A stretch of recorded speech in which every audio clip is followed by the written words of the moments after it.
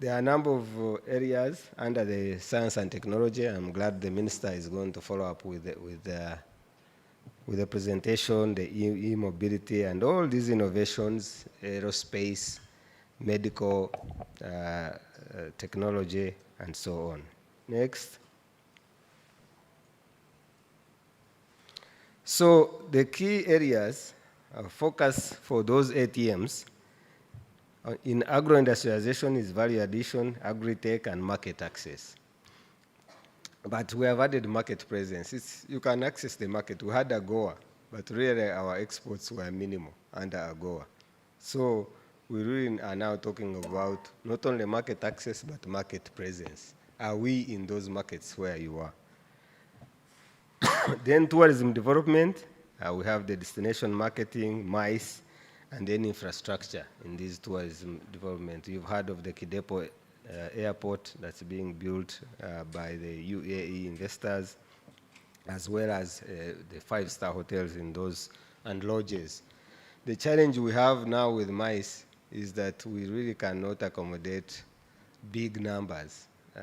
For example, from China, they travel in big groups, and we don't have, in those national parks, we don't have accommodation for those big groups. They are small lodges.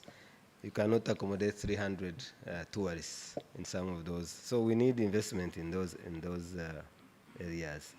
Under science, technology, and innovation, we have the tech transfer, the partnerships, renewable energy and manufacturing, and then the climate financing, because we really need to protect our environment.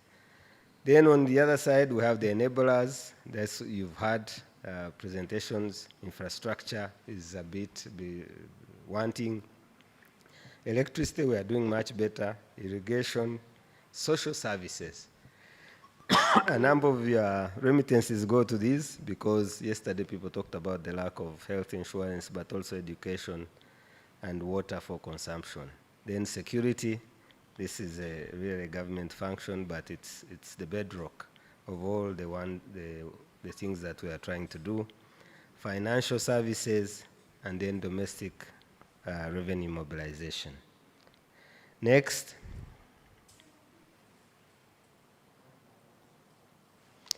Yes, this one is for you. We really value you, and we think that you are key stakeholders in the implementation of this economic and commercial diplomacy. 4 million of you in very, very well-heeled and diverse, with major populations in the US, UK, in the Gulf, in Africa.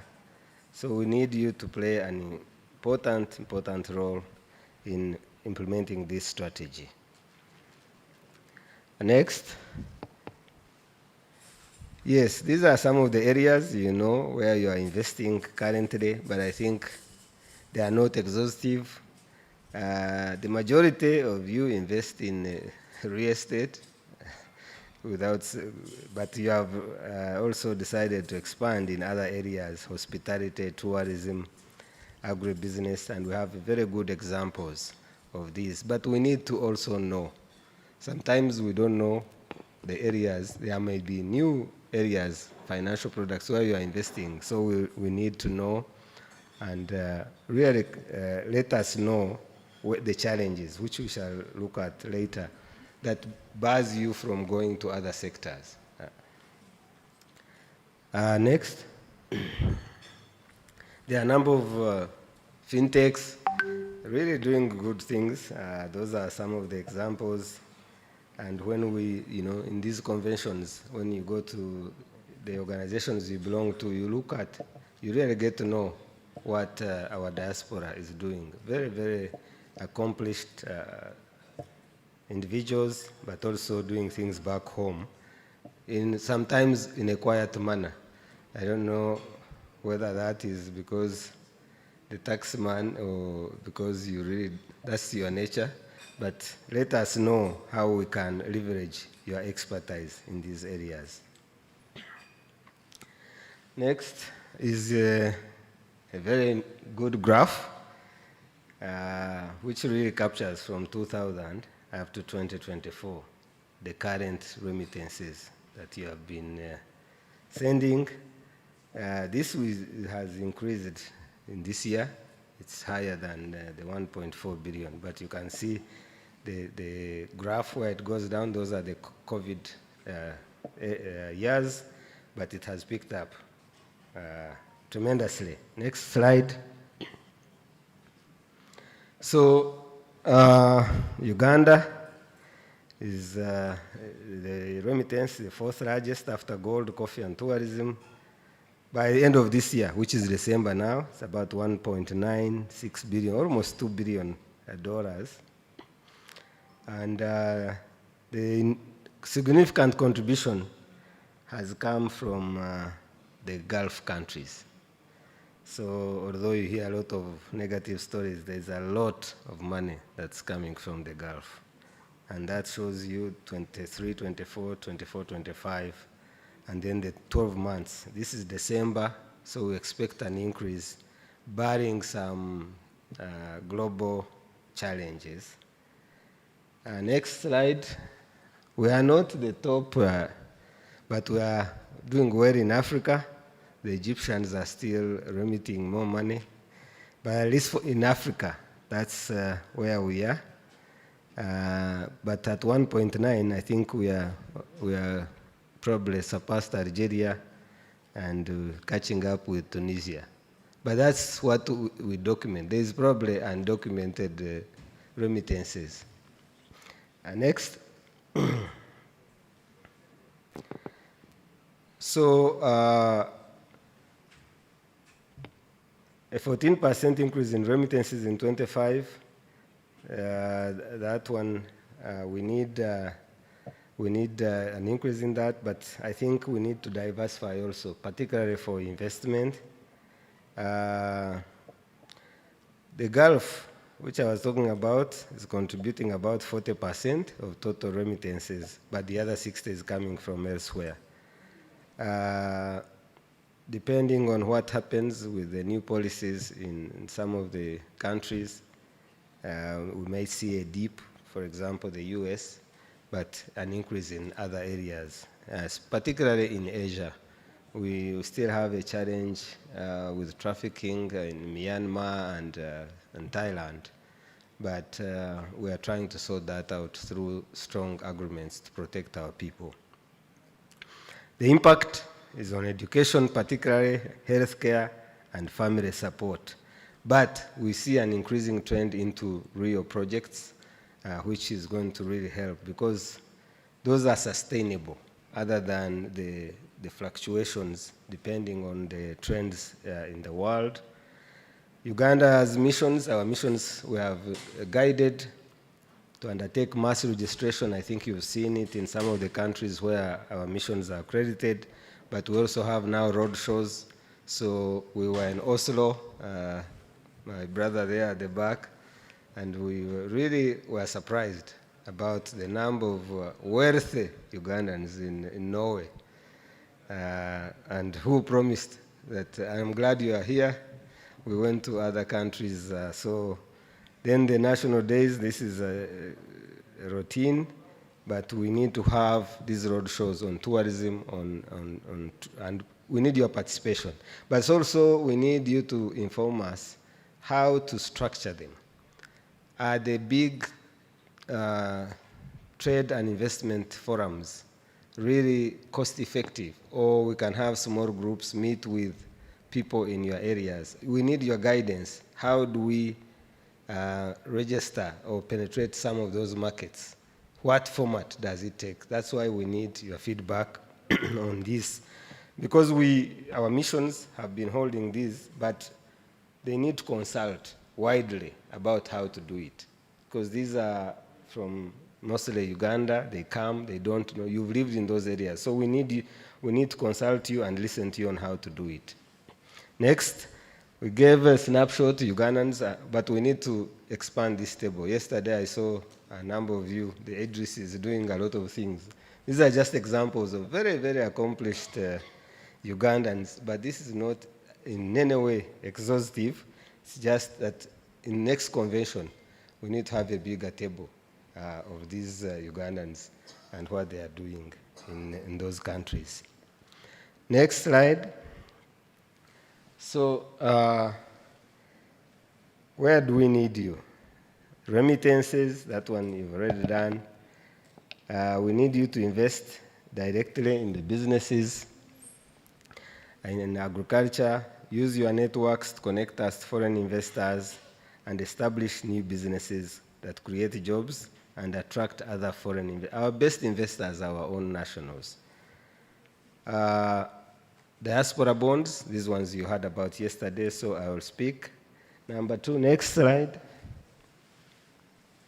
Yes, identify markets for us, connect us with the distributors, and inform us on how we can navigate those complex tariff and non-tariff barriers for Ugandan goods in your market. Gather data for us, market intelligence on foreign markets and consumer preferences. This is where we need your help again. If you really, we ask you to send us this information on what we can do to access those markets. Be curious when you go shopping to look at the products.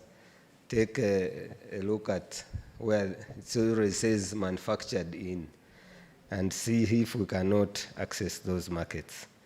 Encourage tourism to Uganda by talking about your country, and then we participate in the road shows. Next. Skills. You are highly skilled. Please transfer that knowledge to your country in those sectors, particularly in health and education, and boosting human capital. Mentor local entrepreneurs. Yesterday, a number of colleagues talked about it. There are a lot of startups here, people who are very smart, but they don't have the technology. And then best practices in your own countries and professional networks that you belong to that can help us to introduce innovative ideas and practice to enhance particularly productivity. Next, this is also very important. It's now not culture. The new word is creatives. So please promote your country through music, art in your host countries, and the missions have instructions to consult you. In the images that you show, a number of you have participated in these shows and really brought a lot of, there's a new word here, the politicians use, a lot of vibe. Be our culture ambassadors, counter negative perceptions, participate in dialogue, but most importantly, and yesterday I had private discussions, the feedback we are getting from this convention is that we need to listen to you more than talk to you. But when we are planning the convention, we need your input. What formats do you need so that we can hear your feedback on ECD, excuse me. And then that also includes a policy as we plan. This is a 5-year plan, so we need your guidance. You can reach out to us and tell us what is working and what is not working. Next.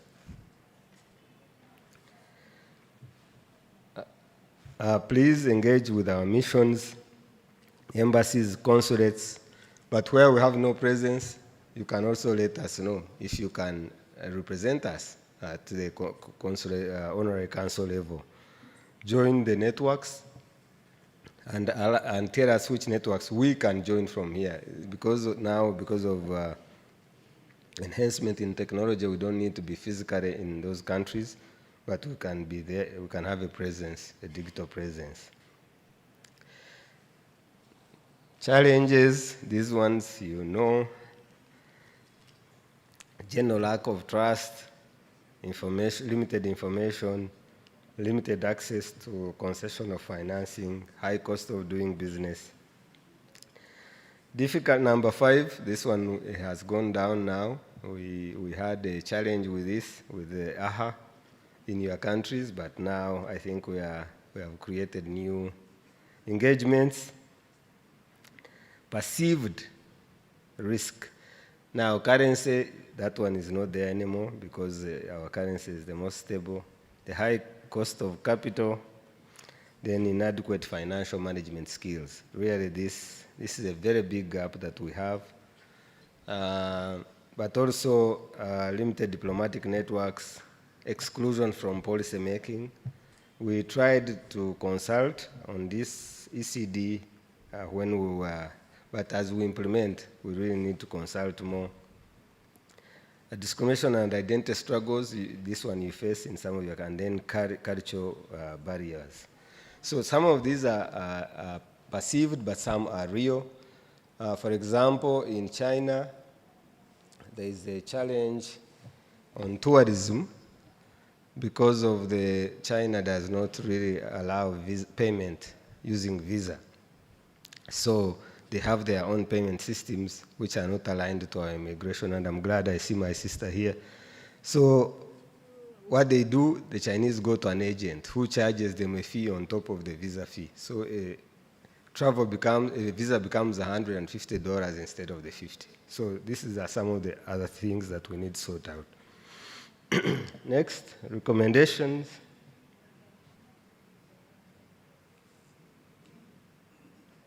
Yes, we need this strategy for this engagement. We need to promote Uganda's image, invest in key growth sectors, channel savings into more than real estate, attract FDI, develop financial management skills for our people, invest wisely, saving liquid and non-liquid, those ones you had yesterday.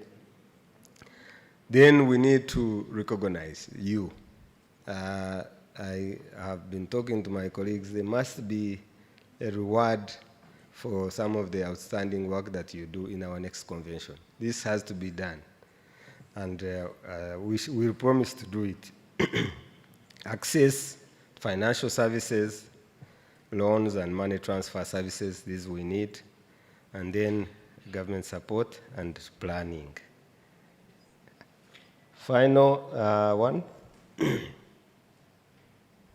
These are some of the events that have taken place. We just picked a sample in your areas where you live, and we thank these communities of Ugandans who participated with our missions abroad.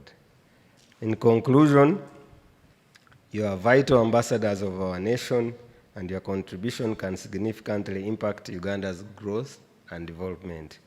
We encourage you to collaborate with our missions to identify new markets and the conditions to enter those markets, invest in safe portfolios, promote and give us the skills, transfer knowledge, and promote Uganda's image abroad.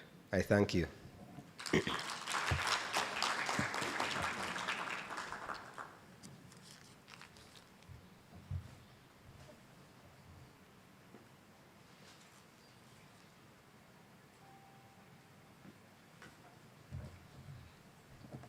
Ladies and gentlemen, warmth is coming. Rain is stopping. Sessions are beginning. Discussions will ensue. Networking will happen. And more partnerships will be forged. I did not listen much, but I got a point or two. And without emphasizing many things, I was able to note that our best investors are our own nationals. I think that is very important. And those nationals are yourselves. I also listened that you are our vital ambassadors out there where you are. And I also listened that going forward, we should be able to reward our outstanding innovators, actors, and achievers out there. Those are some of the messages as you were listening to them. So because of those messages and more others that you were able to decode and record, may we put our hands together and thank him for the presentation. Having said that, I would like us to move on to the next session of the minister. We have a representative of the minister with us, and we need to let the representative know which people are here and maybe why, before they can talk to us. These are some of the people that should listen to our policy concerns so that necessary interventions can be made. Here with us are distinguished members of Ugandan diaspora from various parts of the world. We had a session yesterday, and we have a session today in which the participation of the Minister for Science, Technology and Innovation is at hand. Amongst our distinguished participants are also members from ministries, departments and agencies of government known as MDAs, including the Minister of Foreign Affairs, which is hosting, with heads of departments present, and then with some heads of missions and deputy heads of missions also present. Also with us is the coordinator of Diaspora Desk of State House, sitting right there. And then we have facilitators and panelists that will be discussing various topics going forward. Myself, my name is Ariabaha Evans. I'm head of Consular Services Department at the Ministry of Foreign Affairs, standing in for my colleague who should join us shortly, going forward. Now, distinguished audience, I like that most of the seats are now occupied, and I would like to introduce to you the person representing the minister. Then I will have the honor to invite the representative of the minister to come and speak to us as to what the minister needed to tell us, and maybe we'll also have the opportunity to give feedback to the minister as to what we think may be done better, and maybe so that the next convention, which will be the third one, will be better than the current one. The biggest room under the sun, they say, is the room for improvement. We will continue improving, and when we hear from you, when we get your feedback, we should be able to do well. We have Dr. Cosmas Mwichirize. He's a superintendent, industrial value chain development specialist from the Ministry of Science, Technology and Innovation in the Office of the President, representing Honorable Monica Musenero to talk to us this morning. So Dr. Cosmas will receive you warmly, and please speak to Ugandans. Tell them in brief what you want to tell them, but also open your ears to listen to what they may want you to hear, so that you may have policy improvements going forward for our development and transformation. I thank you.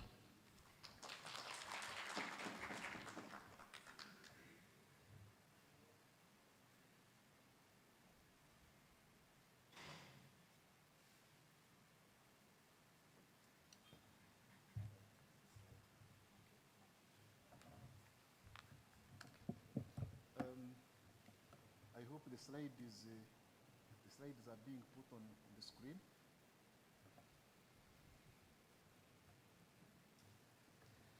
Your Excellencies, distinguished Ugandan diaspora members, leaders of MDAs, distinguished members of the diplomatic corps, leaders of industry, academia, and finance, ladies and gentlemen. I bring you greetings from Honorable Dr. Monica Musenero Masanza, the Minister for Science, Technology and Innovation. I'll go ahead and give a few remarks on her behalf. I'll add a few anecdotes of my own as we move along. Now, she's deeply honored to join you at this important convention, which has been convened under the theme of economic and commercial diplomacy. And there could be no more fitting audience to discuss the future of science, technology, and innovation in Uganda, because the next phase of our national transformation needs all hands on deck as far as science, technology, and innovation is concerned. And as Ambassador Kabonero has already noted, our country has taken a bold stance under the tenfold growth strategy. We want to grow our economy to $500 billion by 2040.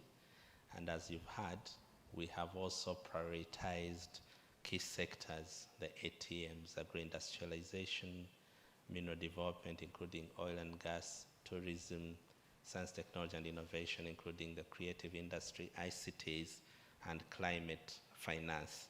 Now, science, technology, and innovation is not just an add-on to these sectors. It is an anchor. It's the one that enables productivity, competitiveness, value addition, and global market access. Without STI, as you know, and as we've traditionally been known, we've only been exporting low-value products, mostly raw materials and processed products. But with STI, we take it a notch higher. We export medium and high-value products. We build global brands. We enhance import substitution. We create high-value jobs. And that is why government has placed STI at the center of the national transformation agenda. Now, over the past few years, government, in collaboration with the private sector and other partners, has moved decisively to move from just a policy intent to create industrial proof points. If you could go back the previous slide, please. For example, we have, with government investment up to $120 million, we have established perhaps Africa's largest and most competent electric vehicle manufacturing company, that is Chira Motors. And this can be traced to an R&D project at Makerere University in 2010, but right now we have a plant that can manufacture up to 2,500 buses annually. This is going to be scaled to about 10,000 in the medium term. We have started even proof of concept on SUVs. We have developed a model for electric mass transit in Uganda, which is potentially upscalable to the continent. Now this plant that stands on 8 acres of land in Jinja Industrial and Business Park has end-to-end manufacturing capabilities, and it is the best and most competent in Africa. Our electric buses are currently on the road, and they have been tested and proven. If you could go to the next slide, please. So Chira Motors Corporation is the only company in Uganda that has been accredited to have what we call a vehicle identification numbering system, which means Uganda is now known to be a vehicle manufacturing country. We are not assembling vehicles, we are manufacturing vehicles. And if you could go to the next slide, that's a snapshot of, we have tested out a model for mass transit, of course aligned also to the nation's climate action strategy. We have a bold ambition to fully transition mass transportation to electric by 2030. And we've started out by running a pilot in Jinja with only 5 buses, and we have created this model which can easily be scalable through franchising. We have done the math. Electric vehicles, electric buses are 80% cheaper to operate than their ICE, their diesel counterparts. And the reason is simple. You're not consuming oil, which you're importing, petrol, diesel, which you're importing. We have our own electricity here. We're generating it in plenty. Certainly we have to generate a lot more for the long term, but at least right now we are generating more than we are affordable. It's quite affordable. So to put it mildly, 1 unit of electricity takes you as far as 1 liter of diesel would take you. That's where the math adds up, meaning that you can acquire an electric bus. It will be slightly more expensive to to acquire at first, but within 2-3 years, you'll be able to break even. You'll be able to earn more money than you have earned in 10 years with the alternative. Next slide, please. And so this is what we are envisioning, that we can place electric buses in all our cities, and we're relying on private sector investment to be able to do that, because we're manufacturing buses within the country, so there are advantages, there are incentives that are associated with buying products that are within the country. And then Kampala metropolitan area alone needs thousands of buses. Scale that throughout the country, and you have built a network of scalable, affordable, sustainable mass transportation for our nation. As I'll show you in the next slide, it's not just Uganda that we are talking about. We're looking at the whole of Africa. Next slide, please.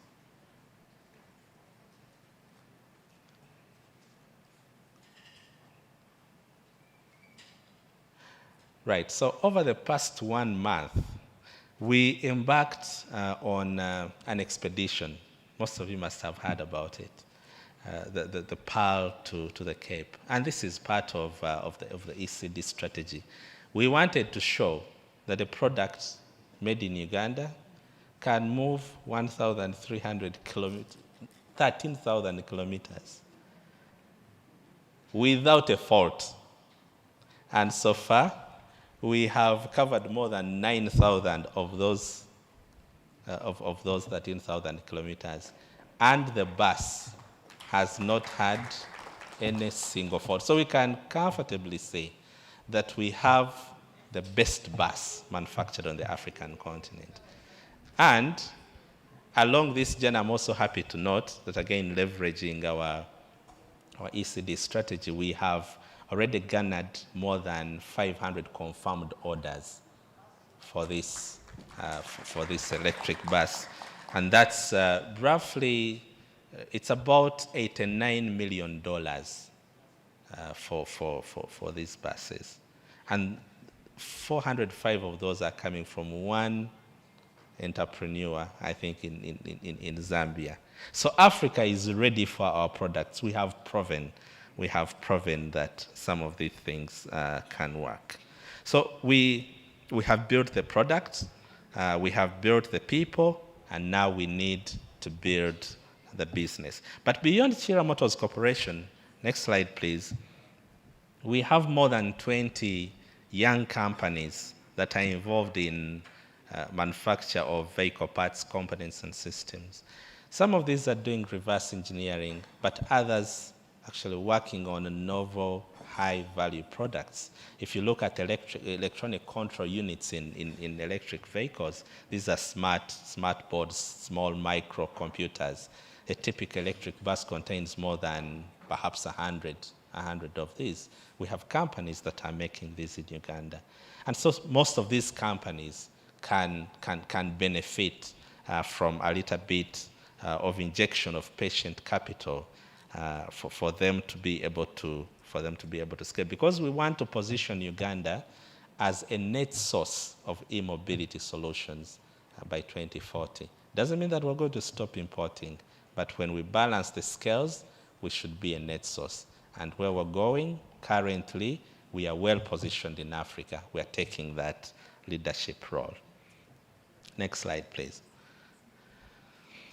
Now, we are focusing on a number of broad industrial value chains. What I've been talking about is mobility, vehicle manufacturing, but we have also gained traction in the pharmaceutical industry. For example, government, in partnership with Day Biopharma, which is a private company, is demonstrating through tangible products and platforms that advanced pharmaceutical manufacturing is possible in Uganda. And we're also not talking about manufacture of generic products. We have next generation mRNA-based therapeutics and vaccines. We have oncology drugs. We have biologics. We have so many essential medicines. And this facility is operating at a level that is accredited by both the FDA and the European Medical Agency. So that means that drugs manufactured in Uganda can be sold anywhere within the world. And so through this public-private partnership, Day Biopharma has built perhaps also Africa's largest pharmaceutical manufacturing plant. And we are working towards listing this company on the local stock exchange within the next few years. We have started the preparation. And so we hope that when that time comes, we'll want to work with you, together with you, to see how we can come up with innovative financing instruments for our companies. And we know that you have a lot more experience than we do, and we'll be counting on you for both guidance, but also actively investing in these companies. Next slide, please. We also have a company called Microhim that government has supported. This company is making rapid diagnostic tests. So right now, we are making RDTs for malaria, for HIV, for sickle cell disease, and many others within the country. That is one of the other companies that could interest you. Next slide, please. Now, during COVID-19, as you may recall, at first the cost of PCR tests was very high, but government came in with an intervention and supported local scientists. And these ones developed a PCR test kit, and that immediately brought down the cost to 50% of what it was at the time. Long story short, a few years down the road, that homegrown, home-developed kit has been used for more than 2 million tests, and it has saved us more than $40 million in what would have spent on imported kits. And by that, I should tell you that the investment so far, because we're still doing pilot manufacturing in a very limited scope, is about $2.5 million. So imagine, that's the multiplicative power of innovation, of science and technology, that you can invest $2 million and have $40 million in saving. Of course, you can count that as a contribution to the economy as well, but now we're also setting up a fully fledged manufacturing plant so that we can export these kits to the rest of Africa. PCR is a standard technology, molecular diagnostics. So what we did for COVID-19 with a small tweak, we have more than 50 diagnostics for HIV, for TB, for many other pathologies that are in the pipeline. And the company that is working on that is called Dio Biosciences. Next slide, please. Now, we have also, within the country, developed end-to-end manufacturing capability for electronics. Previously, some of our innovators who needed to manufacture electronics would design from here, and then they would send their printed circuit boards, what some of you call motherboards, to China for printing. But we now have that end-to-end capability within the country. And our young people are making lots of interesting products, including smart meters, including electronic controllers, including reverse engineering consumer products that you use in your homes. I'll show you on the next slide. For example, that's a system, an energy metering system that can help solar companies to sell their systems on credit. It's sort of Yaka for solar energy, meaning that you can switch on and off if someone is delays on their payment. But it also makes such renewable energy systems more affordable. Next slide, please. Now, to show that we have really built the capacity, we now have companies coming in from all over the world. Enos is a Swiss company which has now chosen to partner with some of our local companies to manufacture controllers, electronic controllers. Now, Enos makes one of the best water pumps in the world. And so now we have a local company here that is manufacturing electronic controllers for Enos water pumps within Uganda. And there's a takeoff of more than 2,000 units within just this year, but the long-term goal is more than 500,000 units. So that's the end-to-end capability that we have developed within the country. Next slide, please. And I'll cut it to the chase because I know we don't have a lot of time. But we have built an engineering development and innovation center. This center is somewhere on that Masaka Road after Yantonde. It's a center for smart manufacturing. It has some of the best precision manufacturing equipment, 5-axis CNC machines. So we have machines that make machines within the country. And the idea is that we get young enterprises and we incubate them here. So now all our young enterprises have spaces where they can manufacture at a pilot stage before they scale. Next slide, please. Now that is part of the equipment that we have at that center. Next slide. Right, so you must have heard about this as well. Government again has partnered with the private sector to add value to our agro commodities. For example, we have the Inspire Africa Coffee Park in Ntungamo, which is a concrete example of STI enabling agro-industrial value addition, turning coffee from a commodity into a branded export ready. And I can tell you that right now you can go to Ugandan shelves and buy soluble coffee. And this is something that you are not able to do before. Next slide, please. And those are some of the value-added products that are currently available. Next. We have also, over time, added value to banana. Now I should tell you that banana flour is highly sought after on the global market because it is gluten-free. It also has resistant starch, but if you didn't know, Ugandan banana uniquely has a high content of what we call beta-tryptophan. Now this is a chemical which, when ingested, gets converted into serotonin. Serotonin is a happiness hormone. It's a happiness-inducing hormone. So no wonder you people that eat matoke are very happy. So now we need to export that happiness to the world. And so our flour is next slide, please. It's gaining traction. We have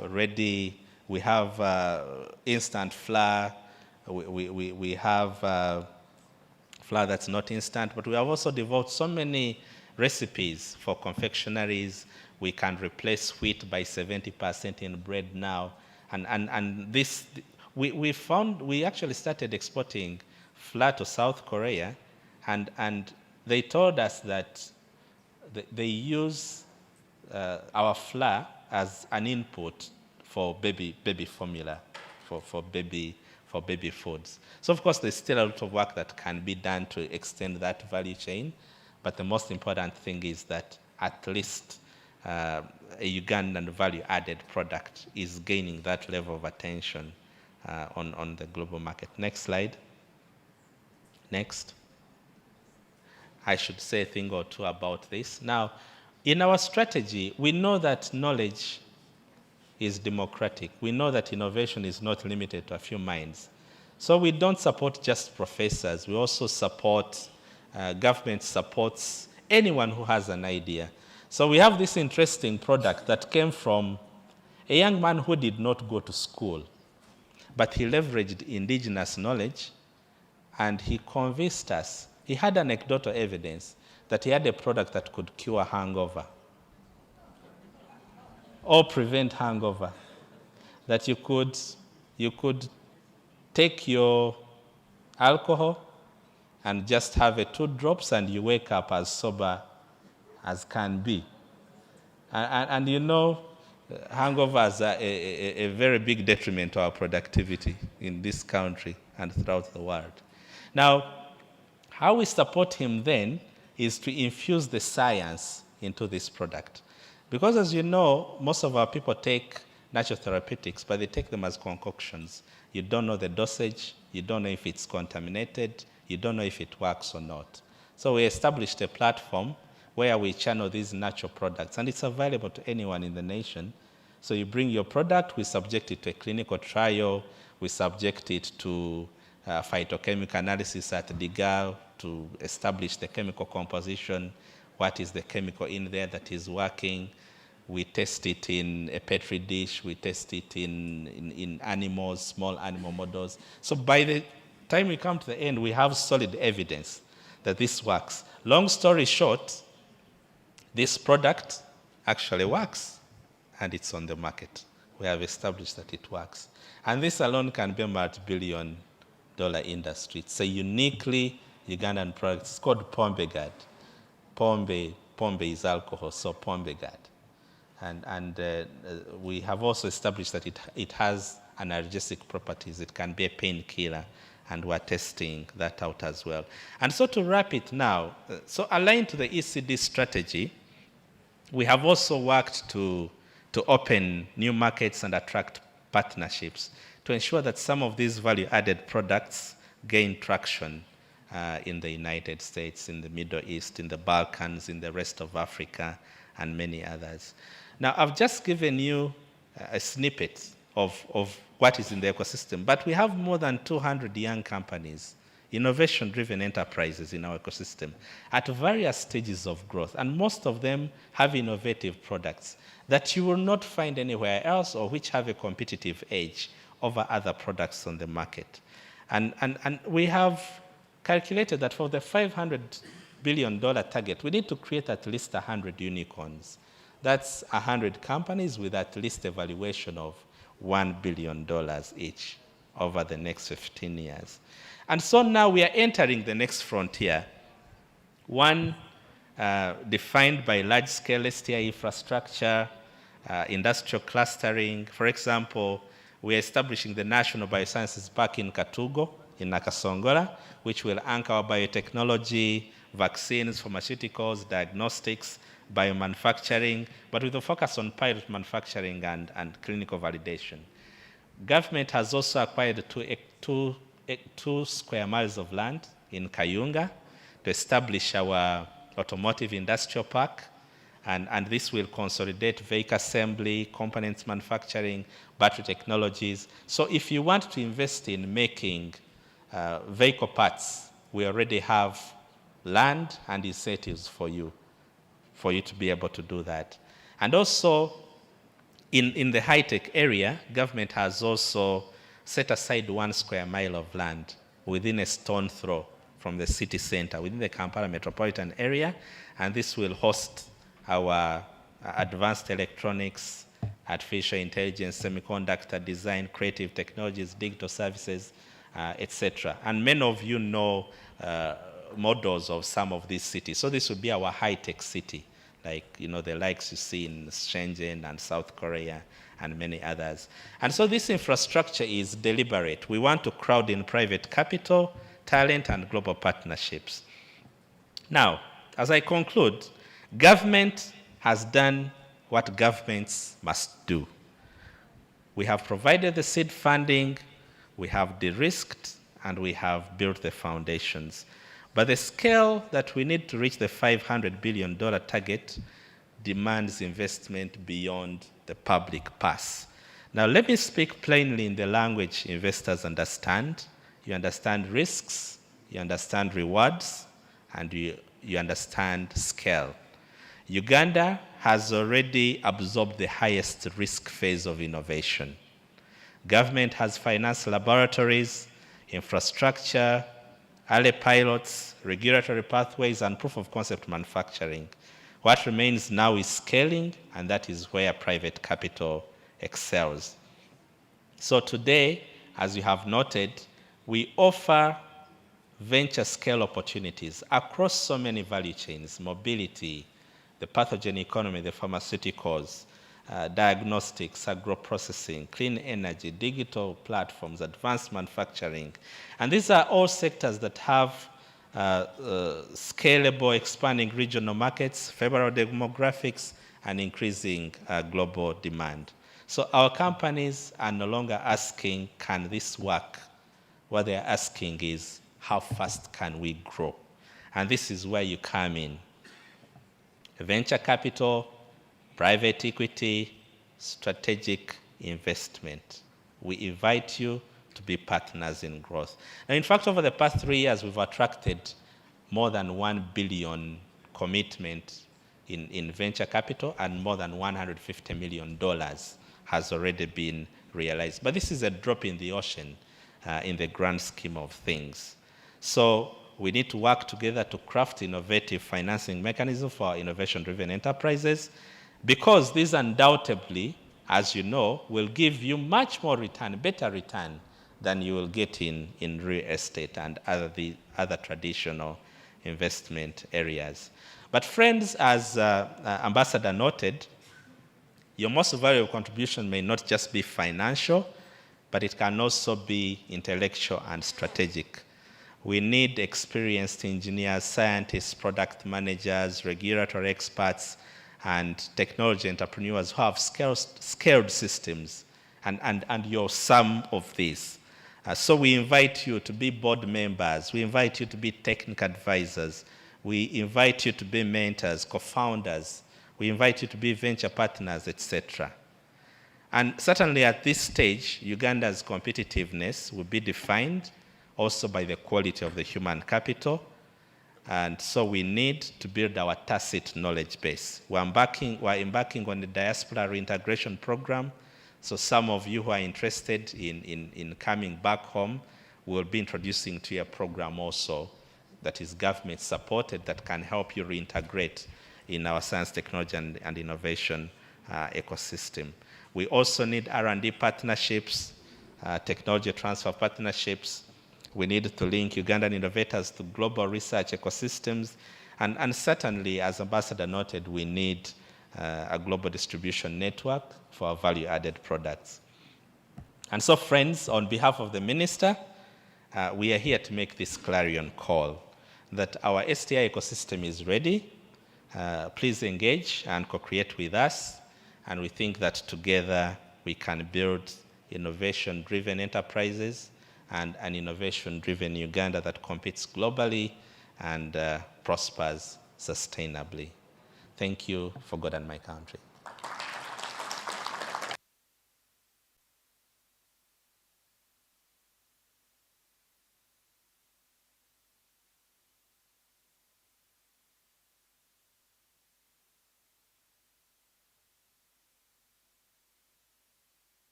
Our distinguished members of the audience this morning, I was mesmerized by the presenter, and I hope you were also mesmerized by the presenter.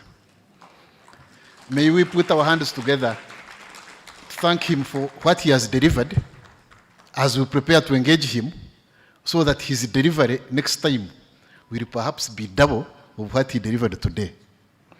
As I was listening, I listened to venture capital, private capital, equity investment, and then I heard his appeals that we can be partners, that we can be board members, that we can transfer technology, that we should do investment beyond public purse. Now, investment beyond public purse. Yesterday, we had a presentation on taxation, resident taxpayer, global taxpayer, and some message was not clear. So echoes went to URA to say, what did you say, or what did you intend to say? So they have sent a commissioner here to come and make a clarification, so that those who intend to invest may not be scared that their investment will either be in vain or lost or will not be productive. Now, I see my colleagues intended to say something, but I would wish to say that Margaret Awino Kafero, head the Public Diplomacy Department, who led us in yesterday's event, is present and will take over shortly. And as she takes over, it seems Ambassador Kabonero, having made a curtain raiser that has led to a mesmerizing intervention, may have a word or two to say. Or do you not?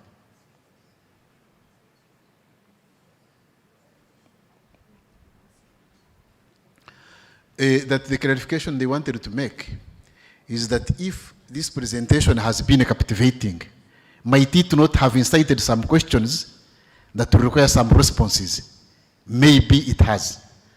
And for that matter, representative of the minister, we are happy with what you have delivered, but members may wish to ask for clarifications here and there, for assurances here and there, for confirmations and reaffirmations in some areas, which is why we will open for some questions. Some of them may come to Ambassador Kabonero, perhaps having presented, but perhaps more of the questions might come to you, and maybe others may be answered by members of the audience, given the challenges that we have given them. And it seems for people to see you, you may sit here, Ambassador Kabonero may sit here, and then after you have answered a few questions, then URA will make that clarification. I thank you.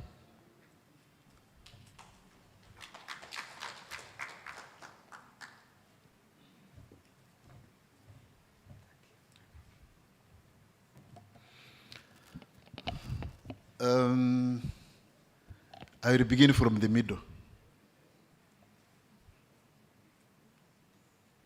If someone may deliver a microphone, you will mention your name, and then do we have a microphone that we may use in a mobile way?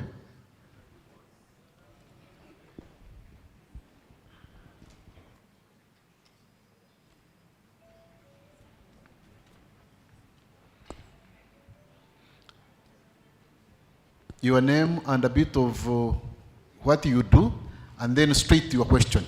Yes, thanks, Mr. Moderator. My name is Abu Matovu. I'm a nurse, work in the health sector in Oslo municipality. I live in Norway. The question is to the Ambassador Richard Kabonero, and it's about joining the networks. Your Excellency, the networks, we do have different networks. You attended ours recently. However, how comes you only fund UNA and you don't fund other networks from different countries? Then another question is that we contribute around 10 billion to the economy, meaning we are part and parcel of the national cake, the national budget. But we have no voting rights. We have never voted. And you and me know when you over milk a cow, it becomes dry. We contribute, like I said, part and parcel of the national cake. The borders get some circles. Then women, orphans get some funny. How comes we have never got a circle for the diaspora? We need also a circle. Even voting rights, actually, we have never voted. Yet we contribute to the national budget. Lastly, I do concur with the ministry that the diasporans need to be recognized. I'll give you an example, like in Norway, the doctor who treats the king, the Norwegian king, is called Olav. He's a Budonian. He's called David, and he's the best doctor in Norway.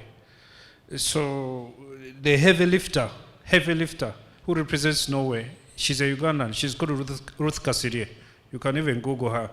She's a very, very strong woman. She hails from Mukono. So I totally concur that Ugandans in diaspora who are doing good should be recognized. They give role models to even our children and the rest. That's all. Thanks so much. May we be a little more brief? The questions are welcome, but be brief so that we have more opportunities for people to.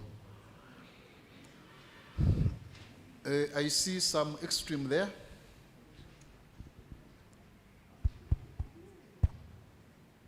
They already gave me the microphone. I'm sorry. Please carry on. Yeah, thank you. I'm Joseph from Texas, and I'm into wind energy.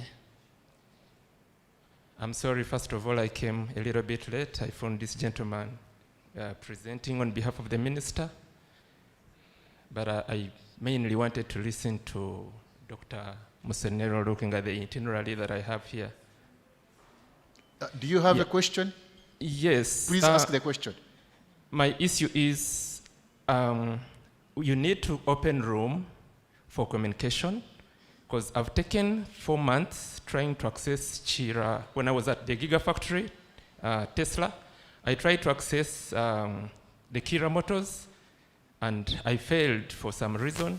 I guess today, before I leave, probably I'll have one-on-one with you to talk. Thank you. Welcome.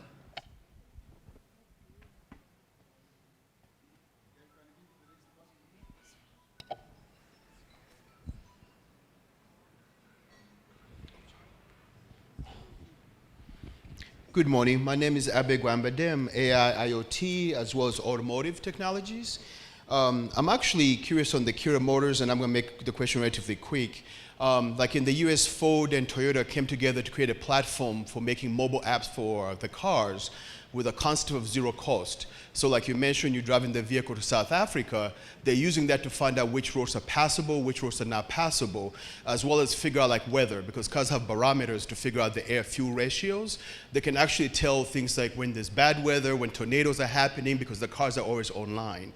Are you actually developing a similar platform that will allow other ICT and developers to create applications for the new electronic vehicles that are coming out? Because I saw you have a VIN number, but I haven't heard anything about creating a platform that anybody can actually use to create applications or to help monitor the applications on the road. Thank you. Someone had his hand up there for some time.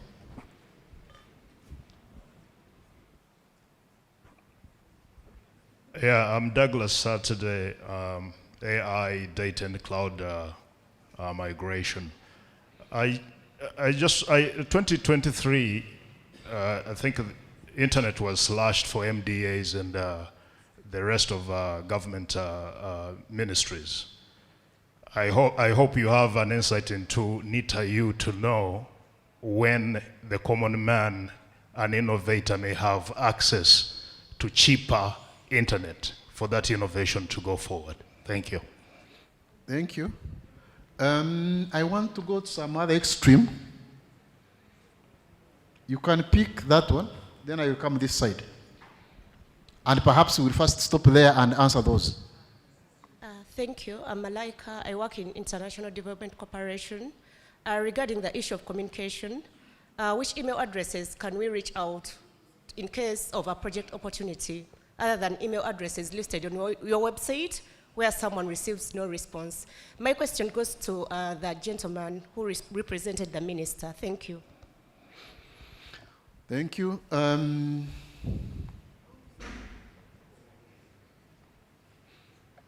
Maybe questions are not so many, and we said we needed to listen to you. Let's cover the 3 questions.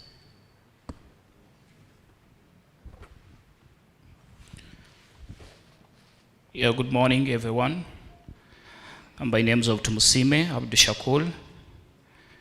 I'm from Qatar, and I'm working as health, safety, and environment in oil and gas. I don't have a question, it's a request to the government of Uganda.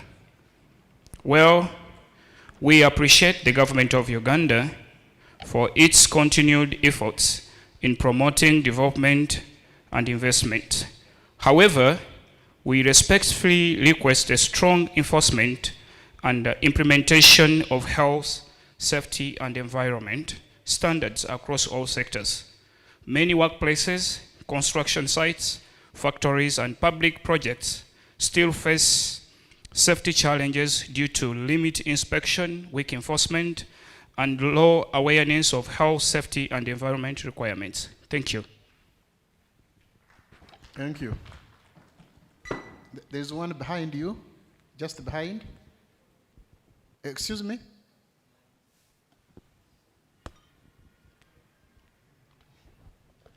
Thank you. My name is Philip Rezaula. I'm a postdoc at Ghent University. And we are valorizing some of the innovations from my PhD with a very high potential into establishment of a spin-off company. So in this regard, how would the STI Secretariat come in to help to make sure that this kind of thing is a success? Thank you. And then finally,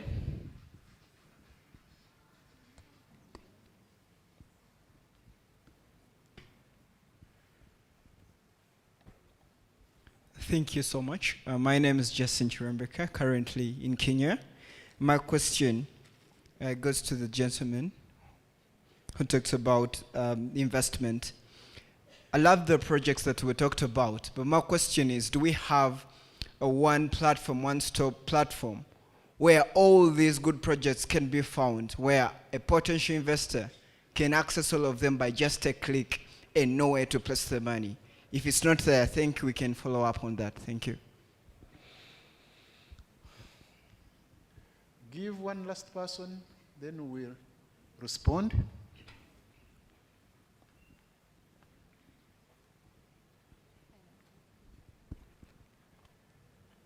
Hello, my name is Justine. I'm the president for the Uganda Diaspora Allied Health Professionals in the United Kingdom, a physiotherapist, and I work for the National Health Service in the UK. My question is about, first I'll say, what a fantastic presentation, very inspiring. My question is around the companies that are here. Do we have some that have succeeded and they are benefiting the investors? If so, what are some of the examples of the return on investment? Because some of us like to get some numbers so we can make decisions. And then another point I wanted to raise was, I have heard of some Ugandans who run some projects or do some work for the government and they don't get paid. So, and then they end up being bankrupt or things like that. So that for me is sort of a put off, because then there's sort of no guarantee that I am going to get a return on investment. Obviously, I do lots of things to give back. I'm happy to give back. But if I am doing something with the hope of getting a return on investment, I want to get that return on investment. So, yeah, what's happening around that, and how can we be reassured that that's not going to happen to us if we invest? Thank you very much. Thank you very much. Dr. Cosmos, you have incited good reaction. They have fielded questions. You are going to respond to them. And we said we needed to listen more to them, which is why we allowed them to ask more questions, which was not the earlier intention. So with those questions, and you present, please carry on. Thank you. Thank you very much for those takes. First, I'd like to say that the objective of the presentation was to create awareness. So we may not have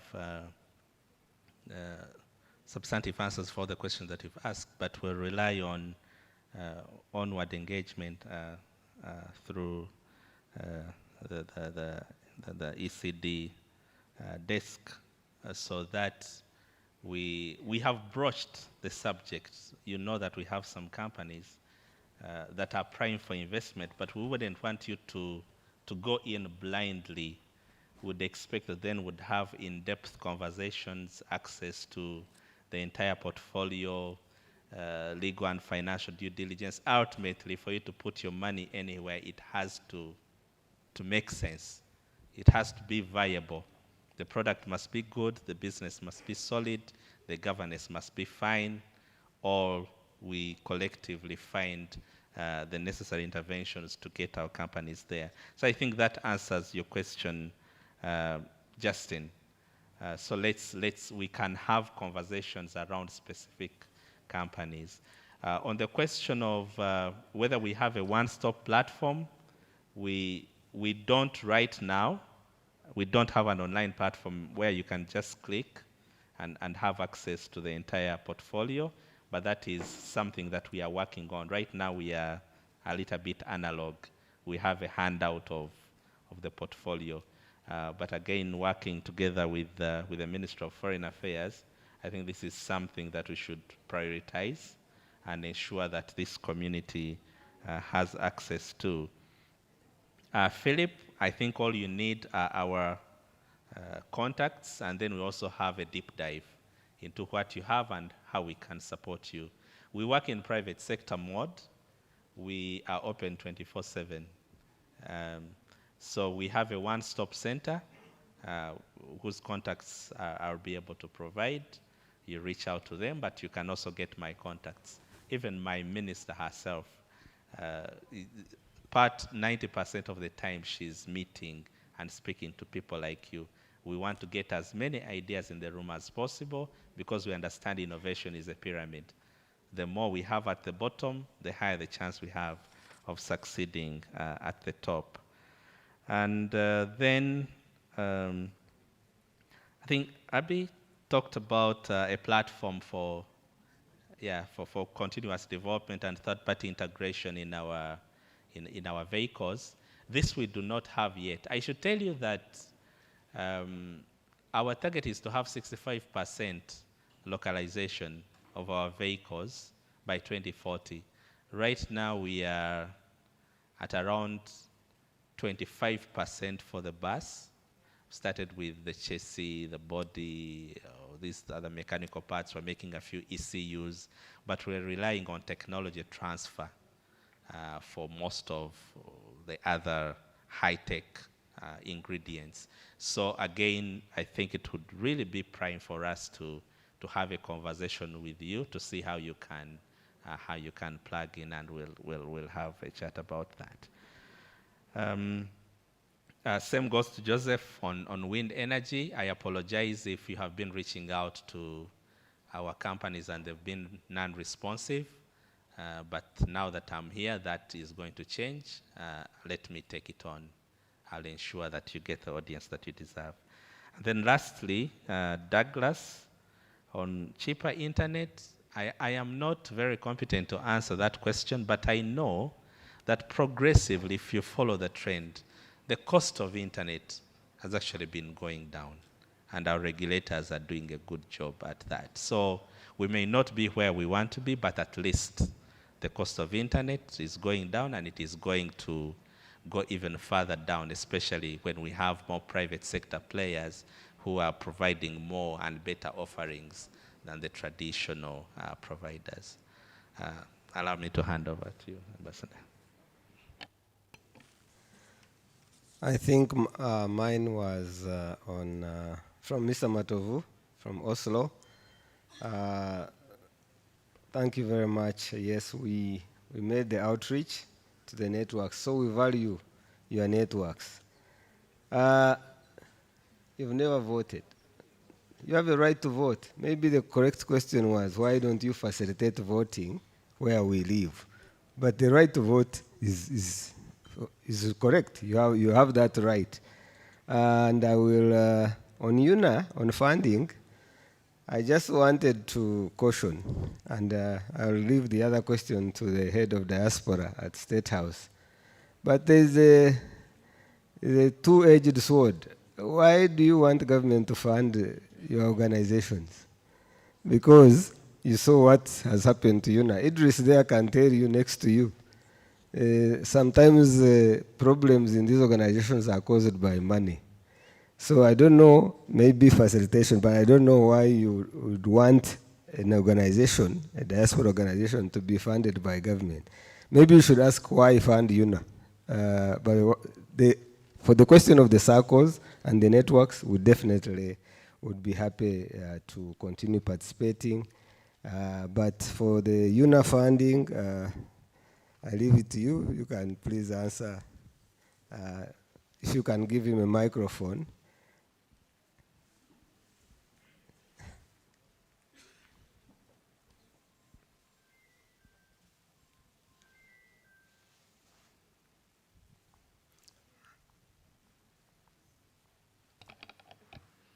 Thank you very much. I'm called Bagonza Muhammad. I'm the head of Diaspora State House.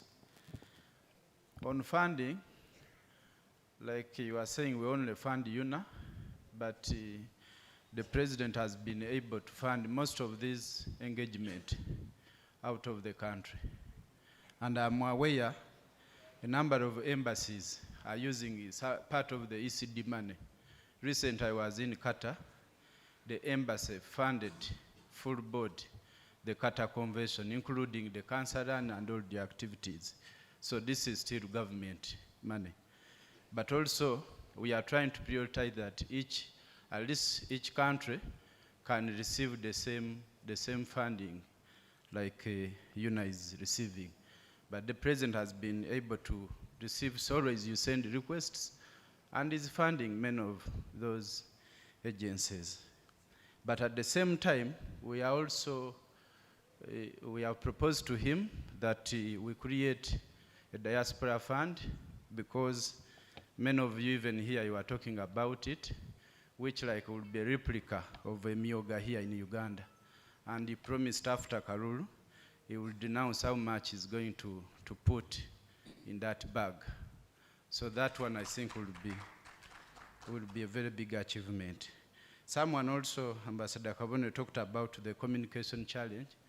We created, under Diaspora, we created a Diaspora app, which is like a one-stop center. You can download on the iOS and then the Android. That one is bringing all MDAs together. And then we have also created a forum there where you can tell us if you want to reach, you have failed to reach like science and technology. We are able also to look for them, as government is also working up the modest and a clear way on how to communicate in terms of MDAs. Thank you very much.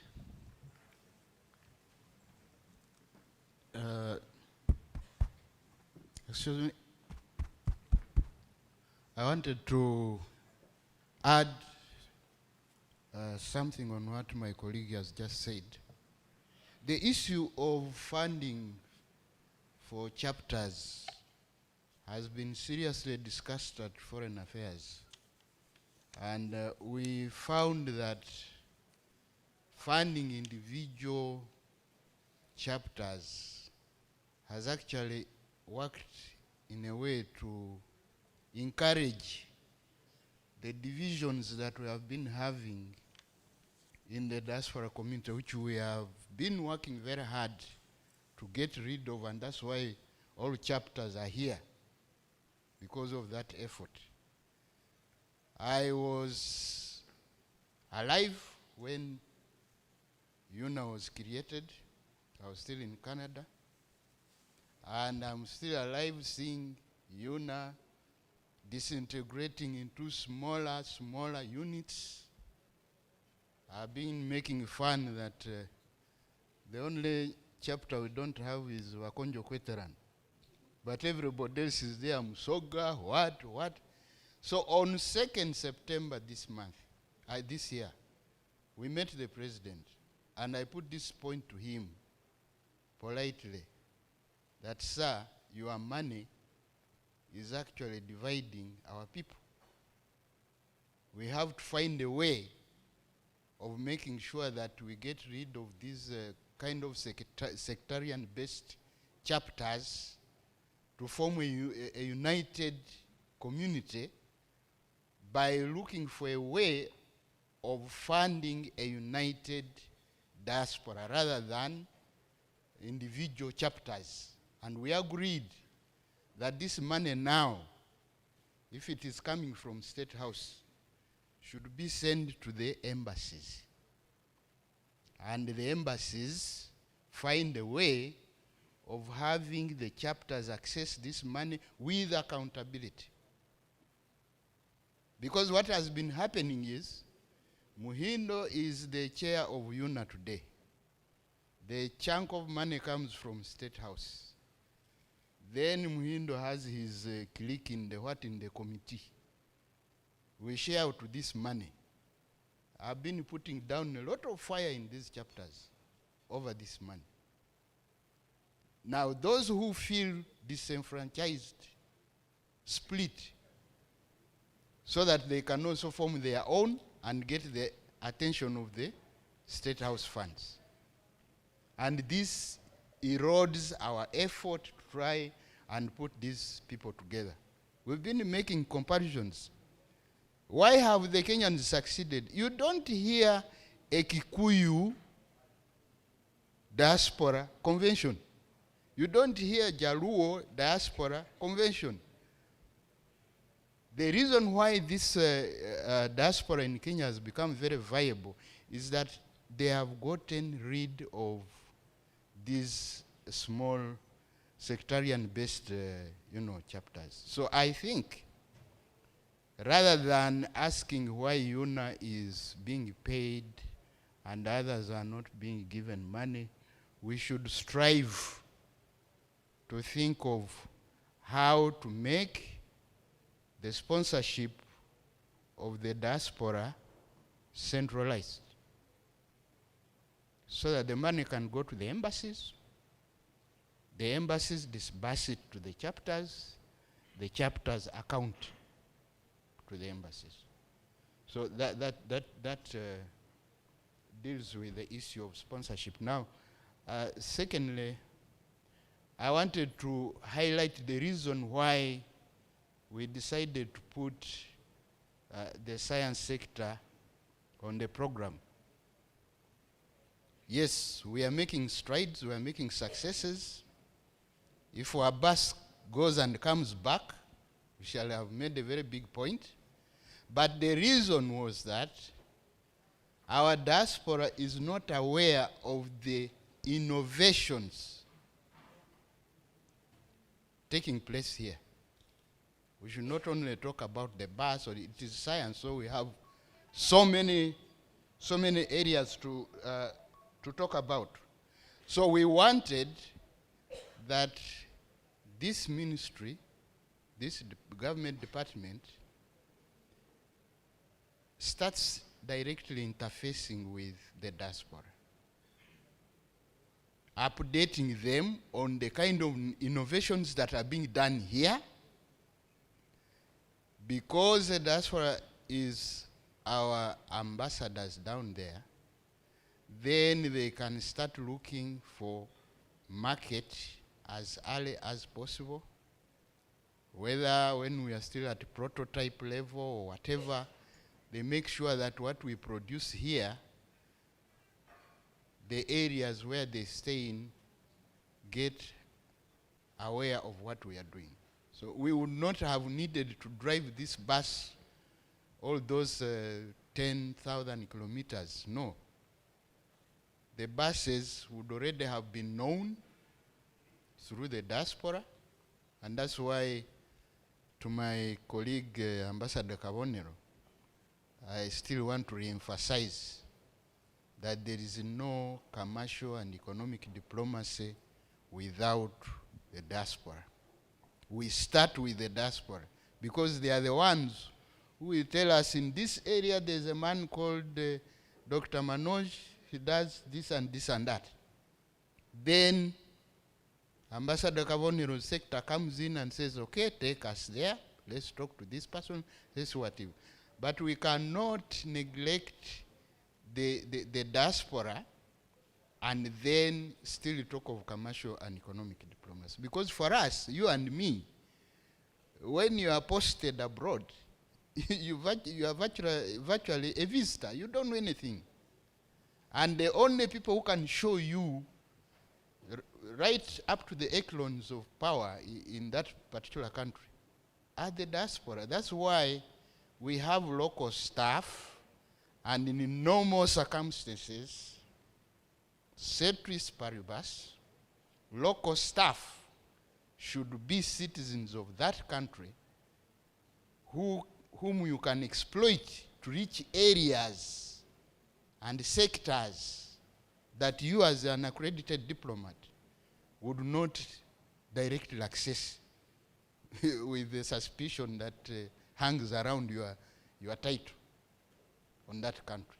So I would like to thank you for having turned up, but I want to end by saying, please open up, open your inventory, whatever you are doing, whether it is still at theory level, whether it is prototype level, because some of these people have got the skills.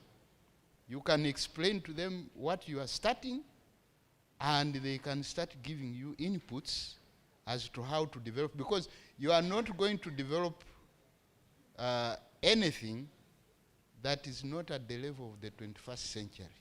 And you want 21st century technology level, these are the people. Thank you very much. Thank you, Ambassador Muhindo. Ambassador Muhindo, those who were in the session yesterday, is our head of the Diaspora Department at the Ministry of Foreign Affairs. The messages you have reinforced are the messages contained in the presentations that the two gentlemen made. They noted that our best investors are our own nationals and that they are actually our ambassadors. Dr. Cosmas, as you resume your seat, a question came from online. You mentioned some exciting innovation called Pombegad. So the question is, where can it be found? Once you answer that question, I will be glad to usher you back to your seat, and then Madam Margaret Awino will take over immediately. Thank you.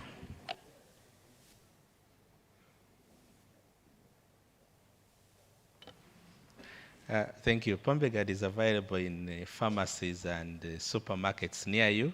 It's actually being traded as a supplement and not as a drug. But for anyone interested, I can also give information pertinent to marketing. You can also be a representative for marketing Pombegad in your respective domains.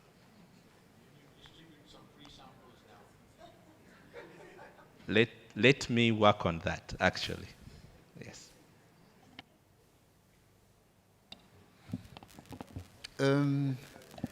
A special request came that there are two questions.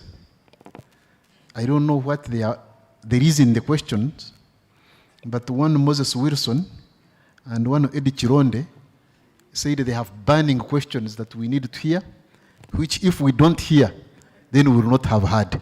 Can we hear them? Please, someone deliver a microphone to Moses Wilson, and please be brief with your question, after which we hear a question from Eddie Chironde. Then they will be responded to, and we'll close this session. Thank you. Good morning. I think it's still morning. My name is Moses Wilson. I had intended to come here and just listen and really not speak. But I found myself unable to do that as I've been becoming increasingly angry at the way people who, and I'm picking my words carefully, but are significantly ignorant, have been bashing UNA.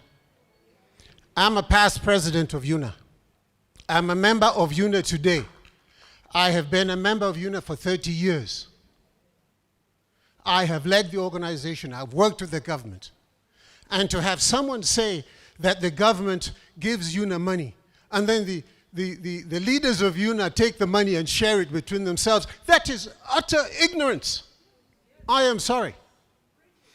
UNA is the only organization in the United States that brings people together. Now, in me runs the blood of Buganda.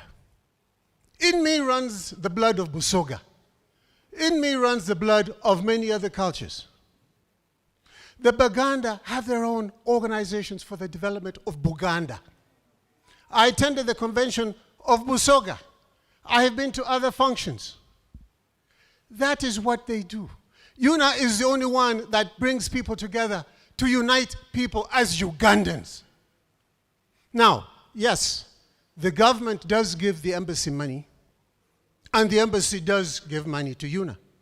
But nobody has recognized the fact that UNA then takes some of that money and passes it to all of these organizations. I attended that Busoga convention earlier this year. part of their funding came from UNA. Very few of these conventions we talk about, but you name it, they get money from UNA. Wilson, Please, do not bash UNA for no reason. Point. That is the point. Yes, you have made your point. I'm going to conclude this way. Last year, the government gave UNA $50,000 to help it fund its convention. UNA members, including myself, have invested, I personally and my company invested $1.5 million in this country in the last 12 months. As a result of UNA. You give us 50,000, we give you back 500,000. It's an investment. When you start saying that you're giving us money and we are spending it amongst ourselves, oh my God. That is beyond ridiculous. Thank you. Thank you, Wilson. May we listen to Chironde, and I hope he will not be as angry and he will be brief. Yeah, I think I could be angrier. Thank you, Moses Wilson. Yeah, I just want to either put a footnote in whatever Moses said, and also to correct a misnomer of Ambassador Muhindo. My first UNA was in 1997 in Washington. There were 2 UNAs. By that time, Uganda hadn't given UNA any money. In 2000, UNA came to Uganda. So 2001, we had 3 UNA conventions. So those divisions were not created by money. I just want you people to, it's not that money creates. So UNA convention, the minimum budget could be $500,000. Uganda gives us just a token of 50,000. So once you stop that, of course, it's a token. Some of your ambassadors, ministers will be staying on the streets. We utilize such funding to pay for their hotels, pick them at the airports. It's a tokenship of what the Ugandan diaspora remit back home. It's not that Uganda gives UNA money. Thank you so much. Okay, thank you very much. Please take your piece. We have listened to your points and perspectives and contributions, and we appreciate them. Finally, where can we find, let me look for the right name, Pombegad. Once on a light note you address that, I will request that you resume your seat. Thank you very much. I'm going to ensure that you have samples of Pombegad with you in the next 1 hour. And then after that, you'll be able to know where to find it after.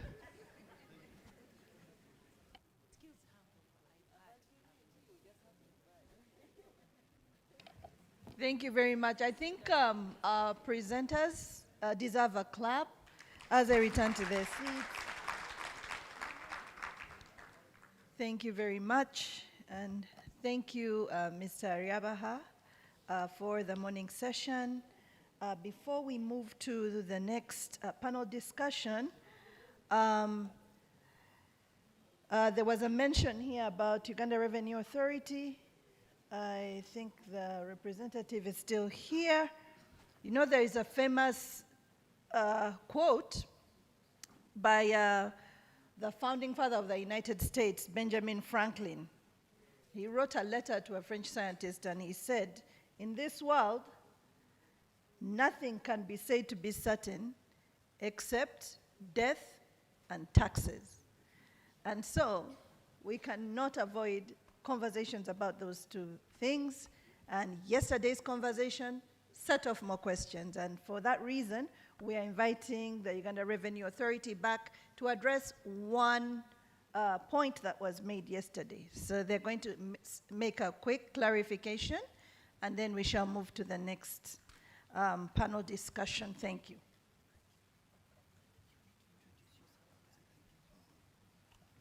Okay, thank you so much for giving us a minute to make just one small clarification. My name is Julius Nkwasire.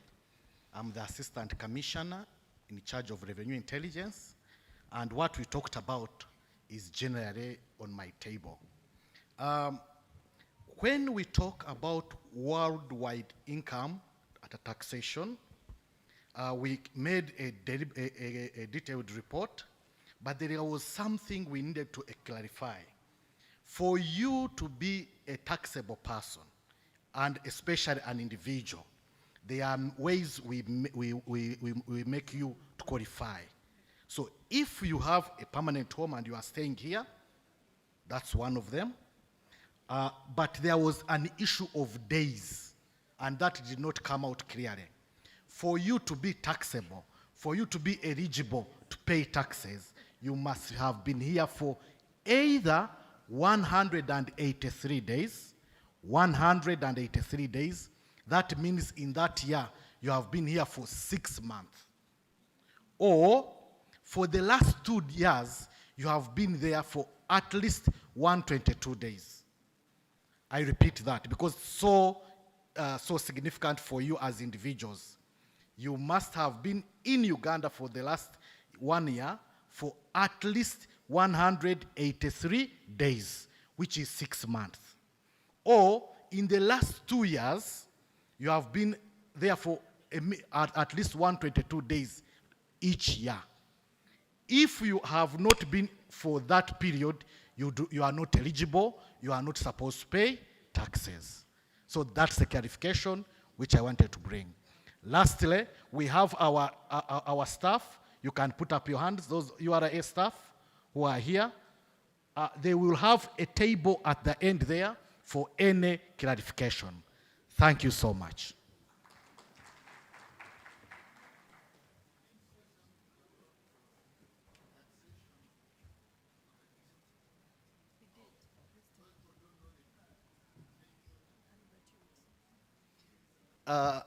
Pension is exempted by the law.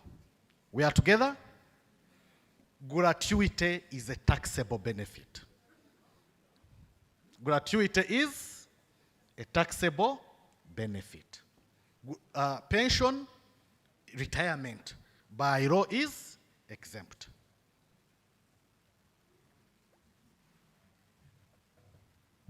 Thank you very much. He does deserve a hand clap, so please give it to him. Before I invite our next facilitator and panelists, I just have a public service announcement. We have some coffee and snacks available. I really would like to put out an appeal. Everybody that is here has made some form of sacrifice to be here. And we owe it to each other to respectfully listen to conversations that are happening here. So our next coffee break is not going to be a breakout. It's going to be, like yesterday afternoon, a working tea. So if you do pick up your coffee, simply pick it up, come back, and sit. We are discouraging conversations happening over on the side while the panel discussions are going on. It is disruptive to everybody. And if we find that that cannot happen, we shall have no choice but to close the coffee station so that the purpose of our being here can be fulfilled. And I would like to go ahead. Mr. Ariabaha, are you ready? I would like to invite our next panel discussion is called Consular Services. And Mr. Evans Ariabaha, who has been with us this morning, is going to facilitate this panel. I would like to invite to the stage Mr. Hilary Talemwa. I think he's Head of External Employment Services at the Ministry of Gender, Labor and Social Development. Please give him a clap as he comes up. We would like to invite AIGP Obwana Joseph. AIGP Obwana Joseph, Director of Interpol and International Relations. Is Mr. Obwana here?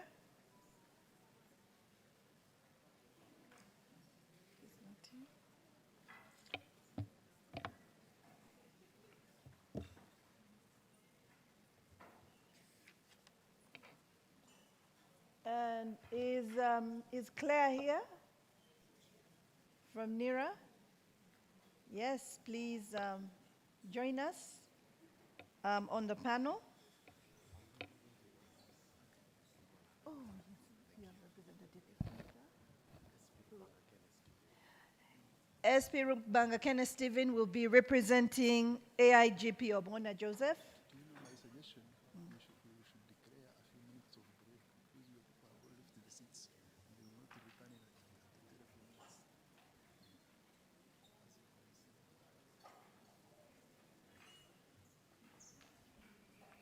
We're running 30 minutes behind.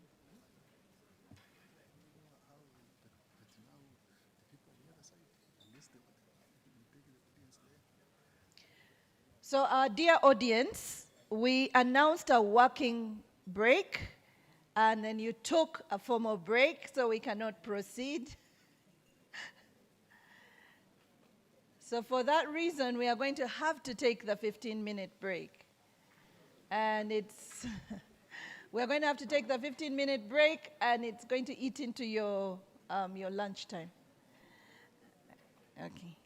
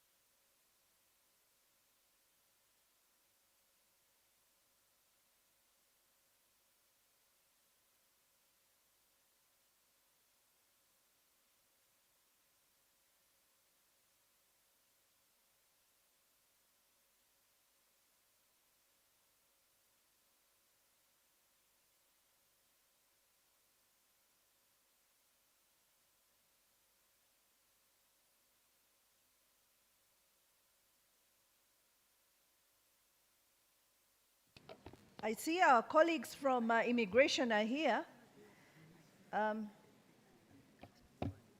Since we are taking a short coffee break, it may save us time. The subject matter is the same.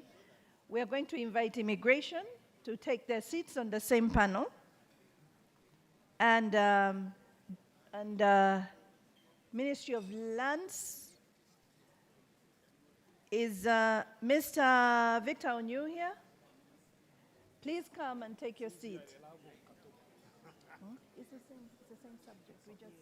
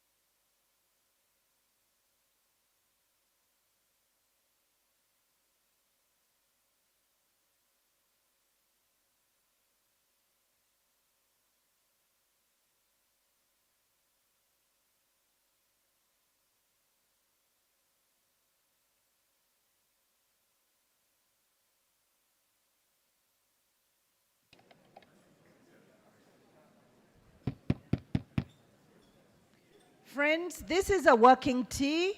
This is a working tea coffee break. Working tea coffee break, meaning that the tea and coffee station will be open all the way to lunchtime. I would like to invite you to come back, take your seats, and you can pick up your coffee at leisure.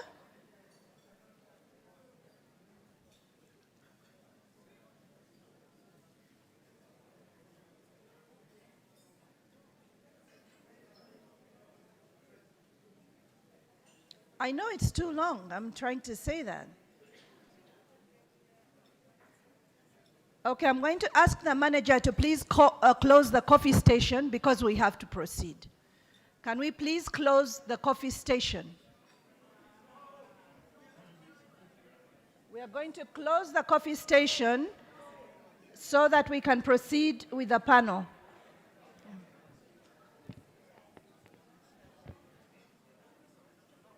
So that we can proceed with why we are here. Okay. Please close the coffee station.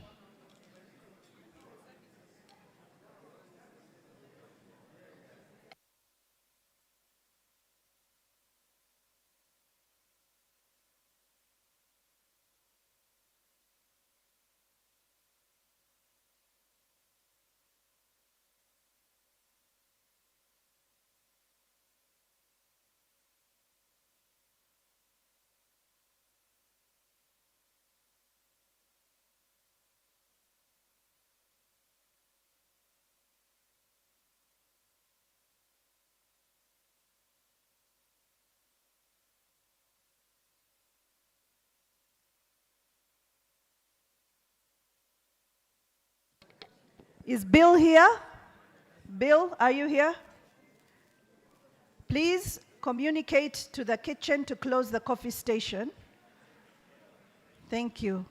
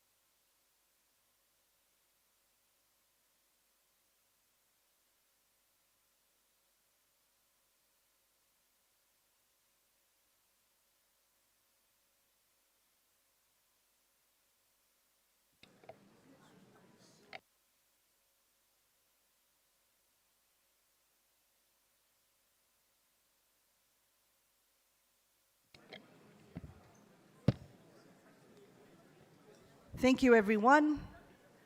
We're going to start our next panel discussion.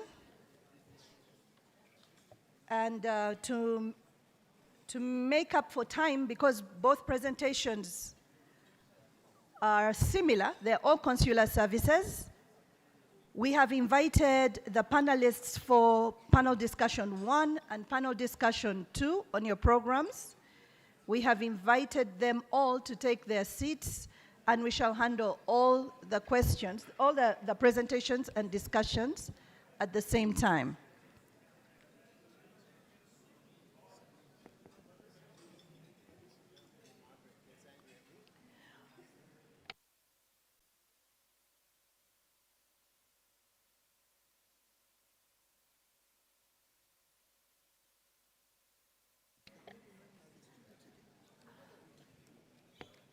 Mr. Evans Ariabaha is our head of the Consular Services Department. Consular services are often the reason most of you approach an embassy. A consular service has to do with issues like your visa, your documents, your passports, your national IDs, whether you can come in and go, can you check on a birth certificate or a death certificate? How do you repatriate a body? Someone has, I've purchased land and I need to cross-check whether I actually purchased the real thing. I'm suspicious that the scammer has taken my money and didn't buy me an actual piece of land and did not provide me with a land title. All those are what we call consular services. And for most of you, that is the actual human-facing side of an embassy that you will interact with. And we tend to receive probably, I would say, 70 to 80% of the questions that we receive from the general public are about consular services. So today, we have brought here to interface with you and discuss with you some of the issues that tend to raise questions for you. And we hope this is going to be an engaging session. Think of your questions, think of the things that you've always wanted to know. Think of the law that guides the officer at the embassy who handles your paperwork, and then consider that, and we shall have the discussion afterwards. Mr. Ariabaha, you have an hour and a half for this session. So please begin.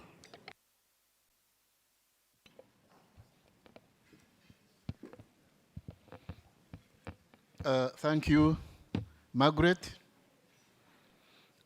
I have a big panel competing with the audience on the other side, but intending to address the audience on a number of questions. As a way of context, Margaret has mentioned things related with consular services. They are very diverse. Now, the agencies sitting here provide some of those services as indicated in their mandates. In order to give you context as to what they are likely to talk about and what they provide, I made a summary of their mandates here, which I will read, then members will begin in the order that we will provide so that they can tell you some of the services they have for the benefit of the diaspora. Do we have Minister of Gender, Labour and Social Development? Now, the Minister of Gender, Labour and Social Development is mandated to mobilize and empower communities to harness their potential while protecting the rights of the vulnerable population groups. It means their mandate touches us as a diaspora, and that is the reason they are here. Then we have Interpol. It promotes the widest possible cooperation worldwide based on the essential promise of trust. And it does that through information exchange and operational support. We'll hear more from the representative. And then National Identification and Registration Authority is mandated to establish and maintain a credible, secure, and up-to-date register of all persons in Uganda for national security and socio-economic development. Then we have Ministry of Lands, Housing, and Urban Development, whose mandate is to ensure a rational, sustainable, and effective use and maintenance of land, and orderly development of urban and rural areas, as well as safe, planned, and adequate housing for socio-economic development. And as you may have heard, or you already know, we have housing deficits, and then we have housing challenges. Diaspora can be very effective in bridging those gaps, as regulatory authorities also address the deficits in terms of supervision. Then we have National Citizenship and Migration Control, and by good coincidence, is the person next to me. They regulate the issuance of passports and other travel documents. They are mandated to facilitate and provide a conducive immigration environment for foreign investments in Uganda. And you are the investors. Now, with those mandates just highlighted,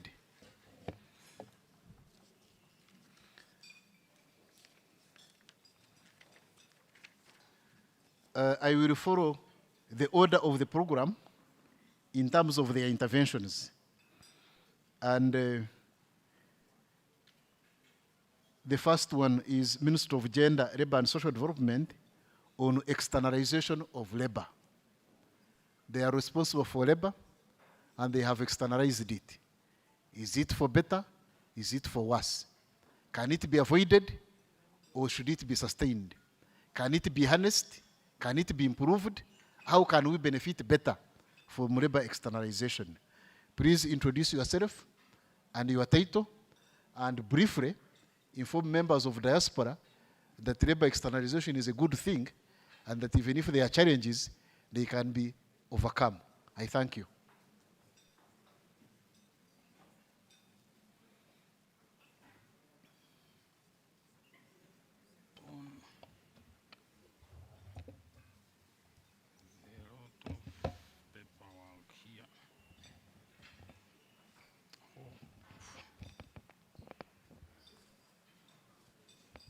Thank you, moderator. My name is Hira Talemwa. I work with Ministry of Gender, Labor and Social Development. Obviously, just like our name sounds, our mandate is quite wide, but I will restrict myself to matters of labor externalization, or famously known as labor migration. My ministry has a mandate to facilitate Ugandans who have decided to work outside Uganda. Maybe to begin with, the question put forward by the moderator, can it be avoided? The answer, absolute answer is no. For as long as we have not created enough opportunities here home to absorb all Ugandans who are entering the labor market, there is no way you can avoid labor externalization. All we have to do as government, we have to mainstream it to make it better, address the challenges that come, fund it, and also take advantage of it. Migration has been on for thousands of years. I know some of us here may be descendants of migrants. So you cannot stop labor migration or labor externalization. What we have to do is to make it orderly, safe, and regular. In other words, put in place mechanisms where there is no exploitation, there is no trafficking, and so on. And as a ministry, we do facilitate Ugandans who have decided to work abroad. We work, while executing this mandate, work closely with Ministry of Foreign Affairs, the embassies, and also Ministry of Internal Affairs, particularly immigration. So what are we mandated to do? Under the guidelines which govern labor externalization, there are 3 ways how Ugandans can go abroad for work. One, Ugandans can source their jobs on their own or through their networks, and then the ministry facilitates them to go for those jobs. 2, we do license private recruitment agencies which source jobs in particular countries, and then mobilize Ugandans to go for those jobs. So we do also facilitate that process. The 3rd one, we have government to government. There can be a government to government arrangement where the government sends Ugandans to work abroad. We have had these cases of missions of security in war-torn countries, Somalia, Iraq. That's the channel. But to go to the main ones currently used by Ugandans of private recruitment agencies, maybe to note that this mandate, under this mandate, all Ugandans who are going for abroad to work are supposed to use these channels. There is a tendency to think that it's only the non-skilled labor, mainly the domestic workers going to the Arab world, who are supposed to go through our channels. That's not the case. Even professionals, we have actually facilitated many professionals to go abroad for work. And I have seen some of them in this room. So we encourage Ugandans who secure jobs to take advantage of these processes. One may ask, what do I gain? If I've got my own job, what is it that gender will add? What value addition? Yes, you may not see the value addition, but once you go through the government systems, in case you have any challenges, as government, we can come in and try to help you to address those challenges. But once you have gone outside the government channels, chances are high that you will personally grapple with your own challenges without help or facilitation from government. And in addressing some of the challenges you encounter as a worker abroad, you may have to deal with the government or the ministries in the countries where you are working. So it is better if you have gone through the government systems, that government will come in to facilitate you to address whatever challenge you are facing. So mainly, I will emphasize, I know as members of Diaspora, some of you have been involved in getting job opportunities for Ugandans, either relatives or friends or the people in your different networks.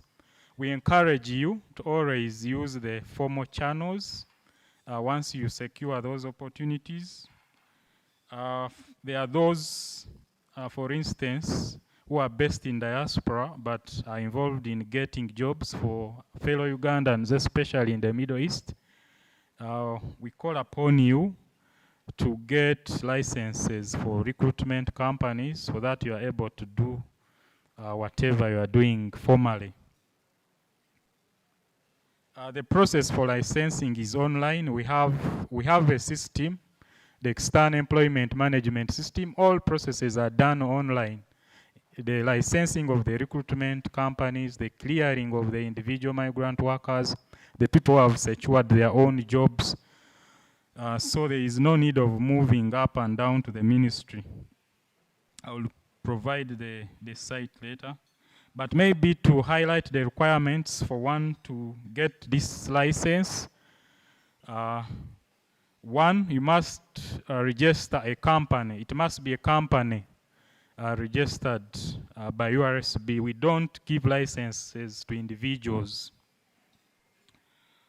Then secondly, you must execute a bank guarantee of 100 million shillings. You must have a minimum balance on your account, bank account, that's a company bank account of 100 million.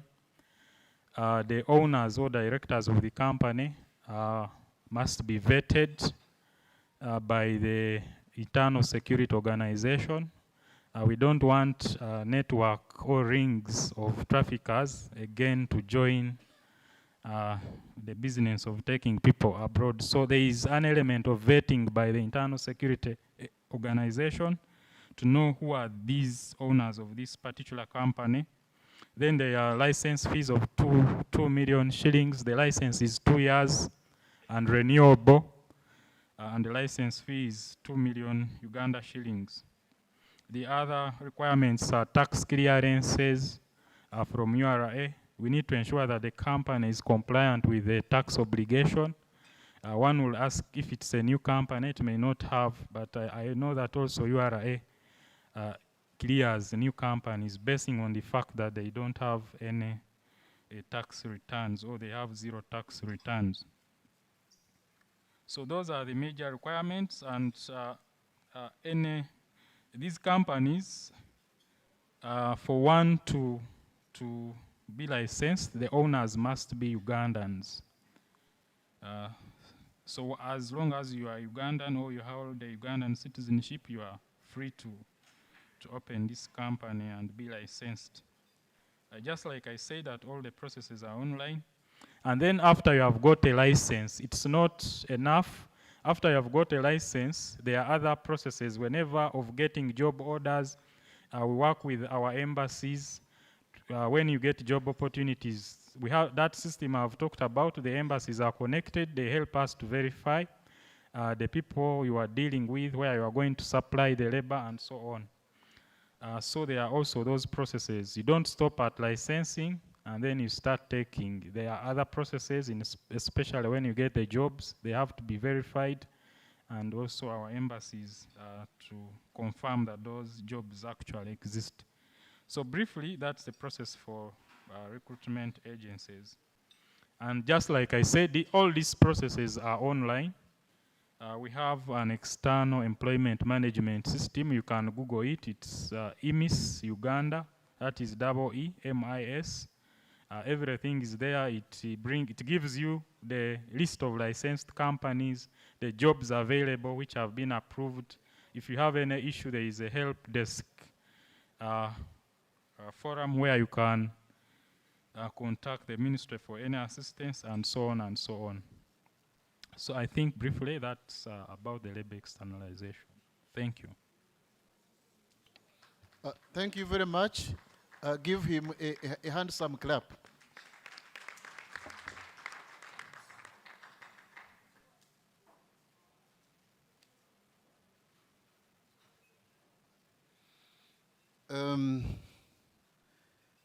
The first question has come, but it will wait.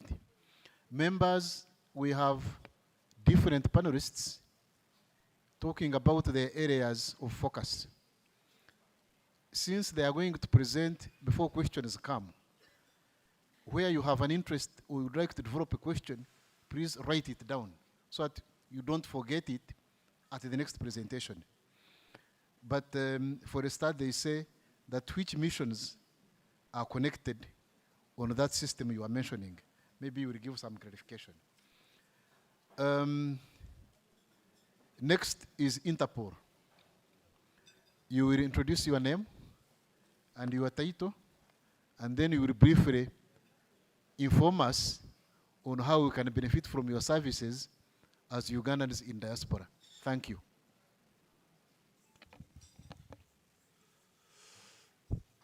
Thank you very much, moderator. For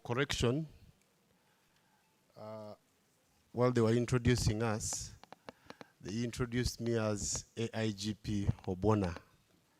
Please, I am not AIGP Obona. I am Superintendent of Police, Rubanga Kene Stephen. I'm here to present my director.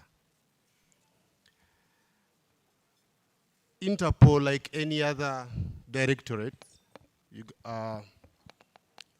is under the Uganda Police Force, and we have various services that we do offer. But for this specific conversion, I want to draw our attention to the request that was made to the director, acquisition of certificate of good conduct. Because it's just one of the services that we do offer, so I won't take much of your time because I've tried to summarize the acquisition. First and foremost, what is a certificate of good conduct? A certificate of good conduct is, under the police docket, we call it Police Form 107. It's a document that is issued to any Ugandan and non-Ugandan who has never been convicted of any crime. I want you to note that particular point, not convicted of any crime. And you must be 13 years and above. Someone is going to ask me, why 13 years old and above? Our Fingerprint Bureau legislation requires that we only lift fingerprints for anyone who is 13 years and above. However, sometimes there are those who are 13 years, rather below 13 years, and also require a certificate of good conduct. That one we recommend we don't lift their fingerprints. Are we together? What are the requirements that anyone would need to acquire that certificate of good conduct? They are very simple. One, a passport or a national ID. A passport or a national ID. We have foreigners. Remember I said earlier that it is issued to both Ugandans and non-Ugandans. The foreigners will require your visa. You cannot come and operate and request for a document from us if you do not have a visa. Uganda is one of the countries that have refugees. So if you are a refugee and you require this certificate of good conduct, you must get a clearance from the OPM, that is the Office of the Prime Minister, for us to issue you with that certificate. One thing that you should note, annually, Uganda Police Force, under the directorship of Directorate of Interpol, we process over 300,000. And out of that 300,000, over 2,500 are foreign requests that we call foreign fingerprints. I want us to draw our attention to that part. Most of you who live abroad have required our service in terms of certificate of good conduct. First of all, I want to draw our attention again to where and why do we need this certificate of good conduct. There are several reasons that people require this service of certificate of good conduct. One of them is the migrant workers he was talking about here. Most of our sisters and brothers who are seeking employment abroad require this kind of vetting. Immigration purpose, for those who always want to do dual citizenship. In several occasions, immigration has sent you to first go to Interpol and get this vetting letter. Others want to adopt children, and our judicial system requires that before you adopt, we need to know your character. Others want to do business. We've been talking about here investment opportunities. We will require who is going to invest. Let's say you're a non-Ugandan. who wants to invest in Uganda. We also need to know your record purpose. And these letters, first of all, a number of you have been duped by different individuals. The official fee for this certificate of good conduct is only 76,000, excluding the bank charge, depending on the platform you're using. Because you have different platforms you could use to pay for this service. And this money is collected by Uganda Revenue Authority under the PRN setting. So it's an online system that when you apply, you are issued that, and you're issued that PRN and you make that payment. On several different occasions, you have raised concerns of how you have paid extra. Please take note of that. There are key tips and challenges that I think I should also share with you.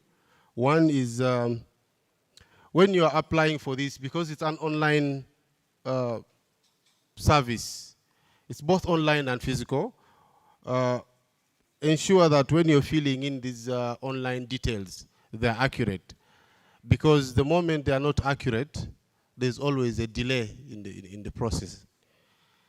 Be prepared for potential delays. You know, we have, for example, hiccups of internet, okay? System, we are in a technological world, so sometimes we have breakdowns of this. So don't come at the last minute, don't be a last minute person and you expect things to happen over a snap of a finger. Ensure to contact our Ugandan authorities and embassies, consulates for assistance. Sometimes we avoid using these government agencies for different reasons. But for you to get, these agencies are there for all of us and we work with them. So please, if you need any information regarding Interpol or regarding the processing of this certificate, engage them. They will give you that necessary assistance in ensuring that you get the service from us. I want us to take a key message.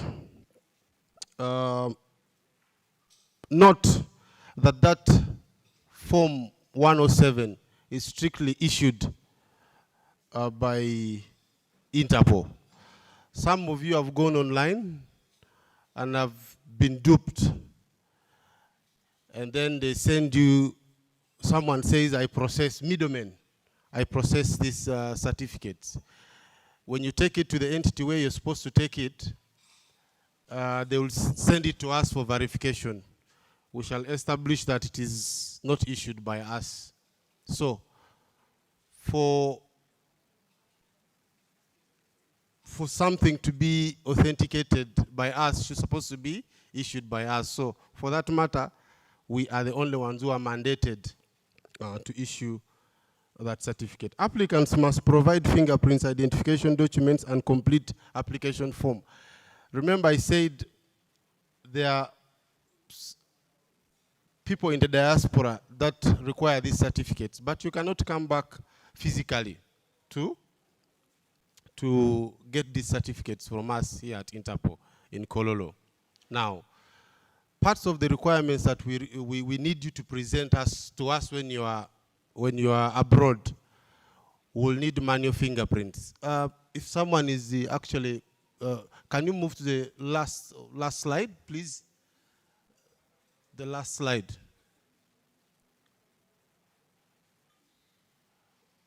Second last. Above it, please.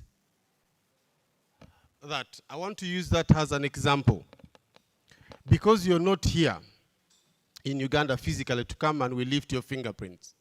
You find that on our portal, we have one of the requirements has manual fingerprints lifted by the police or any authorized authority in the country of your residence. Let's give an example for those who live in the UK and in the US.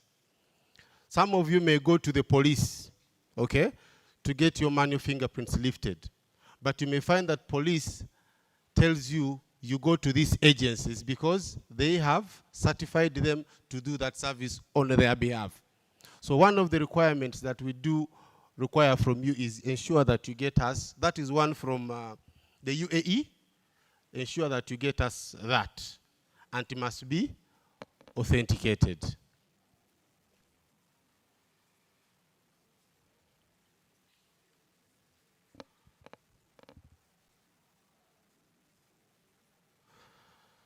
Most of you come to us at the tail end of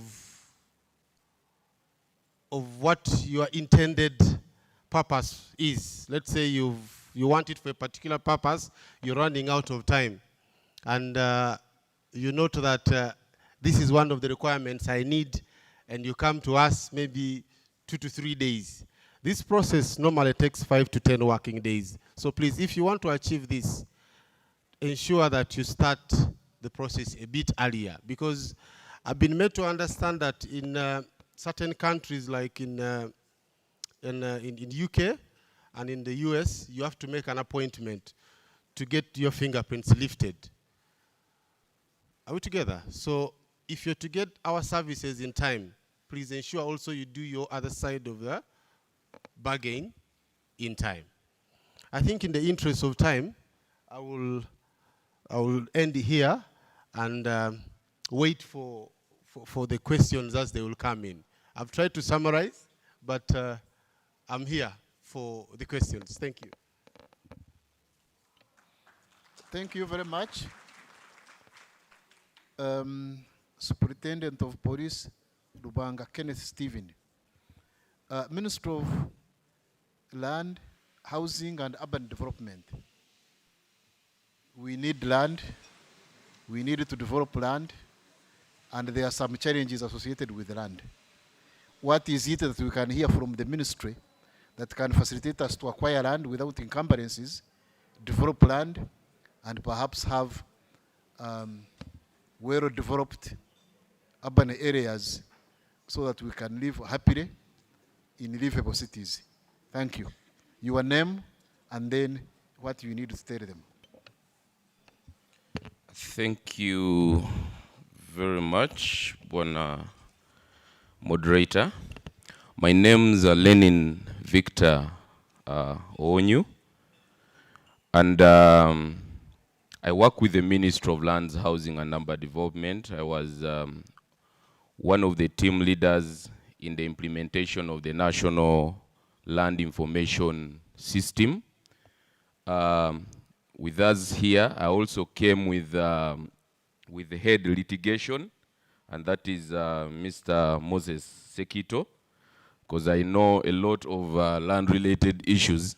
Some of them point to the legalities, and I didn't want to mislead you because I'm not a lawyer by profession. The discussion here today is focused on property rights for the diaspora. Now, the Ugandans in the diaspora, as government has now realized, actually plays a very, very critical role in national development through your remittances, investments, and knowledge transfer. And that's why I think we can now agree that government has become more intentional to listening to the grievances of the people in the diaspora because of your importance in the development of this country. Land and property ownership is one of the main investment avenues for the diaspora community. However, despite the existing legal protection, we also know that diaspora investors continue to face unique challenges in exercising and securing their property rights. Now, one of the things we need to agree is that as per the Constitution of Uganda, I'm talking about the one of 1995, I don't know, you might have a different one, but that Constitution guarantees the right to own property. And more so, the Land Act, that's the CAP 227, allows Ugandan citizens, including those living abroad, to own land under the recognized tenure systems that we have in the country. Of course, it also allows non-citizens to own land, but on a leasehold basis, but not on complete ownership. So what are some of the key challenges that we've been facing? We have issues in regards to the land fraud and multiple sales. Now, issues of fraud has been a continuous issues in regards to land acquisition in this country. We have issues of multiple sales of the same property that keep happening. And in every forums that we keep going to, it's always the same issues that keep coming in. We also, of course, have forgeries, just like any other departments go through, that we will have, first and foremost, the legitimate authority over who owns is a property of land rests with the Ministry of Lands, Housing and Urban Development. That's why when we issue out land titles, we issue, there are always two types of titles that are produced. There's what they call the registry copy, that stays with the Ministry of Lands, Housing and Urban Development, and a duplicate copy that is given out as the owner's copy. But for you to validate the actual ownership of that land implies that the registry copy that is held under the Ministry of Lands is always the one that gives out that rightful information. Of course, we've had challenges of weaknesses in access to reliable land information. People have been having challenges on authentic land records, updated cadastral maps, and transparent ownership history. Knowing that you're not always in the country and you're dealing with people that always keep giving you information and you have no means of validating if the information being provided is actually true or false, you rely on their goodwill. So you find most of the time the information that you're being given could be misguiding information, wrong information on ownership of that property, on what actually is on ground. And then you find that you end up procuring property that probably is already caveated, there is a mortgage on it, or there is another claim of sale on it. We have issues largely involving family and customary land disputes, and most of us have actually been affected by these. You have encroachment by relatives, you have disputes over customary or inherited land, and then informal land arrangements that happen. Of course, notwithstanding the lengthy and costly registration processes that have been ongoing within the ministry over years. But of course, with all that happening, the ministry has in itself undergone a lot of constitutional reforms and then land reforms to ensure that we get to address most of these challenges. Now, what are some of the things that we have done to ensure that we address most of these challenges?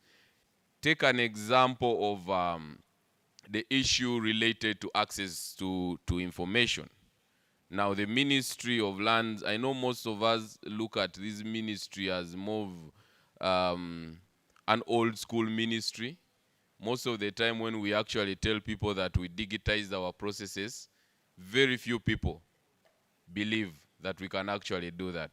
But just to bring to your attention, Ministry of Lands has been digitizing its process over time now, and we have now slowly started rolling out some of these processes to the public domain.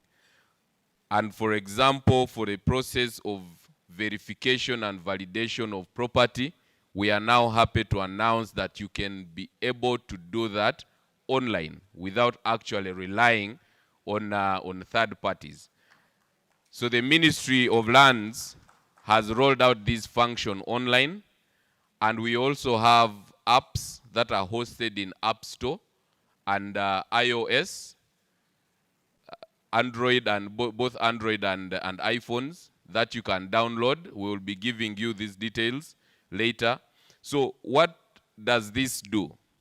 it helps you actually validate ownership. It also goes ahead to show you who in names owns that property, what is the size of the land that you're buying, is there any encumbrance on that property? For example, is it mortgaged? Is there a caveat in that property? And also, in case there is an ongoing transaction. Now, by an ongoing transaction, you might actually buy property whereby at the ministry, we are lodging a caveat and someone is claiming ownership of that same property. This information is given to you at a flick of a finger, and it comes at a cost of less than $5. So at 10,000 shillings Ugandan currency, you get information on that property. But we also moved ahead to ensure that for the new transactions that we are doing, from the time we integrated with the National Identification Registration Authority, we are able to pull out the image, the picture of the person who actually owns that property. So you're able to do all this and be able to validate this property. We have also moved ahead to ensure that the issue of valuation of property is now beginning to be done online. We had challenges whereby a government valuer issues a value to your third party, who is the client you're dealing with, and then they double that figure, they issue you the figure they need, and then come and pay actually what government has asked for, and then takes the other part.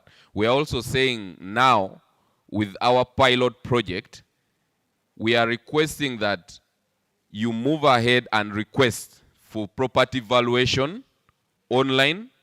You do not need to meet this valuer to either give you an abnormal figure so that he leaves room for negotiation, but he will have to give this value online, issue that value to the client, and then the client is in position from wherever you are to pay, either because we have initiated 3 different payment mechanisms. You can decide to pay through the mobile money platforms, you're able to pay through credit card, and you're able to pay through cash.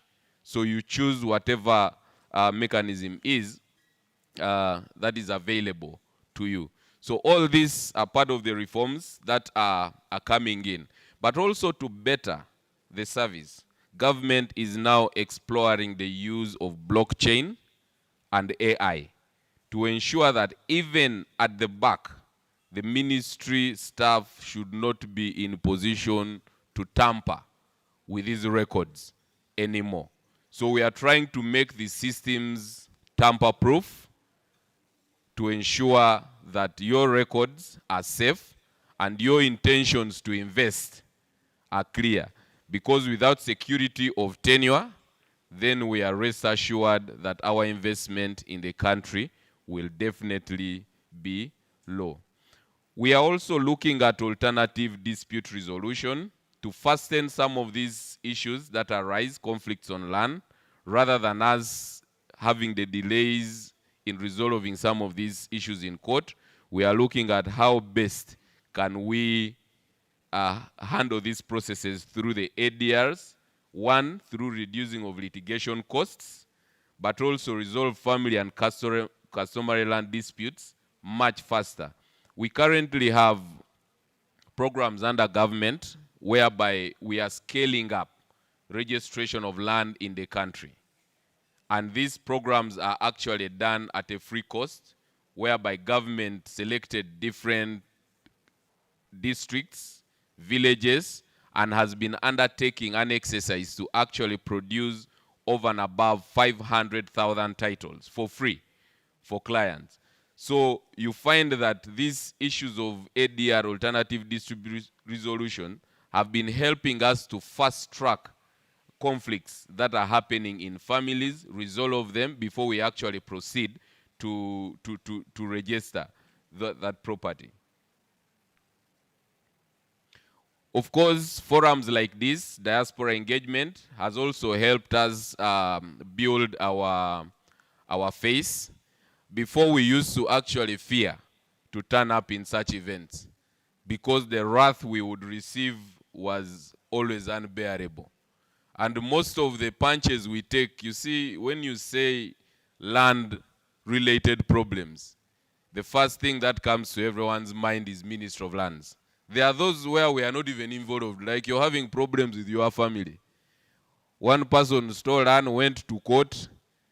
Court has issued us a directive to do this, but at the end of the day, when we implement that directive, the problem would always become Ministry of Lands. But maybe we were also reluctant as a government agency, which was a monopoly, that I don't really have to explain myself because you have nowhere else to go. So we have changed that narrative. We have been engaging with the members of the diaspora. We have gotten a lot of invitations from different forums. We have attended the UNA conventions. We have attended the one recently we were with in Geneva. So all these engagements has allowed us to interact freely with the members, but also provide different information that was lacking in the public domain, that was taken advantage of by those who wished to do that.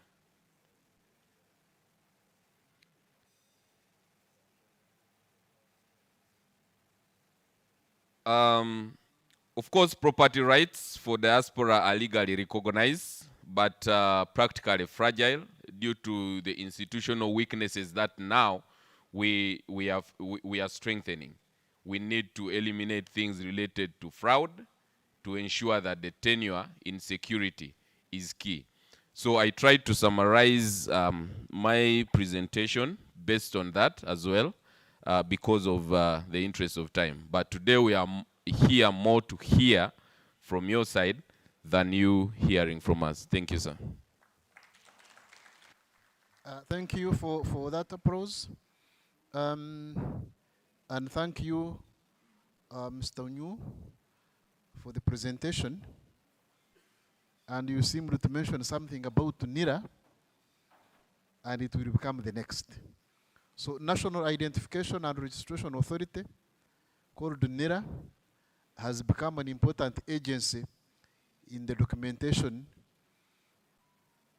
of our service, including national IDs. But here we have that institution in relation to diaspora.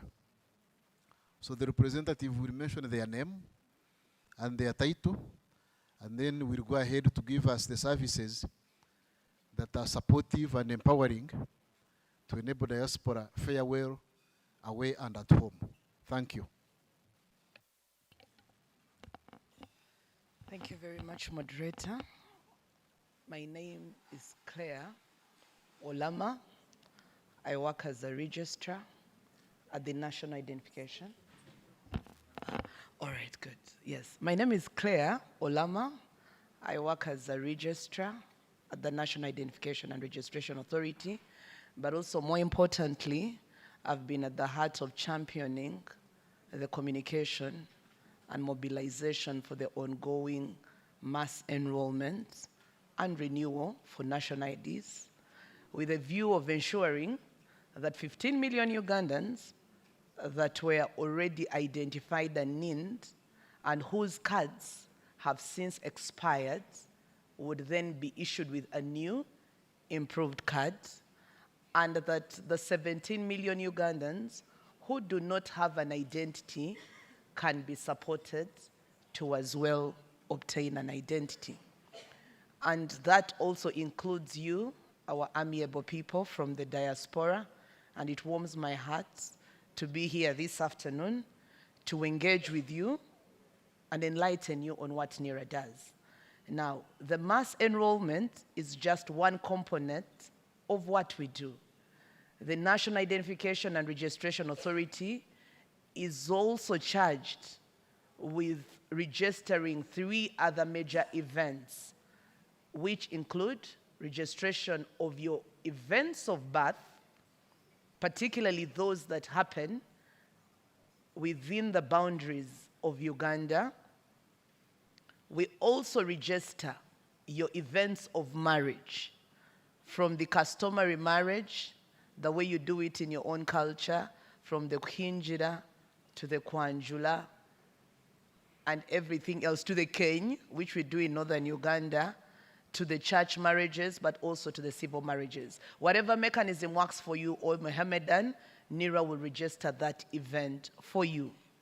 But also we give you a legal identity in form of a national ID, and then also when you go home and retire from this world, we also document the event of your death and then issue a death certificate. So in essence, that's what NIRA does. So we all need NIRA. We all get born. We all at some point fall in love and fall out of love. And then when the time is right, we also say farewell to our loved ones and we return to the Father. So we are with you from the point when you come into this world until the time you say adieu. My coming here today is basically to accentuate and give testament to what the Ministry of Foreign Affairs has been very vital in doing. And for me, this exercise has been proof about how the government of Uganda is working more closely rather than in silos. From yesterday, the conversations have been telling you about a plethora of opportunities that you can take part of in Uganda, how you can be an investor, how you can bring your knowledge back to Uganda, how you can be able to open shop here, how you can be an ambassador in Uganda. But they also remembered to ask me to come, so I will tell you that you will not be party to any of those beautiful opportunities if you do not visit us first. Because for a very long time, we suffered as a country with multiple identities. Many people always obtain an identity to meet a purpose.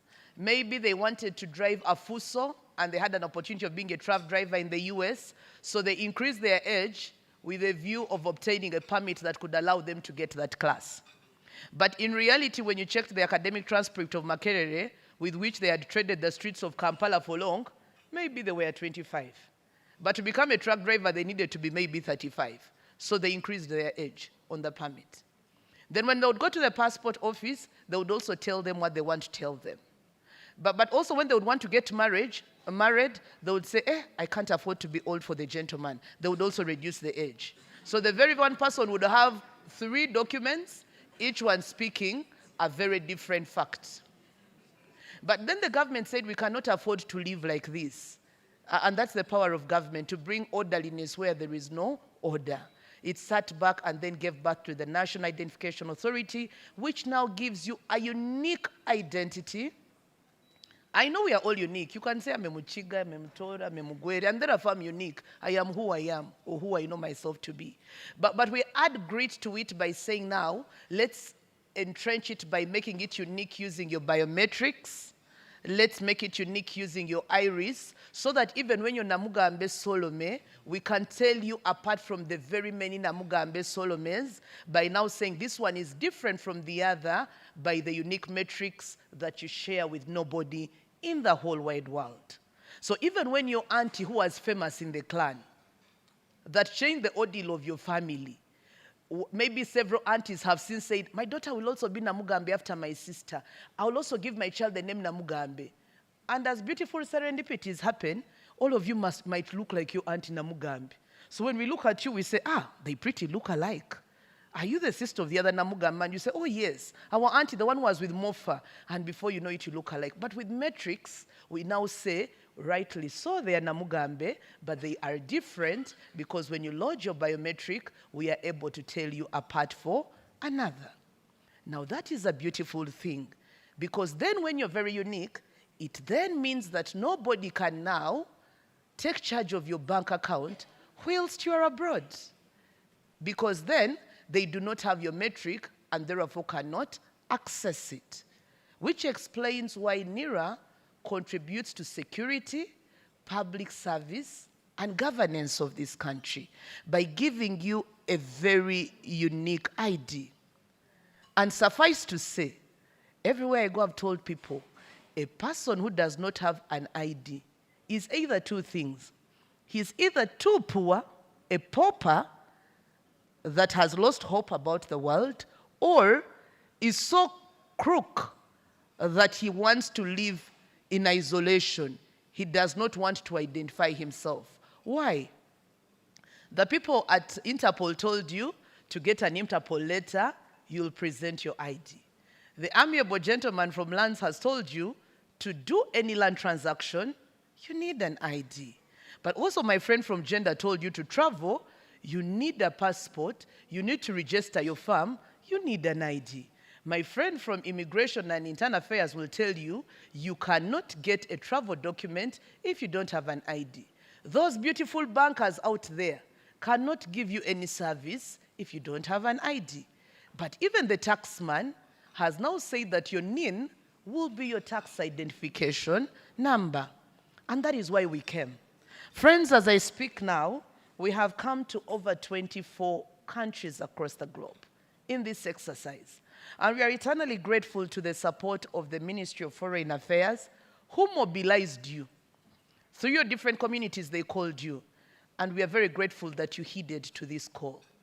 Of course, there are very many voices that continue to discourage you to come, but I've always told people that when you know what is in it for me, you do not need another person to now ask you to come. You don't have to be asked because you have something to secure. But also we realize that many of you have been cheated by family members, your investments are not safe, so we are saying let's take an identity to you, then using the e-government services that all these people are speaking to, from wherever you are remotely, you can now apply and then be part of the transformation, the development, the investment, and the expansion of the growth agenda of this country.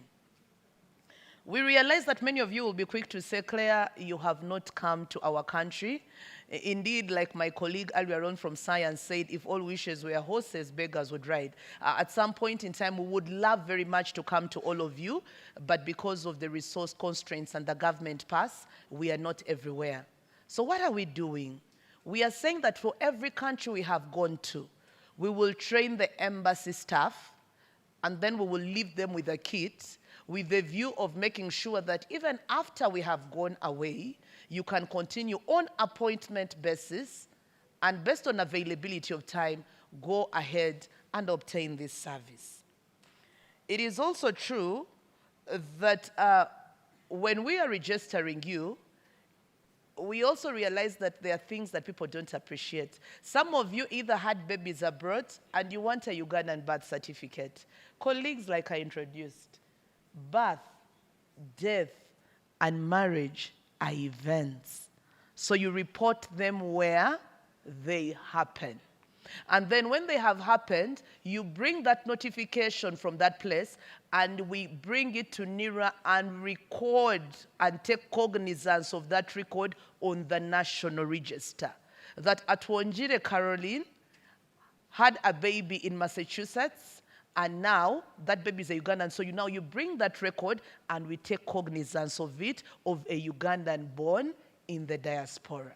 So many of you, when we say, I am unable to do that, you're not pleasantly happy, but I hope that you'll appreciate the understanding of the word, an event. An event cannot happen in two places, okay? So the other thing that follows is that we are also saying that where an event happens has nothing to do with your citizenship, not a chance.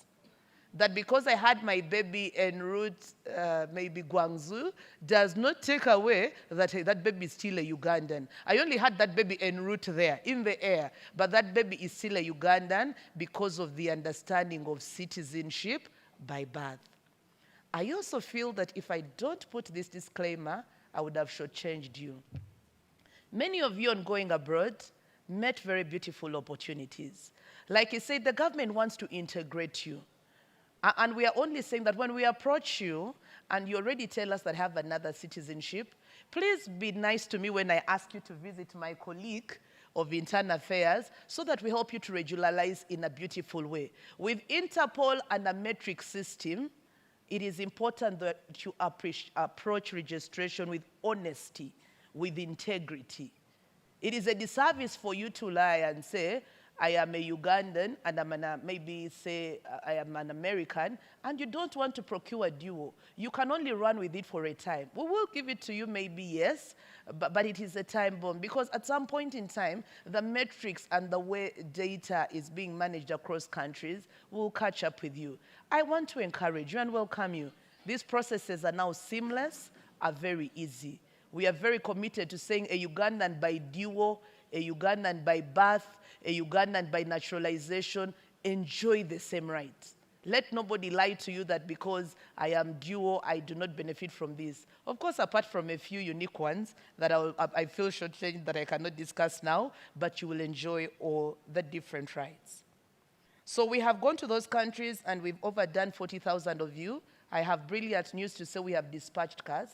For avoidance of doubt, to the UK we took back cards, to Belgium, UAE cards are returning, and we'll be working with the excellencies here present to make sure that at an appropriate time, we can tell you when you can pick up your cards. But rest assured, most of these have been printed and we have dispatched them.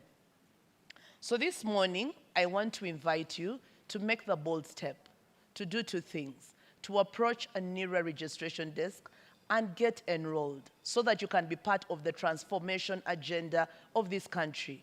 We do not want you to say government tetuyambie. Government has not helped us.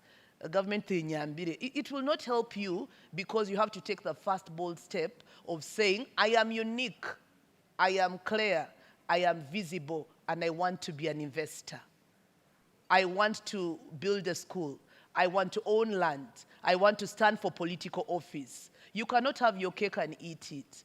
So approach it with integrity, be honest, and tell us the true facts as they should be, and before you know it, you'll earn yourself a get pass to inclusion, a get pass to being an investor, and with inclusion comes the fulfillment of our economic development as a country.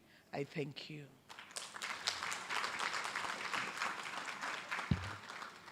Thank you very much, Claire.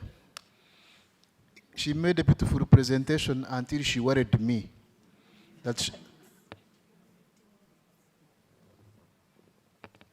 she will accompany us, that she will be there at birth and stay with us during the convention, but that she will also be there when we are not there. Ladies and gentlemen, another clap for her. Finally, it seems she doesn't work alone. It seems she works with the Ministry of Internal Affairs, which has something called national citizenship and immigration control. Underline the word control. Immigration control. I think they are people of authority. We have a representative from them wearing an authoritative uniform, sitting not far from me, and on my paper it reads, acquisition of new passports, renewals, and dual nationality certificates. Sir, my neighbor, for the last few minutes, you will mention your name, your title, and you will inform these Ugandans that before Claire accompanies them, you will have given them due services for better, and that their life will be more comfortable after talking to them than before. I thank you. Thank you, moderator, and thank you, colleagues, for those wonderful presentations. I'm called Bwesije Marcelino. Remember to add in a W, because I don't want to have issues. I am the Assistant Commissioner for Borders and Foreign Nationals Management. Previously, it was called Immigration Control. I bring you greetings from the ministry. Claire and I are from the same ministry, from the generals. Our ministry has probably more generals in charge than even defense. But I'm not one.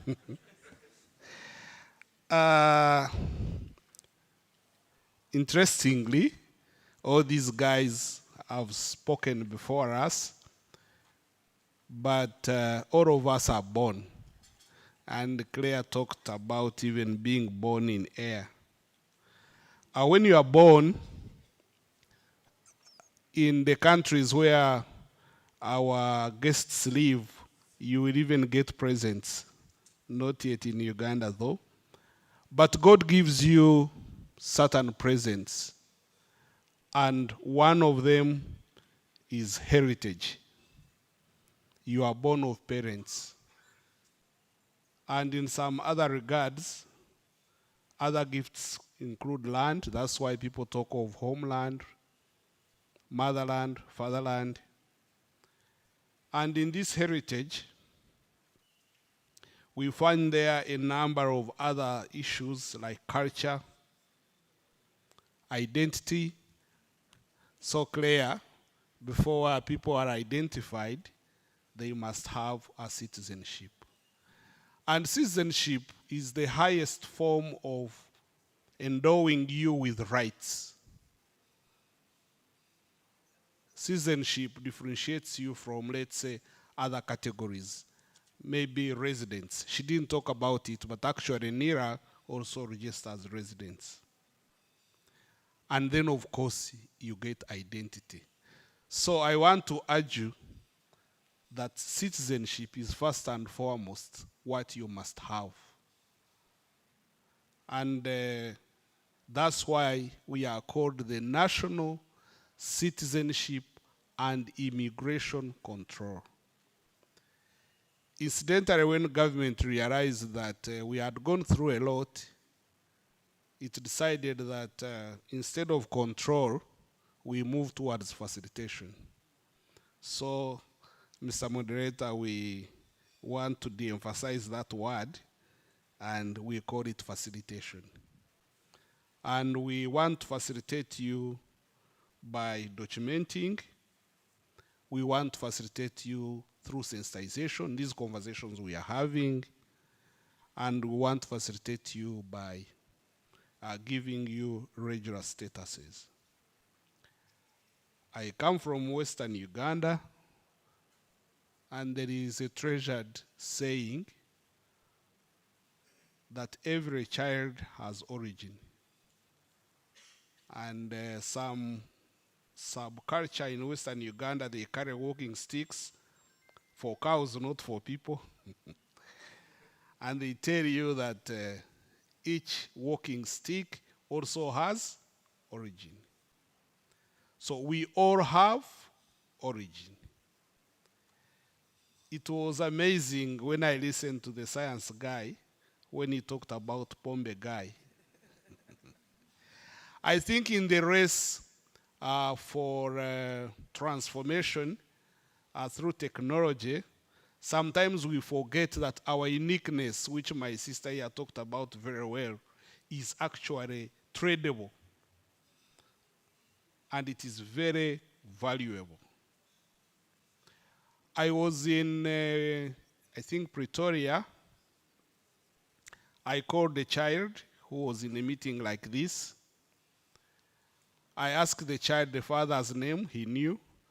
I asked the mother's name, he knew. When I asked the grandfather's name, he knew it. When I said pronounce it, it was a problem. Languages.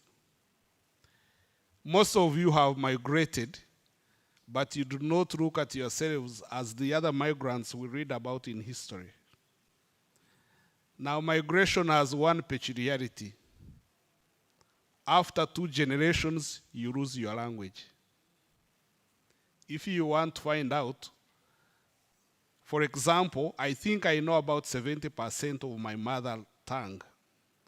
My children probably know about 30% of my 70%. But my grandchildren know nothing.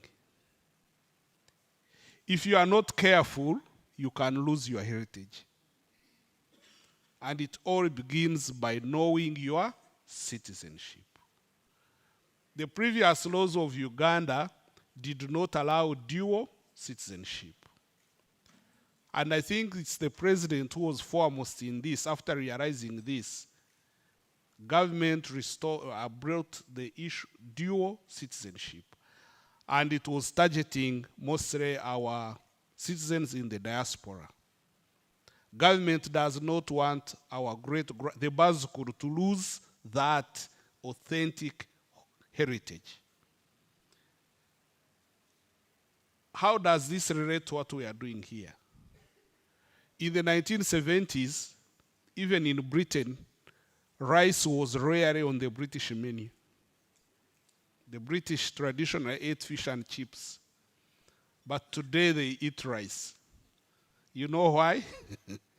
Some Ugandans who left here, they imported culture. English is the largest export to the world of UK, but they don't realize it.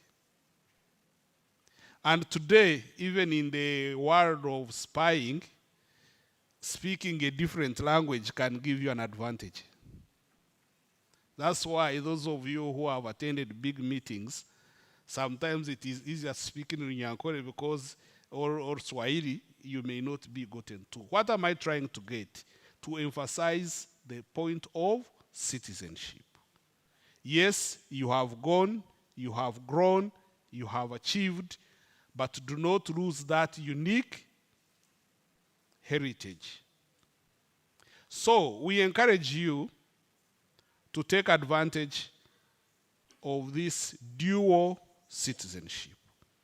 The law requires you, once you achieve it, to register it. Incidentally, many people were able to get passports without going through the established process. Now, when you come and use that passport, it can present to you problems. The problems are actually not so much in Uganda because we have given guidance to the border officials. It's a form of amnesty. Do not remove people's passports, but advise them to come and register. But I know of an incident, I think this was in the Netherlands. People got passports because they were coming to Uganda. They chose to use Ugandan passports to avoid paying for a visa. But when they were returning, I think they used Brussels. But at Brussels, they presented the Dutch passport. And you know now, certain regions, I don't want to mention names, their databases are integrated.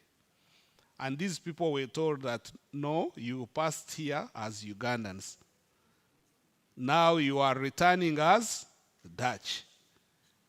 And we have asked Uganda, and they say they are not aware that you are dual citizens. As I speak, those guys are back, they are like me.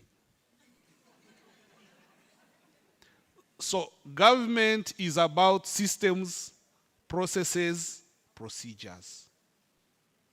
Systems, processes, procedures. You cannot avoid it. So take advantage of it. We are here, and I'm glad to introduce my colleagues. PIO Deborah, can you stand up? She's the kingpin of citizenship registration. SIO Kasozi, you can stand up. She's a senior legal mind. Approach them, and they guide you on the right procedures, systems, and processes. Government has taken a step to do what is unusually done.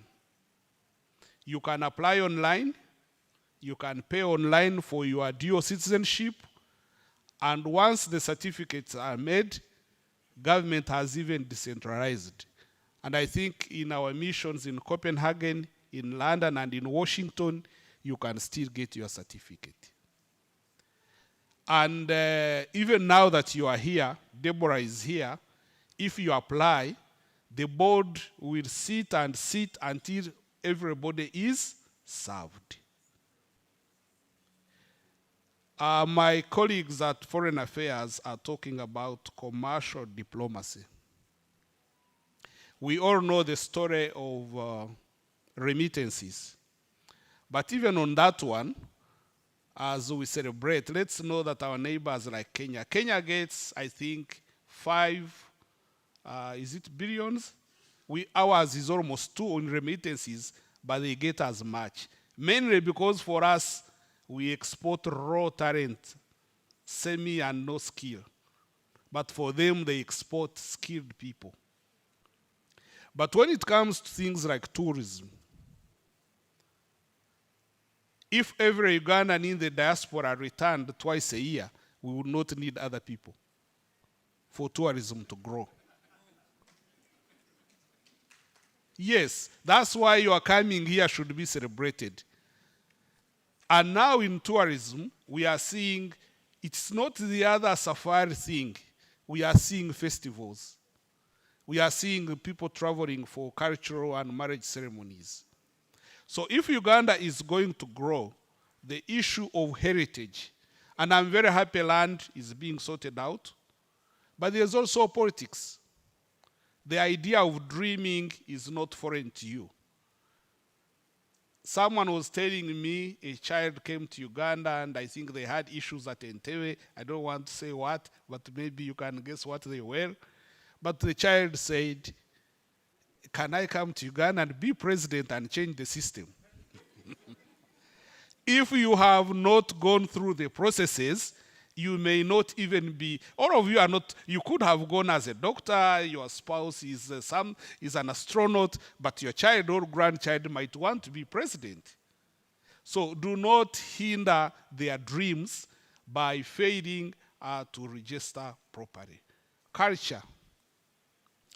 Some of our cultures, we look down upon them, but they have saved us. Take the institution of marriage.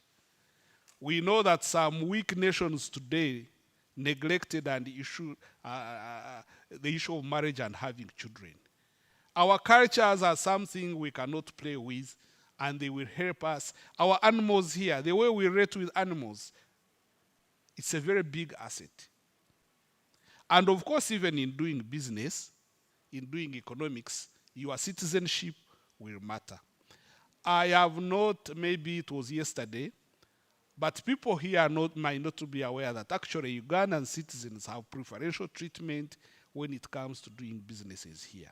And lastly, as I look at my brother here, I don't drink, but I know those who get hangovers. The traditional knowledge is very, very, can be, you call it commoditizing, can become a very big resource. And then lastly, there is these other gifts we got from God. Climate. Where else do you get this climate? Where else do you get this good food? We are at the cradle of human civilization.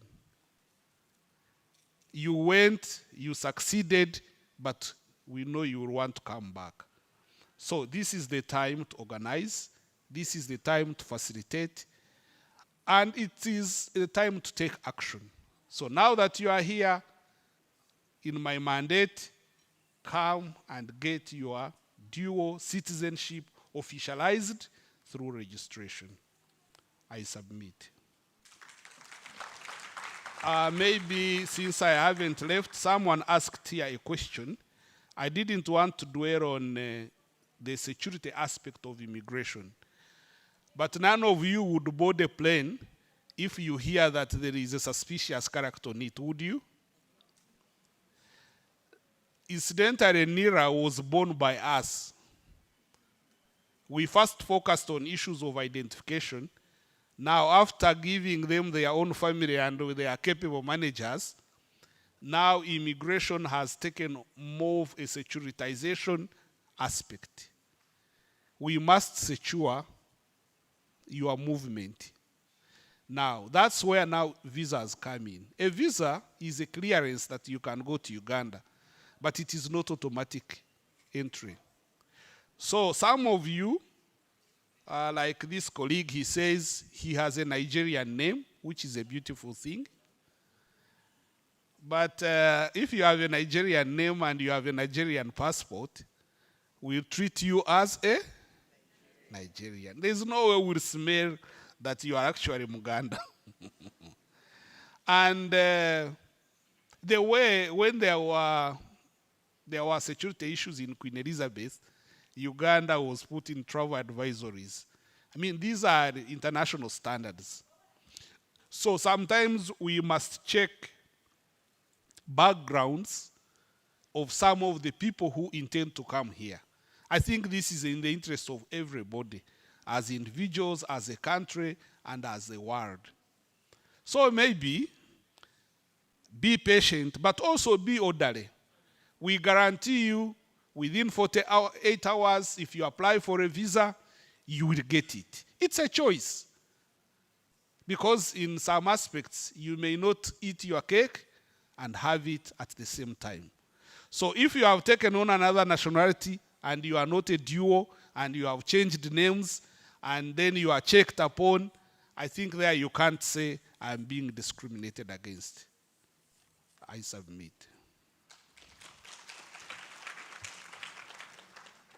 Thank you very much. I have noted that the government deals with systems, with processes, and with procedures. And earlier on, I noted that the government creates order where there is none. Now I see arms up. I don't know whether they are for order or lack of it. Members, between our lunch and ourselves are questions and interaction. I already have a number of questions here for our members. Before they receive our questions, can we give them a collective hand clap for their presentations?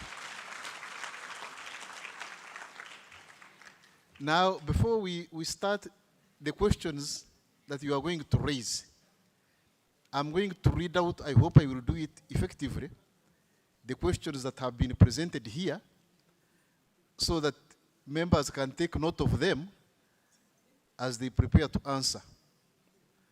I have one, it reads, Minister of Lands. Why is the app in bracket? I get more. Is it Uganese not effective? It is always off and on and not consistent. That is a question to Minister of Lands. Then I have another question for the Minister of Lands. And it is long. That the transactions of land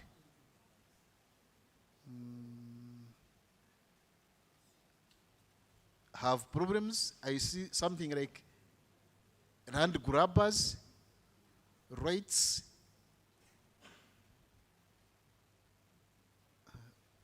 It is not well written, but I can see that there are something about land grabbers and about land rights in the country, and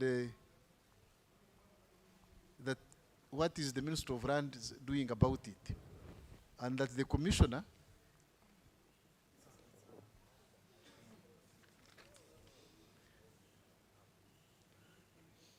maybe the person will raise this question. The way it is written, I'm not sure I can. Then I have something about labor. The person presenting said they are cooperating with the missions and that they have a system or something. So there was a question as to which missions they are dealing with, where they have made those connections. Then someone put Mr. Taremwa. I think Taremwa means someone who does not fail. I think the question will find an answer. That he talked about sourcing work and the ministry facilitates so. That what are the qualifications needed for the ministry to facilitate? So a person who does not fail will facilitate us perhaps to get work. Then someone has a concern here, which we should listen to. It is more of a directive. please stop to provide national IDs to Kwak refugees, to Congolese, to Asians, to Somalis, to Rwandans, in order to take our land, and even Sudanese. So this is a major concern, that someone thinks that at this rate we will end up landless. And then there is a student here from USIU, Africa, Nairobi. I would like to inquire why Ugandans have to pay $200 to allow them leave Kenya. Aren't we visa free, and a student pass alone is not enough? So someone has been asked to pay $200. Then there is another question from here, from South Africa. Why is it that people with Nyarwanda names are always intimidated and questioned when they are trying to renew their IDs, and yet I know Banyarwanda people are registered in 1995 Constitution? Minister of Lands, what is the typical processing time and cost for acquiring a land title in Uganda?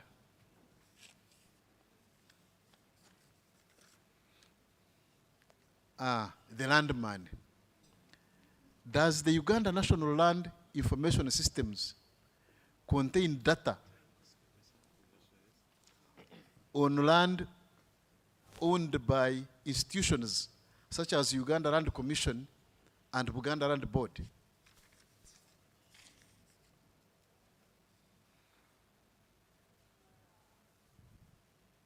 Another question from someone from Ohio.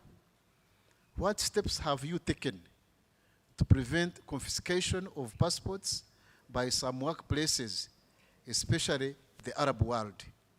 Some job agencies have taken it as a requirement to confiscate passports of immigrant workers.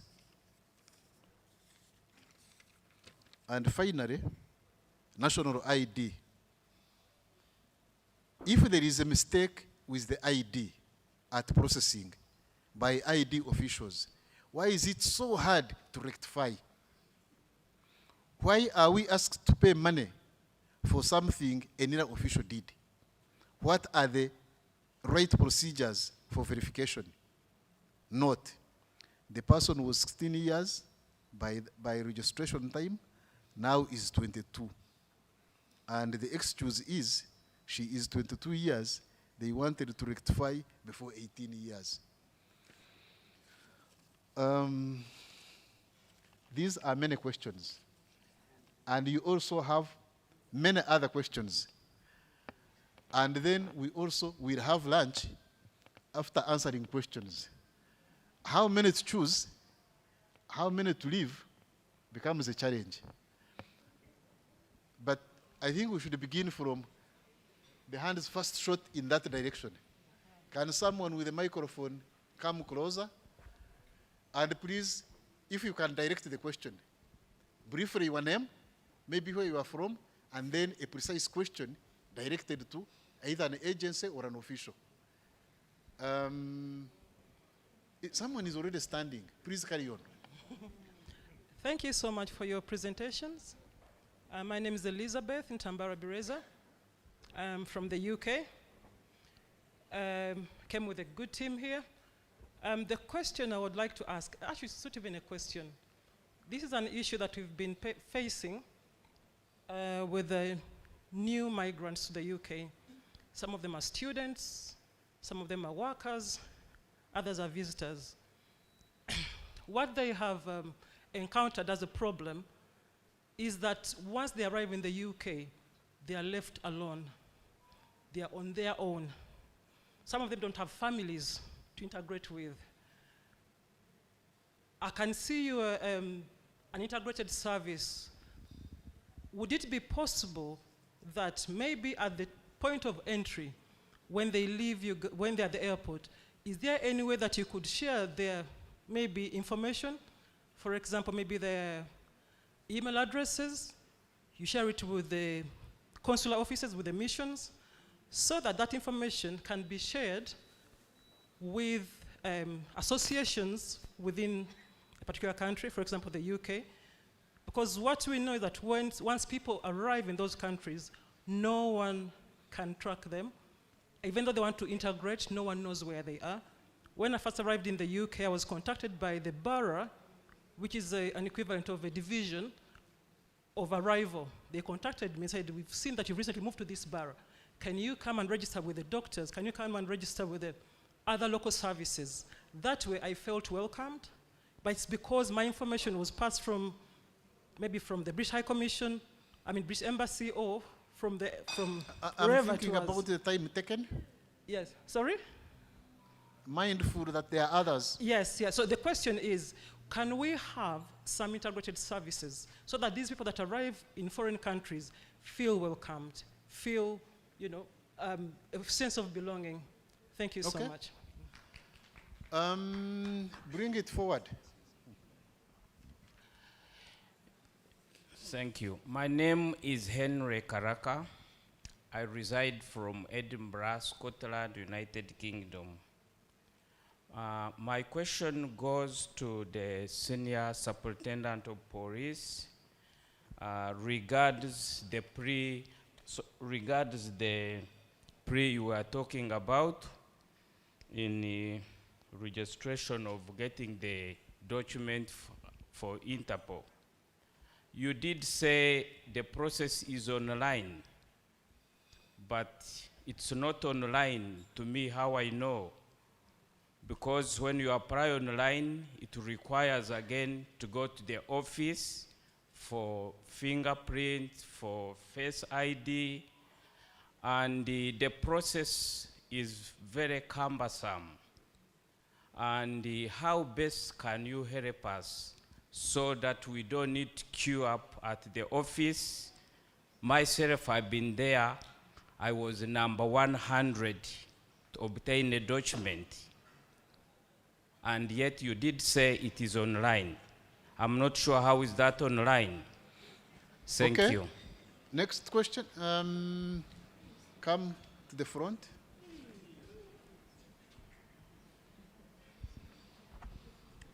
Thank you, sir. My name is Monica Robombora. I've been in multiple countries as a country manager for Uganda Airlines for the UK and South Africa. So I would like to pose my question from the frontline perspective of the airline, and this directed to you, Mr. Wesije, that from where I am, we interact daily with the Ugandan diaspora and other travelers. And we also directly absorb their frustrations and anxieties. One recurring issue that we are encountering at the moment is around the visa access for former Ugandans who now have foreign passports. And here I'm talking particularly the ones with British passport holders and South African passport holders, because I'm operating in both countries. Many arrive at the airports distressed about the recent decision to no longer obtain visas on arrival at the airport in Entebbe. So we tend to, because we are at the front line, we tend to halt their even check-in process so that after they bought their passports, they are unable to board because all these years they've been used to just coming and boarding and obtaining visas on arrival. And that's causing a lot of frustration. So they've gone on the online, which is a modernization part of applying for visas online, and we are grateful for that. But how much as we appreciate that that is a step forward and that there's due diligence that is required from a security perspective, the process itself is widely viewed as very intimidating. The process of applying for a visa online. Number one, it's very complex. The requirements are very onerous. You find that the documents that are required, apart from requesting, maybe falling short of requesting for DNA samples or something, but it's closer to that.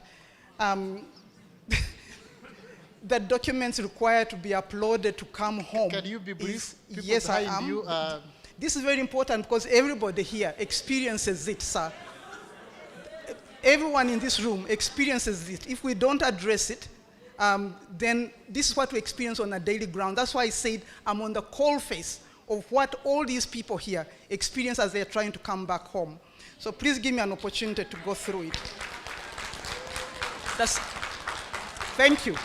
The second one is when they're uploading those documents, these file size limits. You can't upload a bio data page, for example, of your passport without being kicked out that the size is too large, or a passport photo and the size is too large. I mean, it's a thumbprint sized type of document, and it can't be uploaded onto the online application for a visa.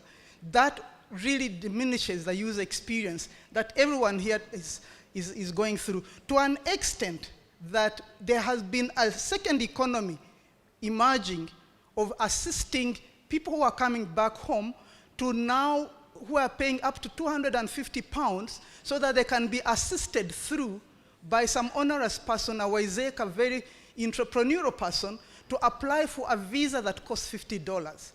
I've experienced that. People are paying £250 so that can be assisted through this very complex process. So if we are creating a separate economy on the side, that because of a complexity of applying for visas, we need to look at ways of simplifying that visa application process. The other thing is, we have some people who try and avoid that whole process by pulling out a Ugandan visa, like you said before, Uganda passport, because then you avoid paying the $50, which is very small for what these people are experiencing, but because it's making it easier for them to travel. And of course, going back, they use their foreign passports. So my question to you, sir, is how are you thinking about simplifying these visa access and user experience for the diaspora people, particularly former citizens, while at the same time maintaining your integrity as immigration and also national security? Thank you very much.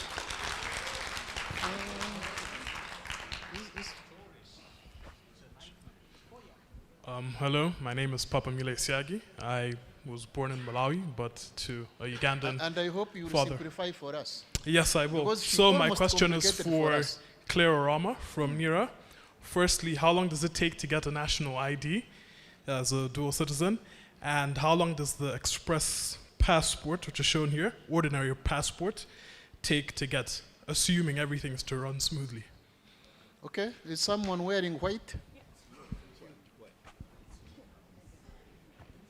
Yeah, thank you very much.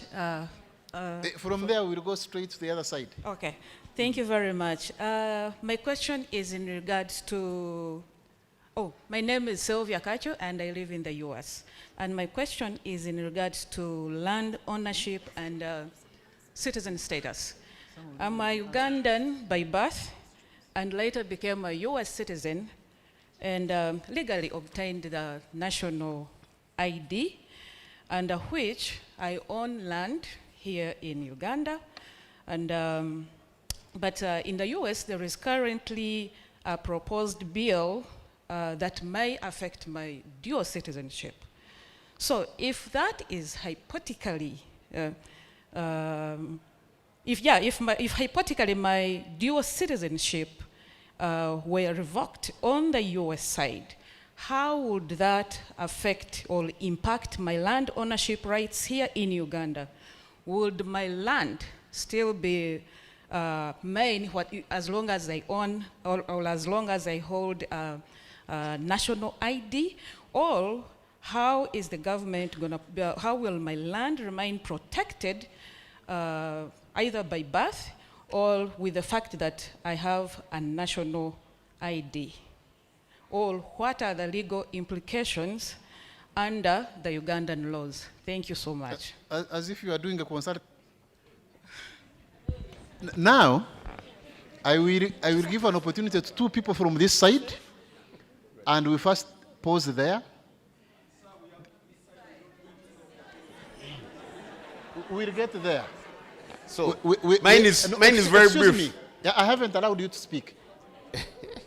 I will get 2 questions. Then members of the panel will begin answering. In the course of answering the first set of questions, some of the answers for the burning questions will come up. So some people will actually put their hands down. Then those that will have remained, we pick another set. So you are second last.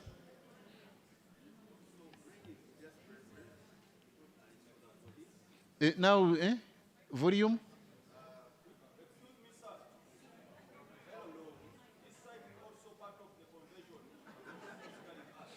Yes, we will get there. How long does it take for the police certificate of good conduct to retire? No, to expire?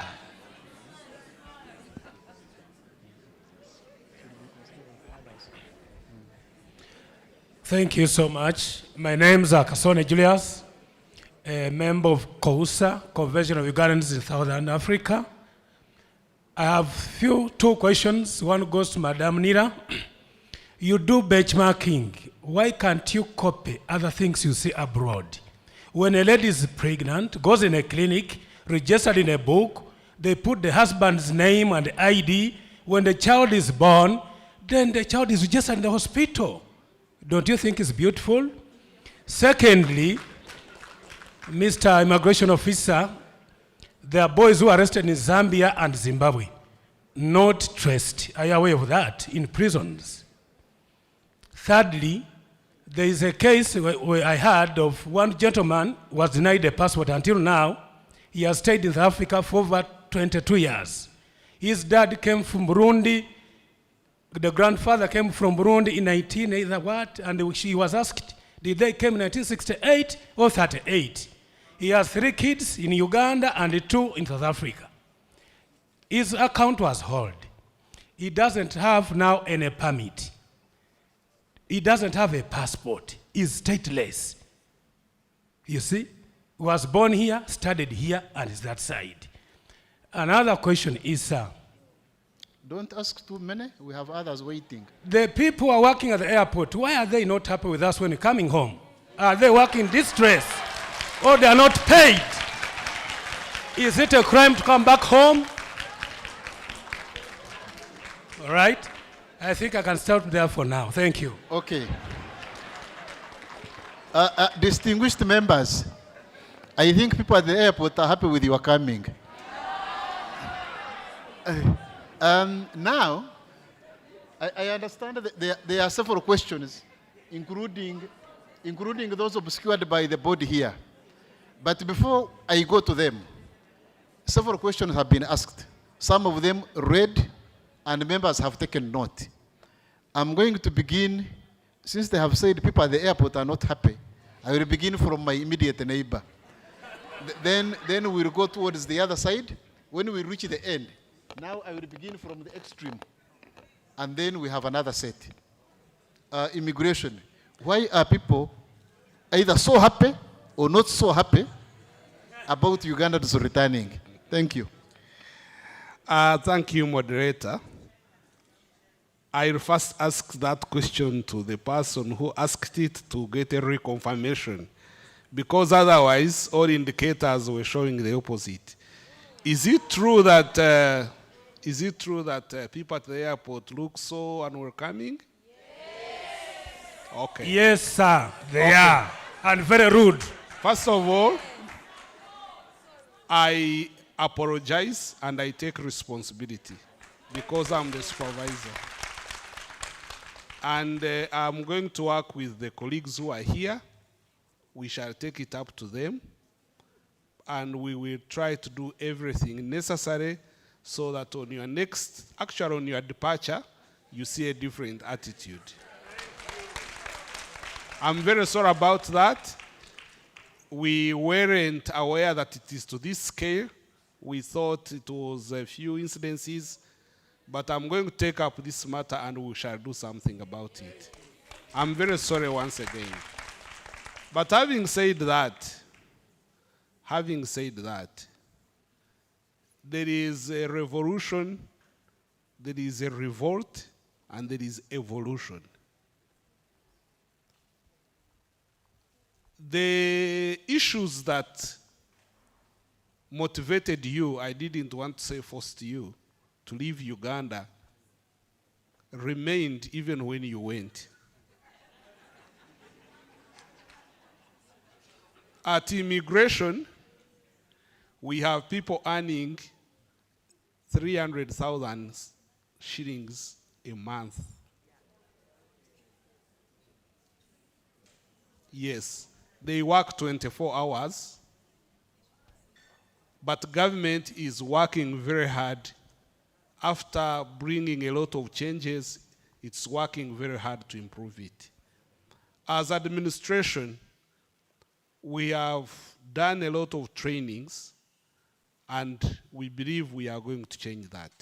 So we apologize, we take responsibility, and we are going to more than double efforts to improve that.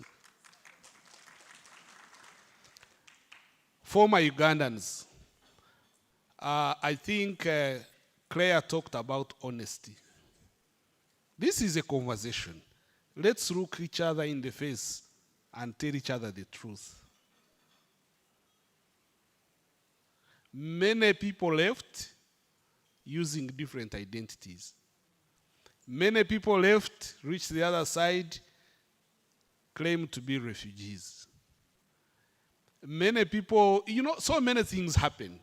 In fact, this is the point, but the subject was restricting. Government, without saying it, has instituted an amnesty, because if it went public, there would be an international outcry.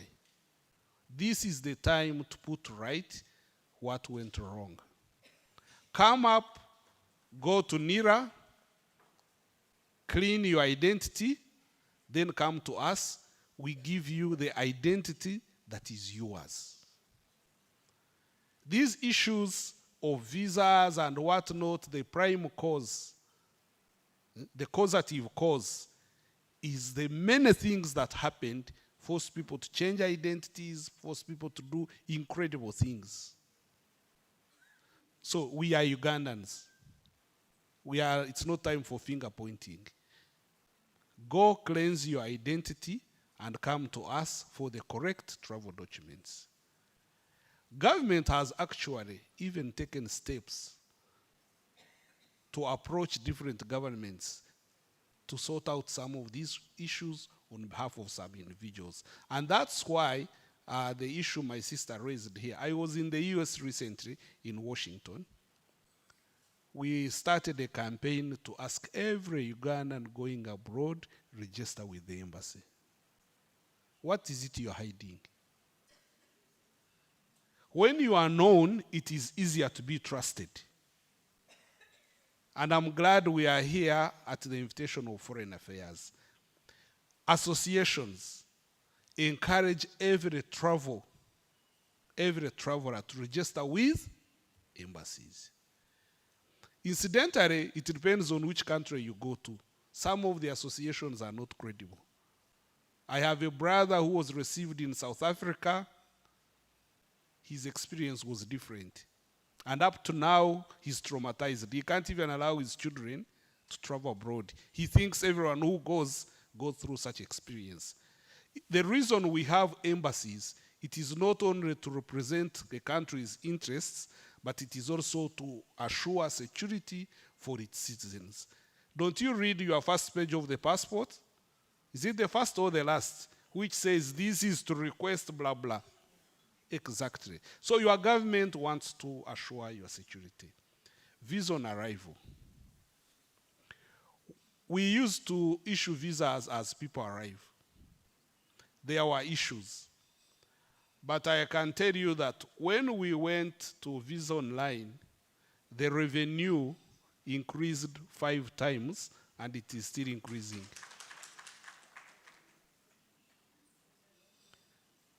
So as government, we are listening to the pleas, but there are 2 issues. One is security, one is revenue.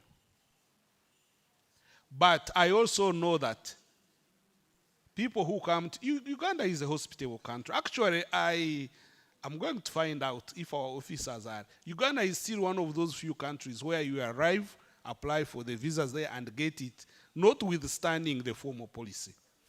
But the issue of visa on arrival, we can engage, visa on arrival, we can engage further. Because for us, all we want is to people come to Uganda when they have no security hindrances and when the revenue to government has been duly paid. Simplifying access on the visa. I share your frustration. But you know the challenges we have. These systems previously have been sourced from abroad. But now I can tell you we are actually working with the Ministry of Science. The next system we are going to have will have a large component of homegrown inputs. But also behind the problem of visas has been the informal, you know, most of you guys who are coming here, you don't go to hotels.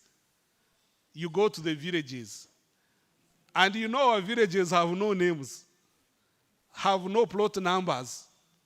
But government has the imperative to know who is coming in the country and where you are going. So we adopted the principle of the next best. So if I asked you now who you have come, where you are going, what address would you give me?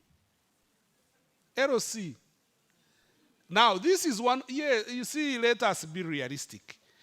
The majority of Ugandans still live in the villages. Some live in urban places. You see, in other countries, you give a hotel, you give a plot number and a house number, not so. But in Uganda, like me, I come from Kashenyi, Bushenyi, Ishaka municipality. That's the next best. So, but we are reviewing, we are going to make sure this improves, and maybe we'll seek guarantees that are easier to understand. Express passport. The expressness is in the amount of money you pay. So if you want the express passport, you'll pay a little more than the other. The ordinary passport is 250,000. The express passport is 400,000 shillings. Apparently, in the region, the Great Lakes region and Africa, the Ugandan passport is gaining currency. It is much sought after. All of you passed through, probably most of you, not all of you, because there is the other route, passed through Kansanga and Kawaragara. Have you seen the composition of the inhabitants? What does it tell you? Uganda is a haven of peace in this region. Actually, we are now having issues protecting our passport from those other people. Even as countries far away, Nigeria, Ghana, they are all trying to have the Ugandan passport because the Ugandan passport has gained what I would call currency. So we have to protect it. The colleague in Zambia, Zimbabwe, who has brought that report, I think I agree with this. It's possible. I think 2 years ago, I was in Southern Africa, and it was reported that the whole of the SADC, the Southern Africa, has probably up to 1 million Ugandans without papers. You see, guys, I told you, governments are about systems, processes, and procedures. It's so sad. Our people went to look for fortune. They got there and got it. Now the problem is how to return it.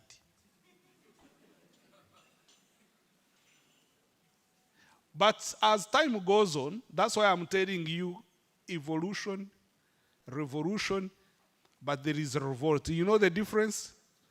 When you revolt, you just jump, you don't go all the way. But a revolution is the one that actually causes a big change. But governments evolve methods. We go slowly. I learned something recently. I was in a training in Moshi. I learned something. Maybe I can share it. You see, the people who sponsor us for trainings, the basic motive is that we keep our people here. Then I've learned that in Nigeria, Nigeria refuses to accept Nigerians deported. You deport a Nigerian who is, let's say, 60 years, Nigeria government does not allow him. Is it good? Is it bad? Do you know why? The government says, you accepted this person, you employed him, he paid taxes, he has property, he has no pension here. If you want to deport him, bring him with all that is around him. And now those countries are stuck. And you even gave them a passport. So those issues which my sister raised, to say that laws are being developed in certain countries to disenfranchise you of your other passport, I think it is a foreign policy matter. I hope my colleagues in foreign affairs can pick it up and we engage. And that's why you should build a strong country. When we are a strong country, we are able to engage other countries and assure your interests and assure your security. Now, for these people in Zambia and Zimbabwe, we have an embassy. I think the closest is in Dar es Salaam.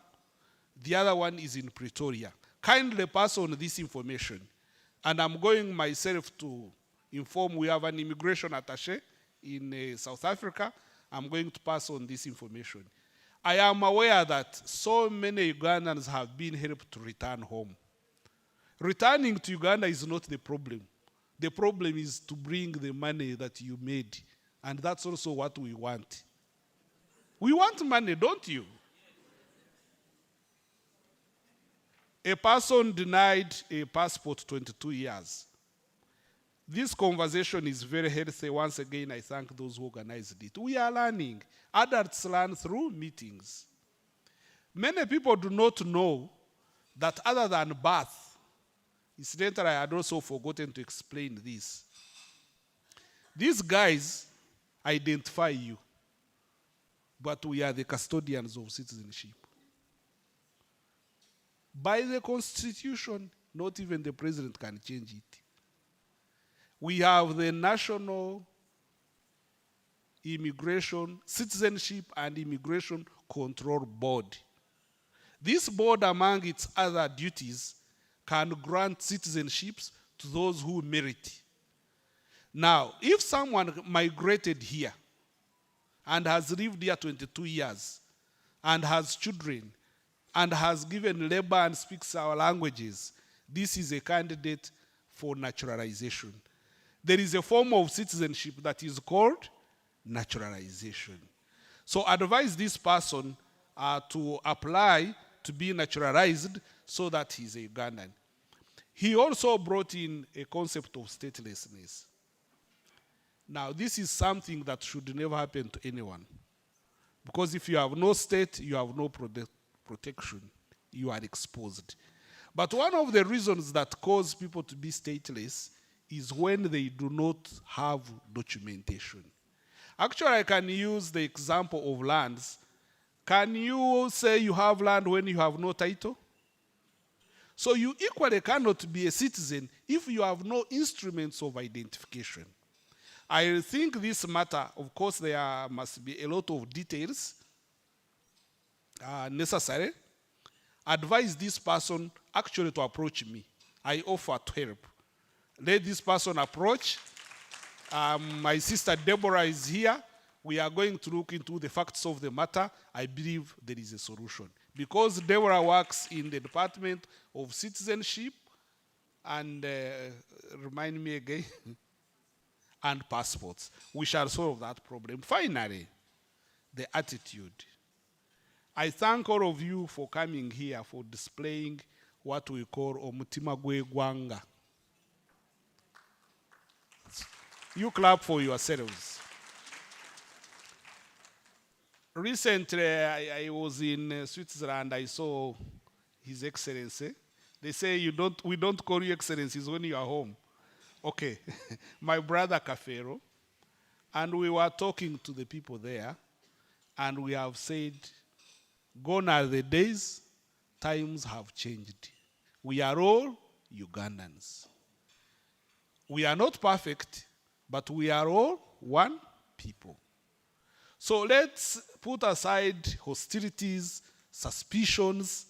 Let's actually appreciate that when we stand together, we are stronger. So sometimes, including those people of mine at the airport, they forget that point. Incidentally, reaching first does not guarantee that you will remain first. You went, you made it, but I can assure you other Ugandans will go and make it better than you. So nobody should feel angry, should feel sad. We should all be happy that you guys, you are coming back. You have brought us good Christmas. You are going to put something in the coffers, and life will be better. Personally, I have a slogan. It says, "Ebirungi noho byeija." This sweetness we are tasting of Uganda is just beginning. These young people are going to have it much better. So let's take on a positive attitude. I'm not a born again, but I have overheard them say that when you are Christian, your problems will remain, but you'll solve them because you have a better attitude. I thank you very much. Thank you very much. More questions are being sent, including to immigration, and I think he has answered some of them. We will check and see. He will check through to see what has not been tackled. But the person next is Nira. And I'm trying to see whether there is an immediate question that has come in before she starts. Yeah, there is someone inquiring.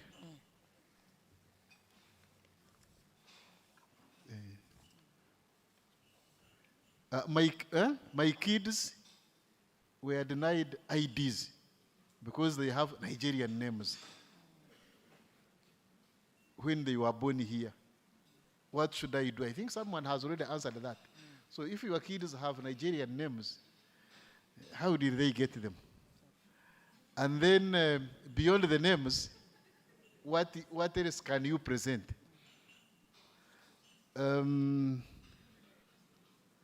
Thank you for bringing the service to South Sudan. This is now to Nira. Ugandans have been registered. When are IDs coming? Nira has 3 citizenship types: by birth, by registration, and naturalization. What happened to the registration by descent? Which is more patriotic for Ugandans whose ancestors have been in Uganda since. Members, yes, we get the answers, but we are also mindful that we need to have lunch to have more energies. So even as you respond to their questions, also try to be brief. For further information, we can have bilaterals after the session. Okay. Please carry on. Thank you very much, moderator. The very first question that came to me was a directive. I smiled like a Cheshire cat when he said that it's a directive. Someone said we should stop giving national IDs to foreigners. He spelled out very many particular categories. For me, this is the best form of active citizenship participation, that you walk, that you love your country, and you care about it. And just because I am on the side that is registering and confirming citizenship does not make me infallible like the Pope, even when I am Catholic. It means that I can afford to steal and make a mistake, and it's your duty to call us to order. But I want us to appreciate 2 things. And in this audience, I like addressing things from a place of honesty. The biggest infiltration into registration has been because as citizens we have become enablers. You fall in love with an Eritrean girl, you fall in love with an American, you loan them your mother. You loan them your grandmother. You even forget the Baganda saying of ebibi bikirakira n'okufunza mwanyoko. I will not finish it, but the Baganda know. You even forget that. So what happens is that most of the times we've got is either someone was in a relationship. It could be a business relationship, it could be a love relationship, it could be a transactional relationship. But there's some form of relationship of someone who abets crime by offering an ID of their grandparent or their mother to another person to enroll. Now, the register of persons does not depend on DNA to register. It depends on a local LC letter and the provision of that blood relative ID. Now, the only mechanism we have is that on the form you fill, it's called Form 3, we make you sign an oath, which is a declaration that I, so and so, confirm that the information I'm giving is true to the best of my ability. At that point, the Registration of Persons Act then creates a mechanism that said, if in hindsight it is found that you lied and uttered false information, then Rubanga Kene and his colleagues at police will deal with you under the penal code and the utterance of false information. So the protection of the register is you. It is not me. Someone has asked the last question, what is citizenship by birth and descent? A Ugandan whose one parent or grandparent belongs to one of the 65 indigenous communities. If Sekade gives me the idea and says he's my koja, who am I to say he's not your koja? Because citizenship cannot be given based on DNA, no? How many of us will afford it? DNA only arouses when there is contention. To the extent that Sekade is a willful signatory, who has said that you're their uncle, who am I to say no? So protection of registry is as you're busy commanding us and giving us the directive, it actually begins with you. We will never protect Uganda, you will protect Uganda. And he mentioned this suburb where we are. When I got through this suburb, I want to cry. There's an old man who are registering. We did a special outreach for him under the senior grant, elderly grant scheme. When we reached him, he said, Naye, mwana wange bwentunula embiri ekabalagala nkaba. I cry because we no longer have a single plate. When we went back and checked, all these people either have IDs, either because you people have made it possible. So the idea begins with do not loan your identity. I know this audience, and for avoidance of doubt, I'll say it. Many of you even want and come to make us lie and make your brother's children your children, and you know it in this audience. Under the disguise of greener pastures, calling it a good lie. This is my brother's child. I made it possible for them to go abroad. Actually, there is more deceit in this arrangement of opening doors for people than it is available locally. So integrity, that's why I told you, honesty. Approach the process with honesty. But rest assured, when we get heads up or information, we have prosecuted many, we have withdrawn the citizenship of many from this country, and the immigration people have escorted them home. On the Banyarwanda issue, because of the names, ladies and gentlemen, Shakespeare said that if a lily flower was called by any other name, would it cease to be beautiful? I think that it is wrong to stereotype people because of their names. It is wrong. Because I can actually be Okechuku because my mother was an addict of Nigerian movies. These days, people say Punjabi, these Indian movies of Star Life and the Z World. A woman works in and says, Antra. Many babies now are called Antra. A lot of Ugandan children have Indian names, courtesy of Z World and the Star Life TV. So for me, I think that a name is not a basis for citizenship. The tenets of what makes citizenship are the legal ingredients of being able to trace you to a community.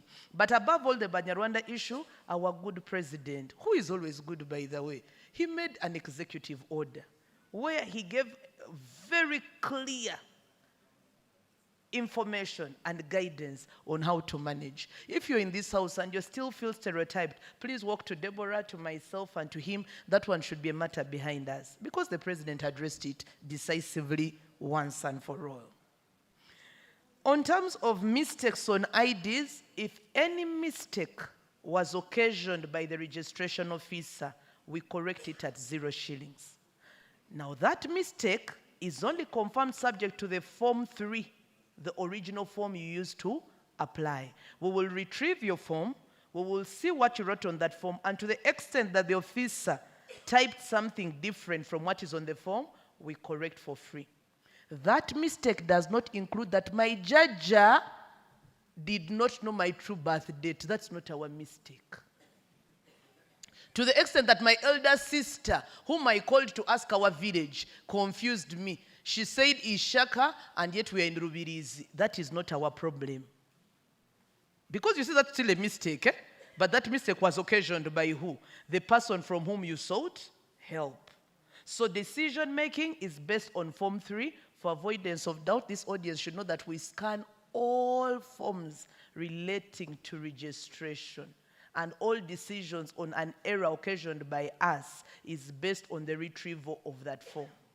So if it is found that your primary teacher, your nursery teacher, asymmetry, agent-agency relationship, to the extent that the agent you recruited to help you fill the form made the mistake, it automatically becomes your fault. And therefore, the guidance on how you change particulars is available on www.nira.go.ug under a comprehensive document called Change of Particulars.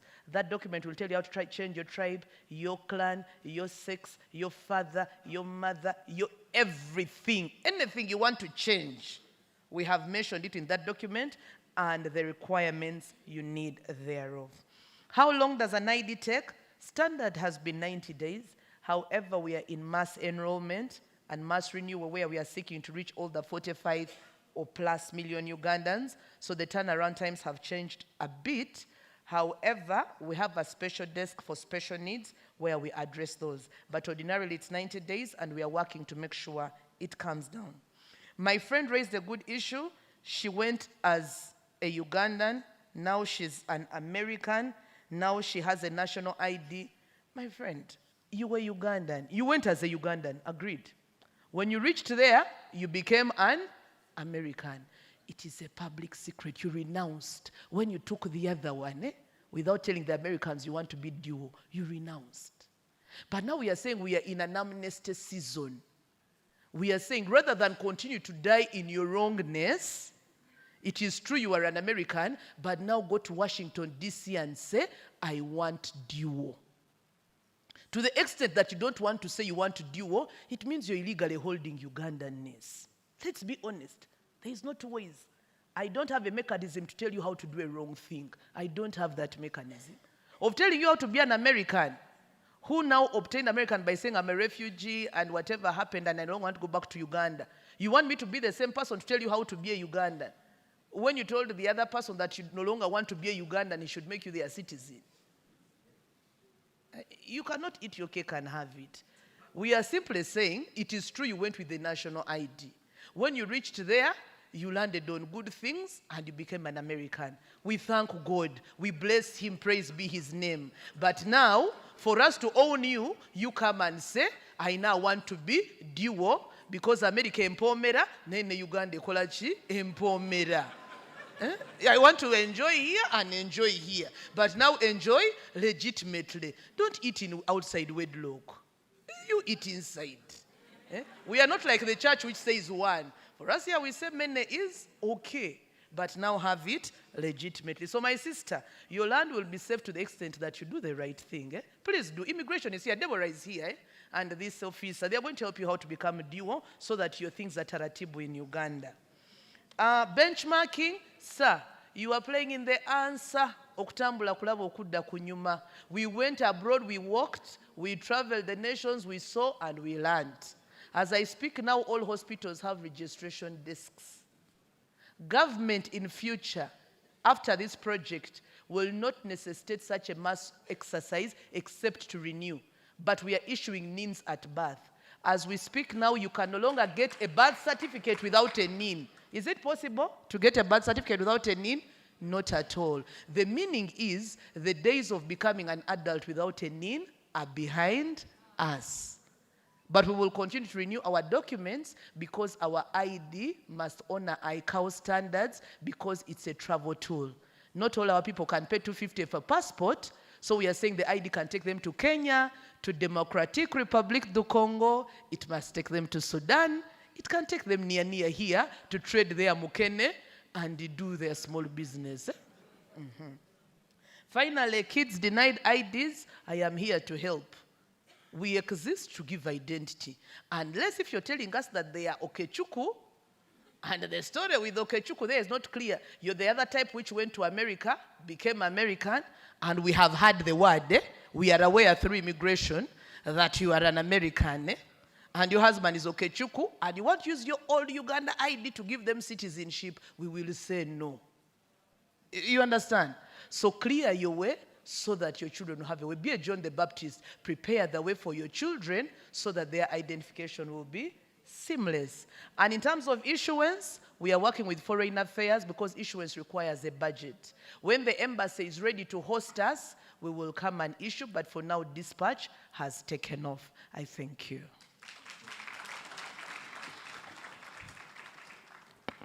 Thank you very much. Claire, honesty, honesty, honesty.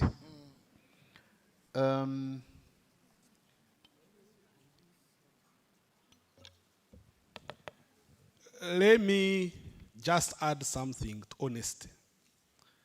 Because for sure, the Bible says we are all sinners. I think what people want probably to hear is that even if you have sinned, we are the priests. You come, we shall forgive you your sins and put you on the right way. That's the purpose why we are here. We know people have sinned, and us have also sinned, like my people at the airport. So let's forgive each other, and you come, bring your story, and we put things right. It's not the time to point fingers. Come and we do things the right way. Our distinguished members, I have a panel of high priests,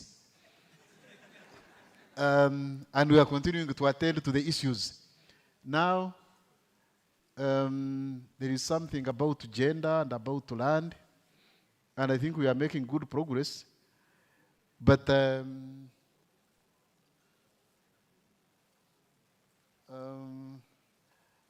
is gender. Let me read a question or two here to add on to those that we already have. But I'm happy that we have high priests. Minister of Gender, in case of exploitation, extortion of money from people through private companies, they normally rush to police to complain. Can people also report extortion cases to the ministry for assistance? There is another question here. Minister of Labor and Gender. When I was checking the economy of Uganda, depends on a few exports, coffee, cotton, and remittances, up to 1.43 billion, 2024. Yet when we have young boys and girls go to UAE and Saudi Arabia, they end up being exploited by these people, and there is no protection for them. Or is there any policy for their protection so that our remittances can continue coming? Please, are there any policy in place to protect us in diaspora?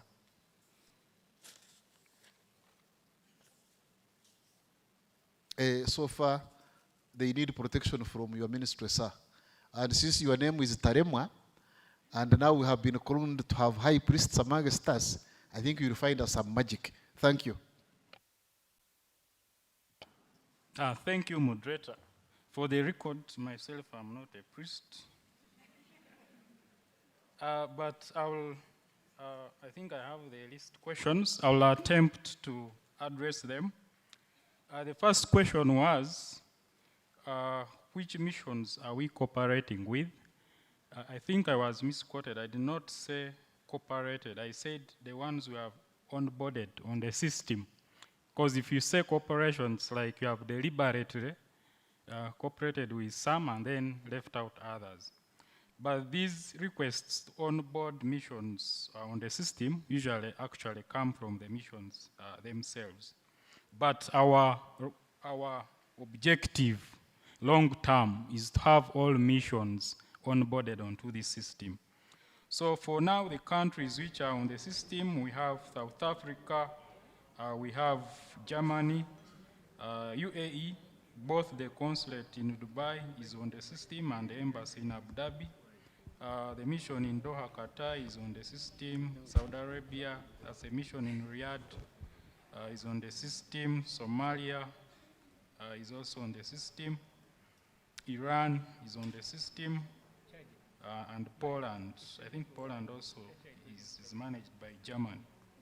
So currently, those are the countries where the laborers or migrant workers have been able to be channeled to those countries through this system. I understand there are many people here working in US and UK. I think that should be our next target. The second question was, I didn't get it quite clearly about qualification. What qualifications are required? Did the person mean the academic qualifications, the requirements? If the person meant academic qualifications, currently we don't have any limit on academic qualifications. For as long as the person meets the criteria the employer has requested for, the ministry will facilitate them. But there are also the basics one should have. Of course, one should be an adult. You must be above 18 years of age. You must have a passport. You must be in possession of a travel document.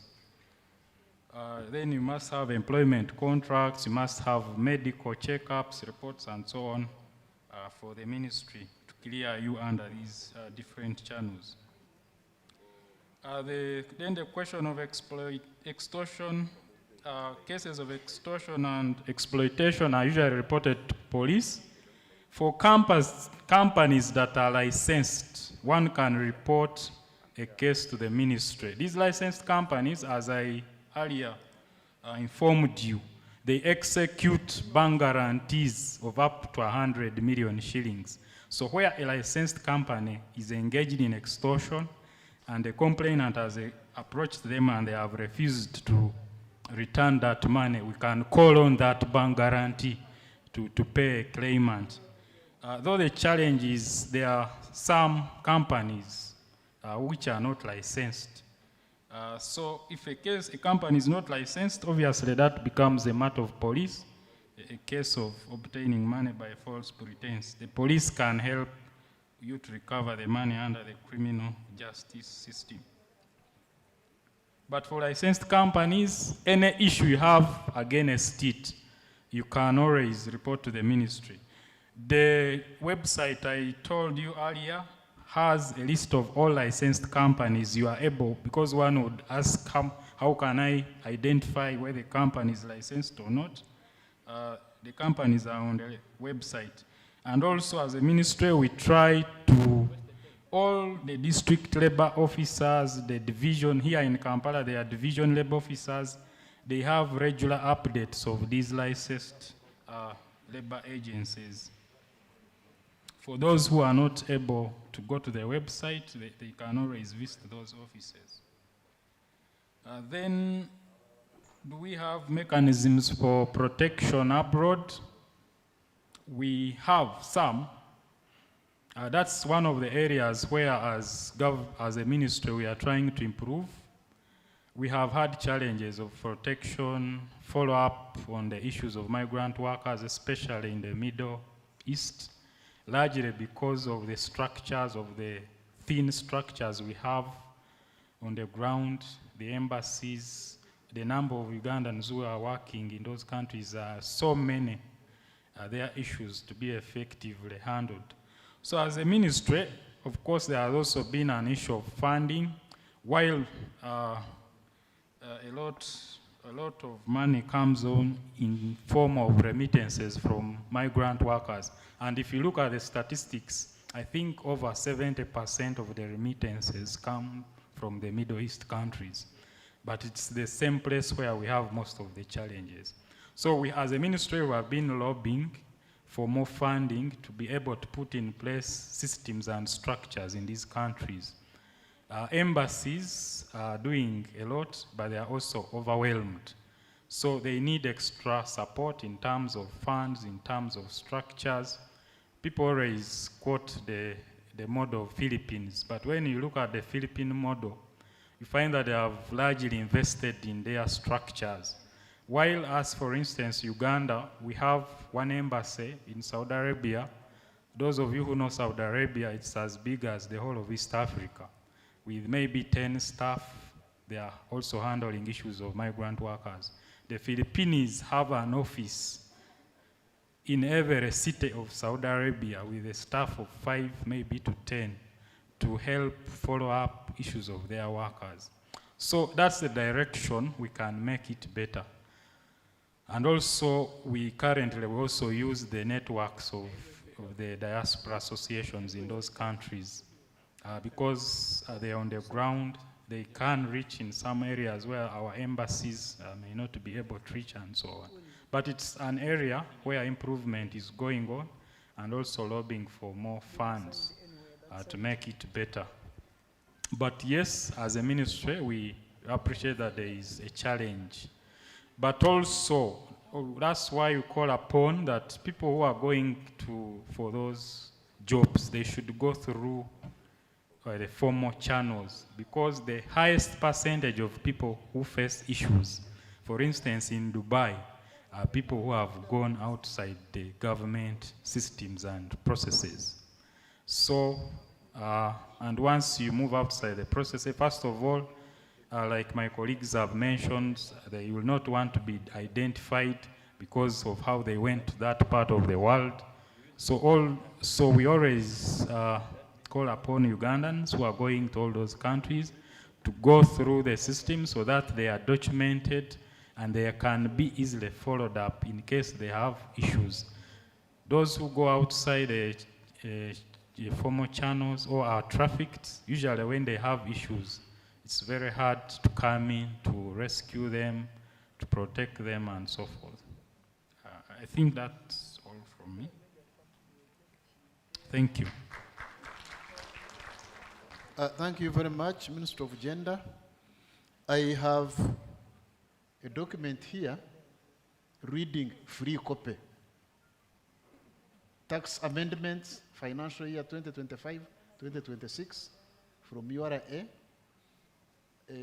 I didn't get a clear brief, but I imagine there are copies for members to go and read so they can know the tax amendments that were made that are applicable, so that they can know where they are supposed to pay and where they are not supposed to pay. As we move on, a question here says, Tunira, I changed my names and I did all the required process, but have up to now never gone for biometrics because of a particular gentleman. I think he's not gentle. Because of a particular gentleman who has frustrated my process to acquire an ID. It's now almost 2 years still waiting. I think this person can have a bilateral with officials here before going away. Then to Minister of Lands. Is one allowed to process a title when the matter is still pending in court awaiting ruling? What are the steps one should take in case it comes to our knowledge that a title is being processed without the knowledge of the other party?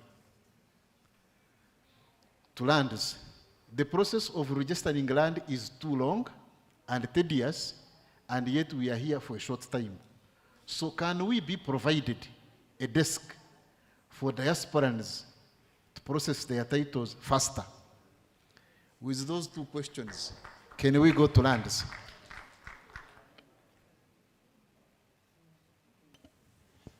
Thank you very much once again.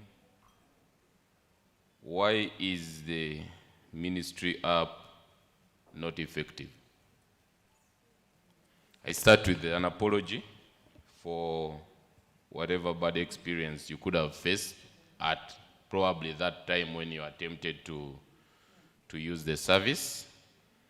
But as far as the ministry and government is concerned, we've been running this app for a year now, and we are proud to say at a fee of 10,000 shillings, government has actually been able to generate over 350,000 US dollars. So to me, that is something that is working fine. But I could meet the person and understand where their frustrations are. There is always room for improvement. Thank you. The second question, I think we both agree that we failed to get the question because it was read, but I didn't pick what the issue was. Then the issue of the typical processing time and cost for acquiring land. I would refer this person to the client charter. You can just Google the client charter of Ministry of Lands, because Ministry of Lands has different services, and all of them have different processing times and costs attached to it. That client charter has all that information that could guide you on that. Does the LIS contain data on land owned by institutions? Yes. All registration of property is done by Ministry of Lands. It doesn't matter who owns that property. It's the registration authority for land is Ministry of Lands. So it doesn't matter whether it is Uganda Land Commission, which is government land, or Buganda, land owned by Buganda. There are, of course, other mechanisms, for example, that these institutions use to manage their land, but in terms of registration and holding of that land, it's held under the Ministry of Lands, Housing and Urban Development. Is one allowed to process a title when the matter is in court? No. Definitely no. Actually, but the question is that what instruction has court given to Ministry of Lands? Because when a matter goes to court, the first thing that always court probably would do is give an injunction for nothing to happen on that property. So when that injunction, a court order is registered on that property, the ministry cannot do any registration or mortgaging of that property without that injunction being lifted. How can someone do anything on the land? Of course, there are other mechanisms that are put in place to protect that, like caveats in case you have an interest on that land and you feel that it could be sold, and yet the issue has not been resolved yet amongst you and the seller. Yes, one can put a caveat on that property. Land registration processes are long. Yeah. So most of the time, there is always this need to compare registration of land to issuance of driving permits, issuance of passports. But we keep trying to tell people that these are totally two different products we deal in. Dealing with land is something that is very, very delicate and requires a lot of due diligence before actually we are able to transact on it. While while a driving permit can be issued in 24 hours, nobody has an interest of stealing your driving permit. I mean, why would I steal your driving permit? To take it where? Why would I forge your driving permit or your passport? We tend to go a little bit slow when registering land because of the sensitivity. Everyone wants land. Even those who cannot afford want it in different ways. But that does not give us an excuse to take a year to actually register that property. So what have we done to support this? One, I don't know how many of us here used to transact on land, say about 15 years ago.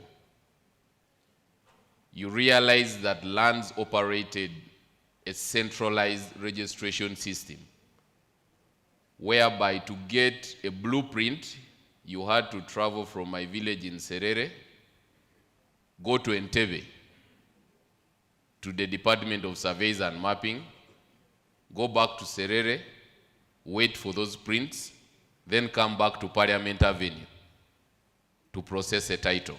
Some people always abandoned that process along the way. Over about 10, 12 years ago, we decentralized these services for the purpose of making it simpler and easier and faster. So as we speak now, Lands is present in 22 ministry zonal offices across the country. What are we doing to help the people in the diaspora? We have instructed as a ministry to all heads of these MZOs, and all these contacts have been provided to different missions and also to different convention groups to help expedite transactions for the people in the diaspora. So as we speak, we actually have a diaspora desk at the Ministry of Lands that helps expedite these processes for people. Of course, we know the time you come in is short, and sometimes you need to be given quick processes for you to be able to ensure that you conclude this process before you go back. So in terms of that, yeah, we provided that. Maybe we will provide this information again. Thank you. Thank you very much, Minister of Lands. As I noticed earlier, some of the previous questions are answering the subsequent ones. For example, availability of that desk is a welcome news. Finally, we will hear from the police. I recall that every child has an origin and that adults learn through meetings.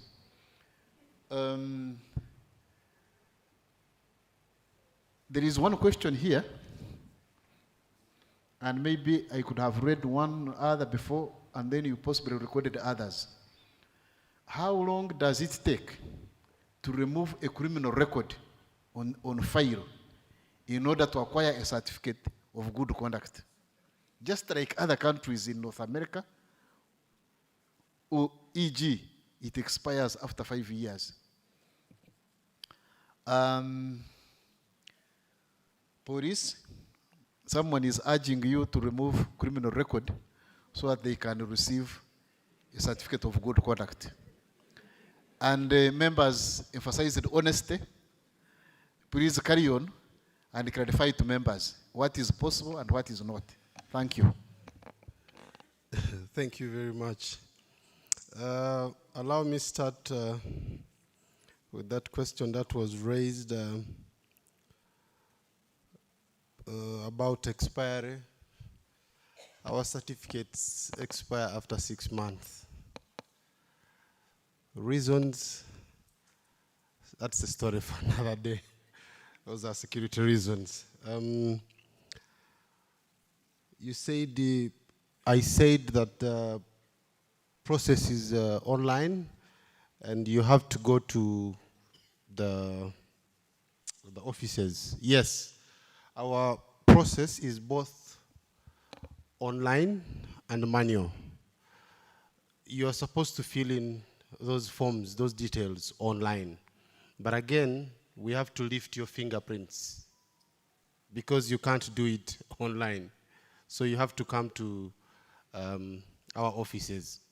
But for those in the diaspora, that's why we say we need your fingerprints manually lifted from the station and sent from the police and sent to us.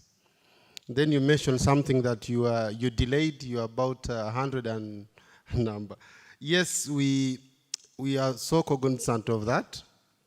That's why, as I speak now, initially, for those who have received these certificates from us, we had only one center, and that was Interpol, Kololo, Mabua Road.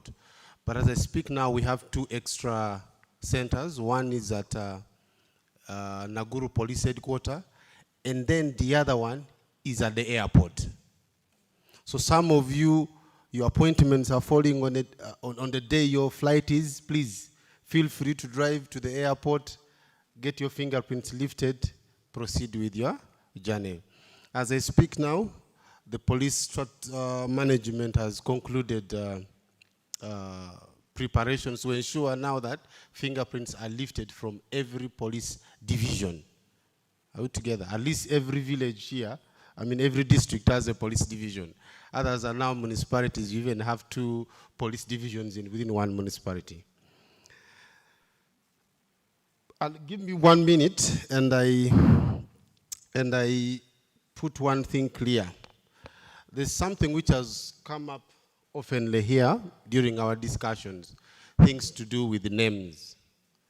Some of you moved, changed names for different reasons. Some of you married, adopted names. Please, when you're sending us those requirements for the fingerprint lifting, ensure you don't forget to include the DDPO. Are we together? Because without that, we cannot. Those are the things that sometimes causes the delay in us processing, because something is missing somewhere. And then removal of criminal records. Your record is your record. You cannot remove a criminal record. I want to interest yourself very quick with the permission of the moderator. Kindly, the person who is running the slides, look for the last part of the slide that shows the police clearance certificate, please, if you can. I want to interest you in a particular point there. Your record remains a record. That's why, if you are a convict, we shall put there that you are a convict and you're not to be liable to getting a certificate. Maybe we'll share it later. As I conclude, to avoid us missing on very good opportunities, some of you are investing abroad where you are, and part of the requirements for you to invest is your criminal records. I personally have seen people cry in our office there when we break to them the news that you are not going to get a certificate because of your criminal records. Please, there's only one key. Avoid being on the wrong side of the law. Avoid being on the wrong side of the law. I want to give you a very simple example. During COVID, you remember, His Excellency was giving us, some of us turned it into a joking matter, executive order, stay home. You remember? Very many youth deferred that executive order. What happens? We felt that the bottle was very important. So we'd go clubbing, would stealthily go and then you get arrested by the police. They are paraded before the judge, and the judge gave them a caution. To you, a layman, you think a caution is just any other thing. In itself, a caution is a conviction. Actually, in legal terms, we call it conviction by caution. And these people have gotten opportunities to go abroad, to go and study. But they cannot, simply because they lack that one particular requirement, which is a certificate. So I conclude by saying, let's avoid being on the wrong side of the law. I wish you a very good afternoon. That is a good note to end with, and I would like to avoid caution by the Director of Programs. Ladies and gentlemen, you have been a wonderful audience, very engaging. I deliver my apology that I have not been able to turn to the other side that I intended to, because the Director of Ceremonies walked here and threatened to caution me. that people cannot die of hunger, that sessions are still going on. Now, as we conclude, Mr. Taremwa, from Ministry of Gender, Superintendent Rubanga Kenneth Stephen, Mr. Lenin Victor, Kreya Olama, and Mr. Bwesije, my neighbor, for the last couple of minutes. I thank you very much for the information you have shared with the audience. I thank the audience for the engagement they have put in. I appreciate the interest we have all displayed. I appreciate the role of diaspora in our national development and the interest particularly of those who are present here. Without interest, they wouldn't be here. And as we heard before, you are our biggest investors, you are ambassadors, you are our representatives. We will invite you again when we have similar functions. We will want to hear from you again so that we can improve what we have today. And we are glad that this session is coming to an end. Before we make an applause, may I mention again that I have confirmed that there are free copies of tax amendments.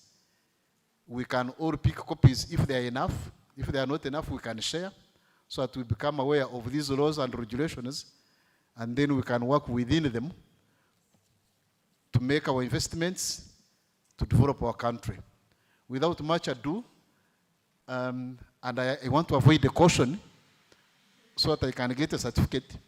I thank you very much, and Madam Director of Protocol and Ceremonies, I hand over back the floor, and you can release us and relieve us. Thank you.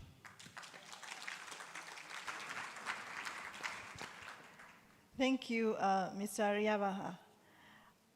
I like his pattern of speech. It's quite flow. You can keep listening to him, you know, for a long period. Thank you all, panelists, and I would like to grant you permission to leave. We're going to break for lunch. We are running almost 2 hours behind schedule.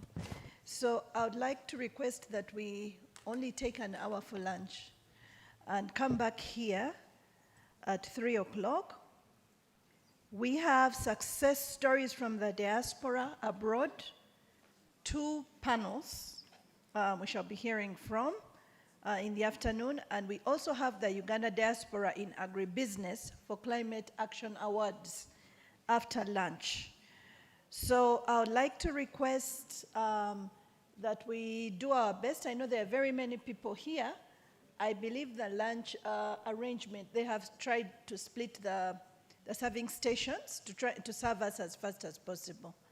But I would like to request that we do go, break for lunch, have it as fast as possible, and come back here so that we are done by if possible, 6 p.m., the way things are looking. Thank you all very much, and have a good lunch break.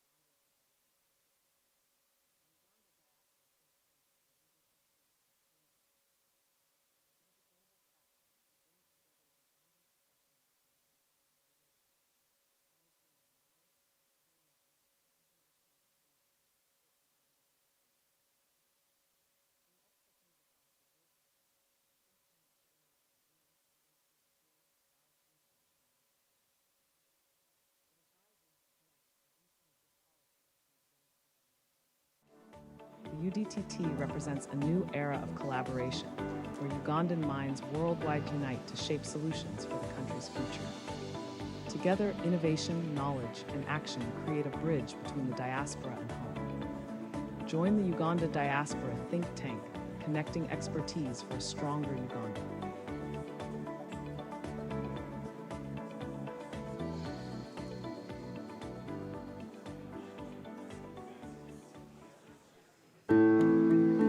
Every waking day is a reminder just how beautiful this, our land, truly is. The kind of beauty that you can only find here. In the lush green all around us and the wondrous sights within. It's what you feel in the gentle caress of tropical wind from the mountaintops. And the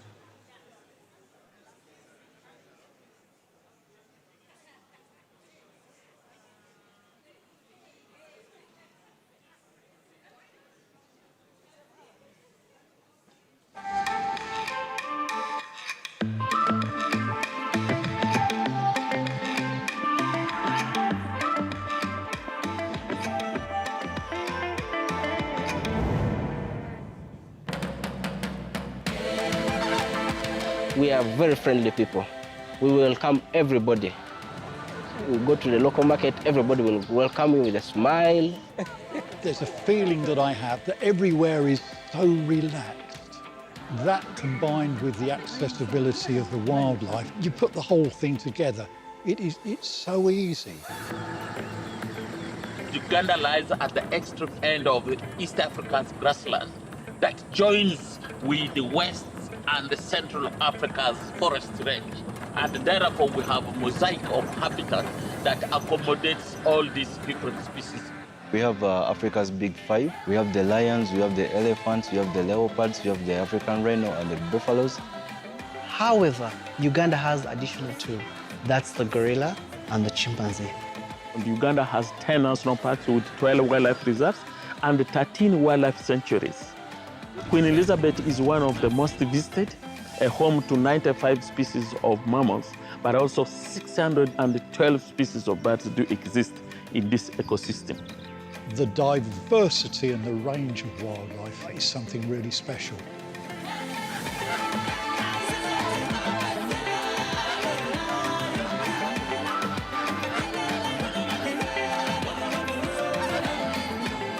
The channel is a breeding area. We have preserved it purposely to allow fish have a chance of breeding. It is also a major drinking source. That's why we see elephants. An adult elephant is able to take more than 200 liters of water.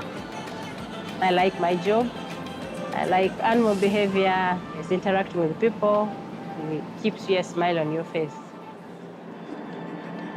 Yeah, I love ginger so much, given its source of the Nile. Then also the activities there, such as whitewater rafting. My favorite place to be in is Matron Falls. You go through and you get mesmerized.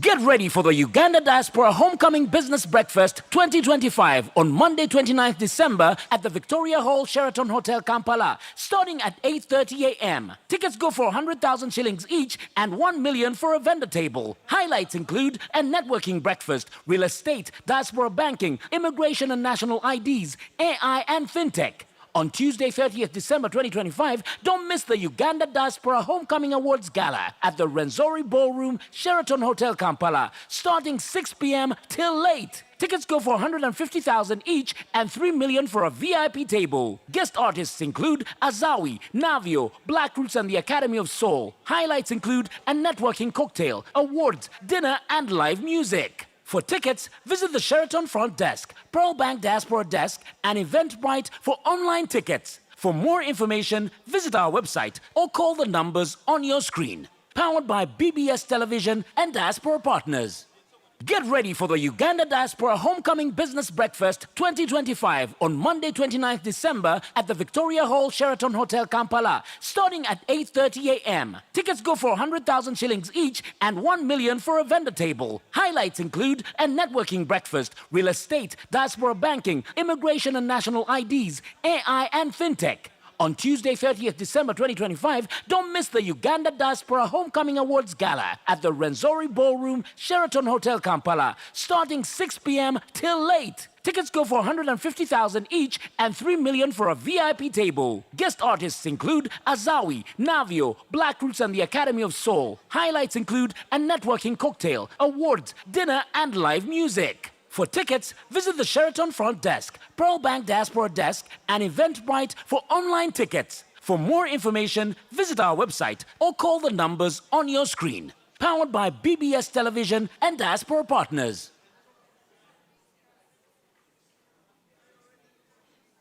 Get ready for the Uganda Diaspora Homecoming Business Breakfast 2025 on Monday 29th December at the Victoria Hall Sheraton Hotel Kampala, starting at 8:30 a.m. Tickets go for 100,000 shillings each and 1 million for a vendor table. Highlights include a networking breakfast, real estate, diaspora banking, immigration and national IDs, AI and fintech. On Tuesday, 30th December 2025, don't miss the Uganda Diaspora Homecoming Awards Gala at the Renzori Ballroom, Sheraton Hotel, Kampala, starting 6 p.m. till late. Tickets go for 150,000 each and 3 million for a VIP table. Guest artists include Azawi, Navio, Black Roots and the Academy of Soul. Highlights include a networking cocktail, awards, dinner and live music. For tickets, visit the Sheraton Front Desk, Pearl Bank Diaspora Desk, and Eventbrite for online tickets. For more information, visit our website or call the numbers on your screen. Powered by BBS Television and Diaspora Partners.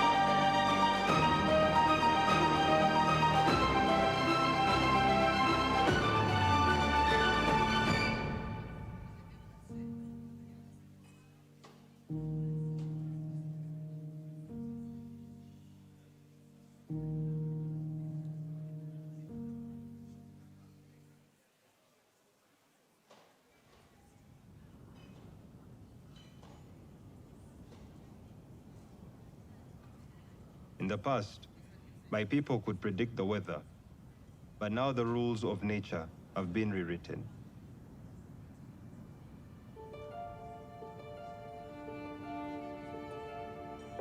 The commitment of taking care of your people and planet presents a challenge.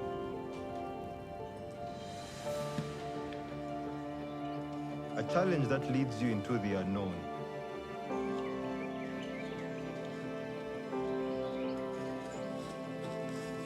Exploring untouched paradises, seemingly from another world.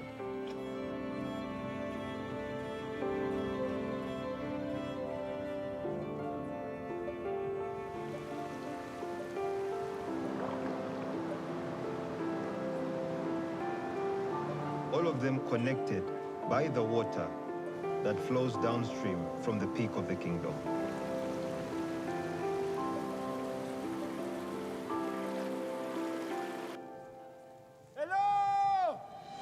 And I can feel deeply how this mountain is suffering.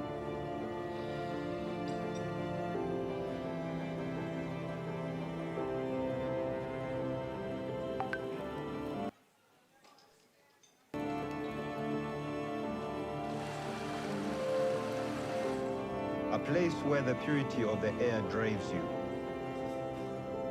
to keep climbing upward.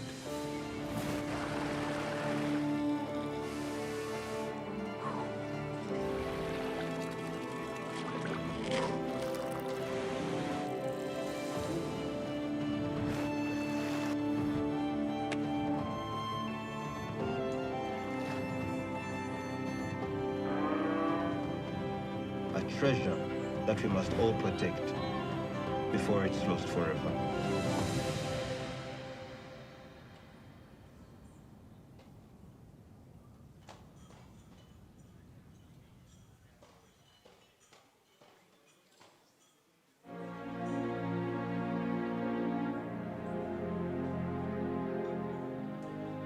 Welcome to one of Africa's highest, most remote and unknown mountain ranges located in Uganda, the Pearl of Africa. The Rwenzori Mountains, also known as the Mountains of the Moon, are stretched over 120 kilometers long and 61 kilometers wide.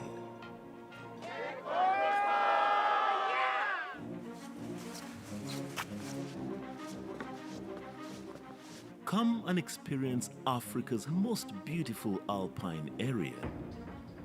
With every hour and every altitude gain, the landscapes, colors, and views are ever-changing.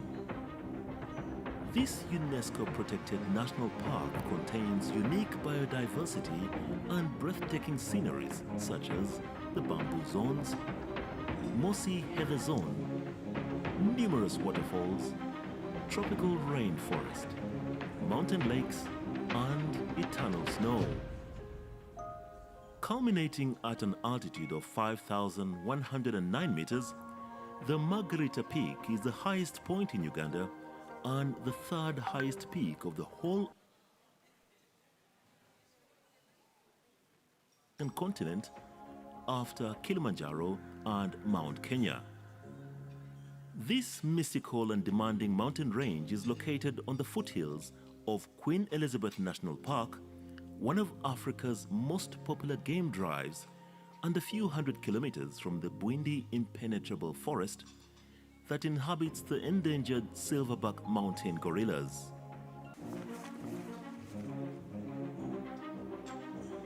Rwenzori Mountains offers trails for all levels of hikers, which range from 1-day to 10-day trips. The shorter trips are not as physically demanding and still showcase the amazing beauty in the art of nature, including rare vegetation, rivers, and numerous waterfalls. This unique biosphere is a true gem that needs to be preserved not only for the many endemic species it contains, but also for the local community which directly benefits and lives from the mountain's gifts.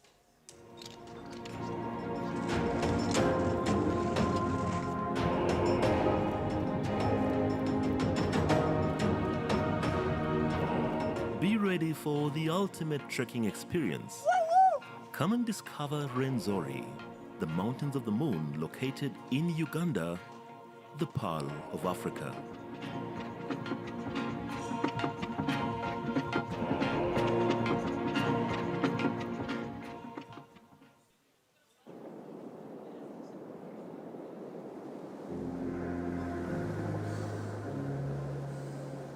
I'm feeling cold. I feel tired. How do you work? How do you work?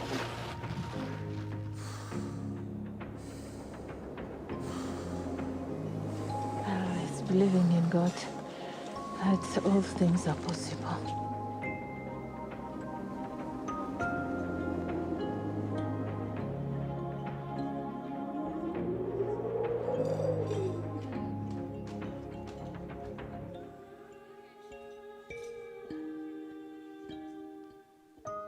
Welcome to one of Africa's highest, most remote and unknown mountain ranges located in Uganda, the Pearl of Africa, bordering the Democratic Republic of Congo. The Rwenzori Mountains are stretched out over 120 kilometers long and 61 kilometers wide. They are called mountains of the moon, or even the rainmaker, especially as she produces up to 350 days of rainfall annually. 13 Ugandan mountain climbers are about to set off on a journey to climb the highest peak of this pristine mountain range called the Margarita Peak. This expedition, funded by the United Nations Development Program, is intended to showcase the beauty of the Rwenzori Mountain. Flagged off by the United Nations Development Program country representative and Joshua Cheptegei, the fastest long-distance runner on Earth, the team will attempt to summit this unique peak while discovering the wonders of this mystical and demanding mountain range.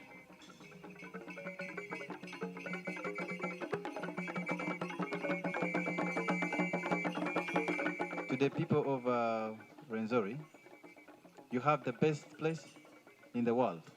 Treasure it, keep it. I'm so excited. I'm so thrilled to have this opportunity to summit Rwenzori.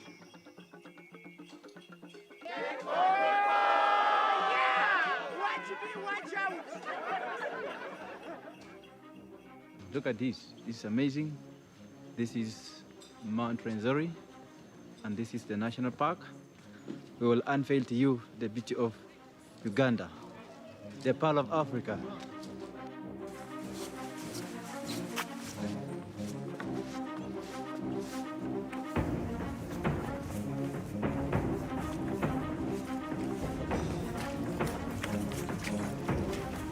The best never rest. Our prayer is to reach on the top.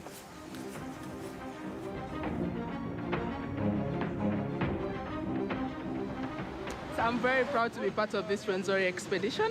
I'm proud to be doing this with Lily. We are the only two females who are doing this. The sun is out right now, and all is going well. Oh, Rwenzori, beautiful place to be.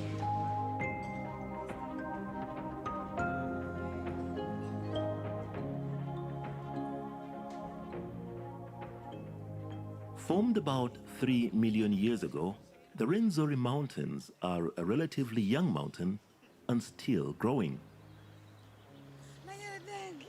The mountains of the moon are blessed with a wide variety of flowers and plants. With every hour and every altitude gain, the landscapes, colors, and views are ever changing. You can find different layers of vegetation: bamboo zones, mossy heather zone, lobelias, alpine zone, and eternal snow at the top of the mountain.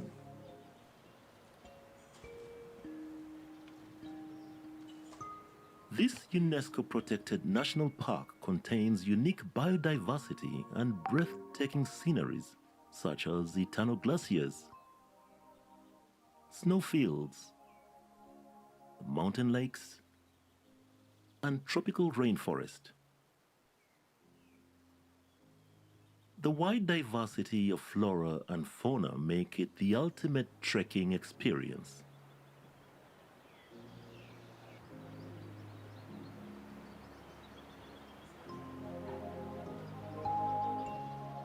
It's an adventure.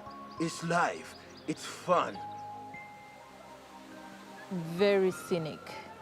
Amazing, amazing, amazing experience to go through the waterfalls, the hike itself, the boggy places. It was just amazing.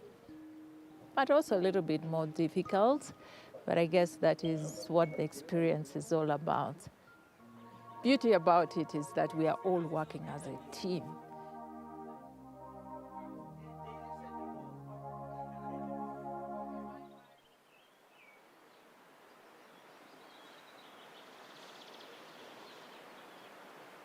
I'm doing very well today. Last night I had a bit of a running tummy and a headache. I think it's an effect of the altitude sickness. And then I noticed this morning that my lotion is frozen.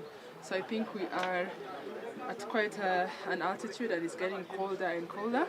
But I'm feeling great right now, and that's a good thing. My headache is gone, and I'm looking forward to the day.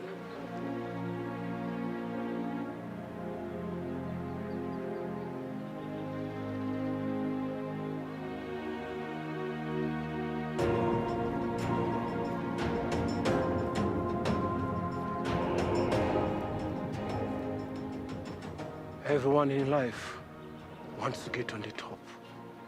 But what are the techniques? What's the way of reaching to the top? I have just come to realize reaching at the top is not easy. You have to pass so many things.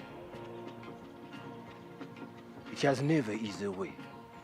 But when you believe in yourself, when you prepare your mind, I have a saying of saying that nothing is impossible. The Kilembe Trail is a marvelous but challenging 82-kilometer hike that requires an 8-day trek with 6 days to the summit and 2 days of descent, depending on the weather conditions and the endurance of the hikers. Tiresome yet rewarding, this hike starts at 1,800 meters and culminates at an altitude of 5,109 meters on Mount Stanley, where the Margarita Peak is the highest point in Uganda and the third highest peak on the whole African continent after Kilimanjaro and Mount Kenya.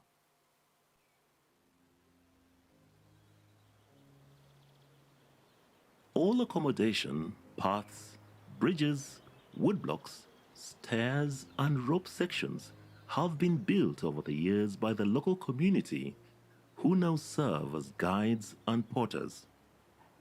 They provide incredible knowledge, assistance and safety on the way to the top and back down. So here we are at the height of 4,000 meters. And in the background, if you see straight, you will see the green buildings. That is Bugata camp.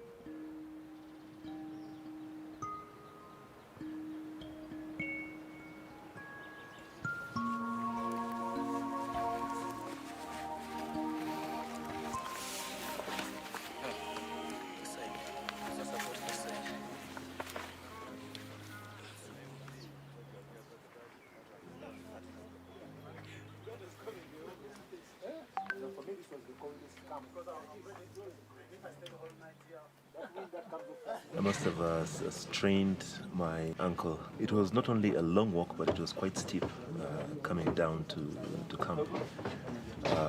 So this morning, I just couldn't put my foot down. It was very difficult to walk. This is really helpful. I'm getting a celebrity massage.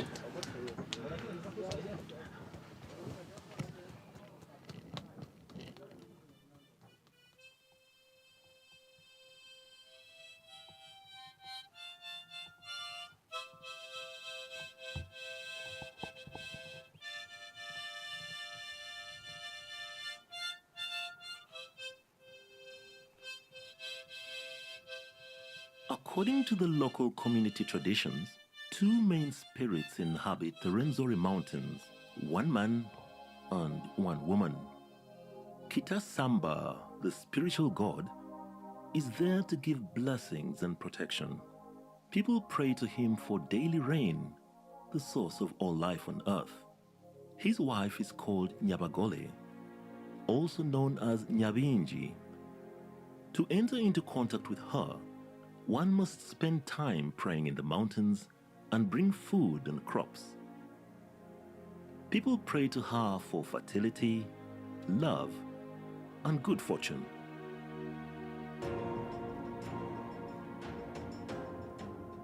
One of the sayings is, if you respect the mountain, she will give it back to you.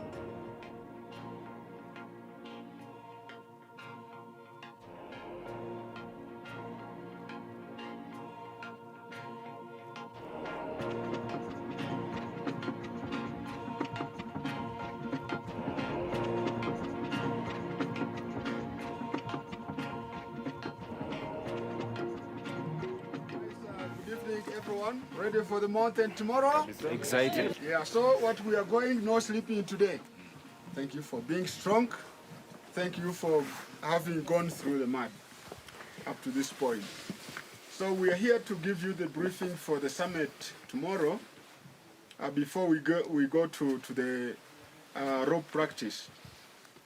We have 3.6 kilometers just from here to the top of Margarita. But that short distance takes time. It takes around 5 to 7 hours. We've decided that we leave here at 1 a.m. So roughly from here to the first glacier, it may take us 2 hours.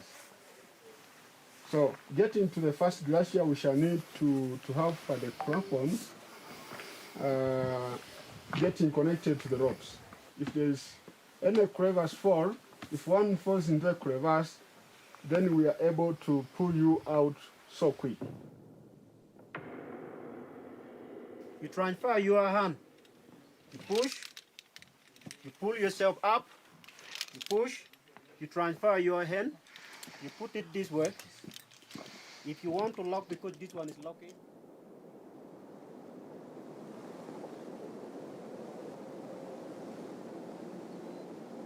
I'm feeling cold, I feel tired. But I have to go and get to the peak of Margarita. It's believing in God that all things are possible.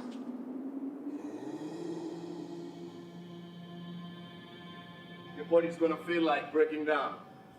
But your body's the only thing that can never give up on you. You're the only one who can give up, your mind.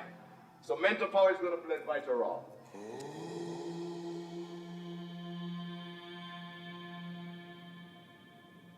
Your heartbeat, every single bit moving, you have to reserve as much energy as you can.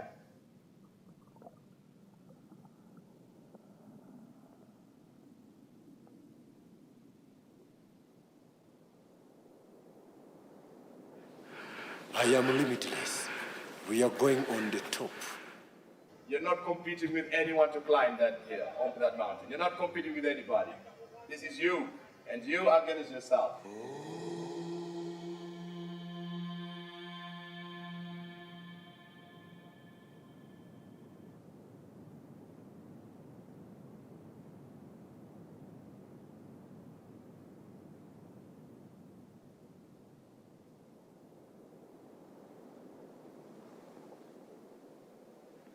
Let's go, guys. Let's go, let's go, let's go, let's go.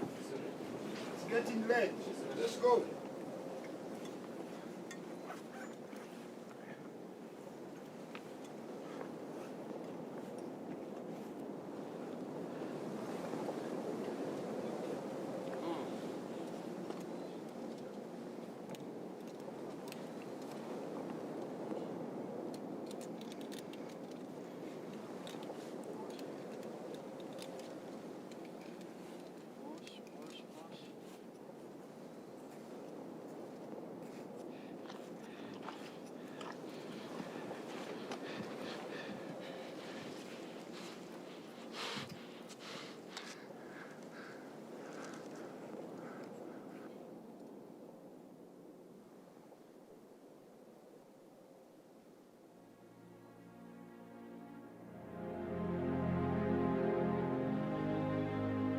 I've not got such kind of experience in my life.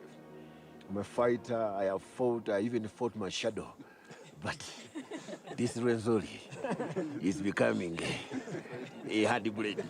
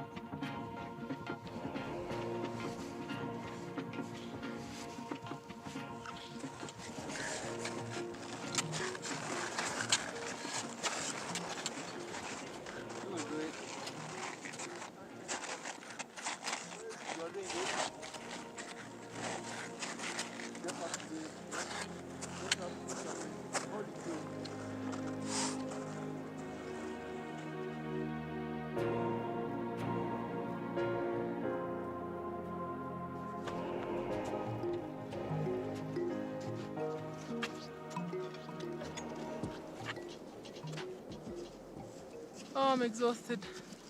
Ah.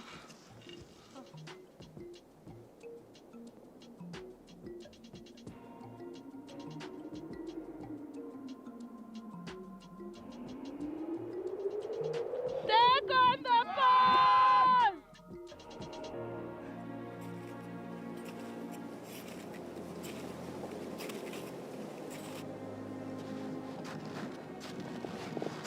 Adui wapi? Adui yako. Oh Lord, we are climbing to the pitch. Oh.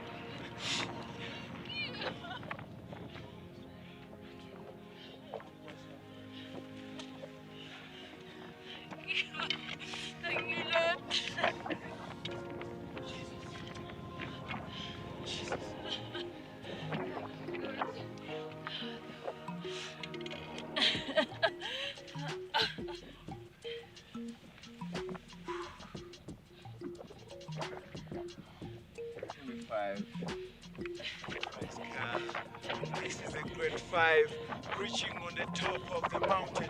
We are the top of Uganda.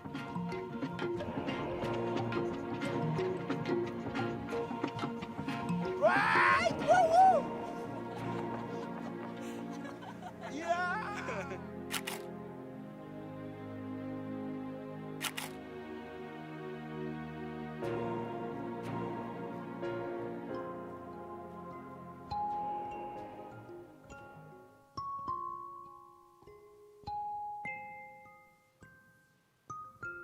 Preserving the mountain is capital. Unfortunately, due to climate change, the ice cap has reduced considerably over the years. With up to 350 days of rain per year, the Rwenzoris provide water to around 5 million people within the area of the mountain. This water flows to the River Nile, the longest river on earth, and continues its journey to Sudan and Egypt.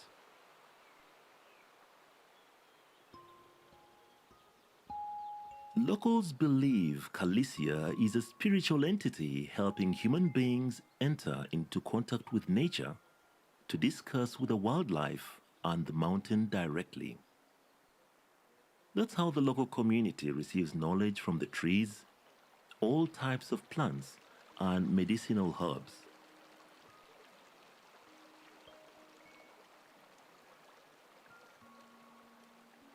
People love and respect this mountain so much for the water, the medicine, and the incredible vegetation it offers.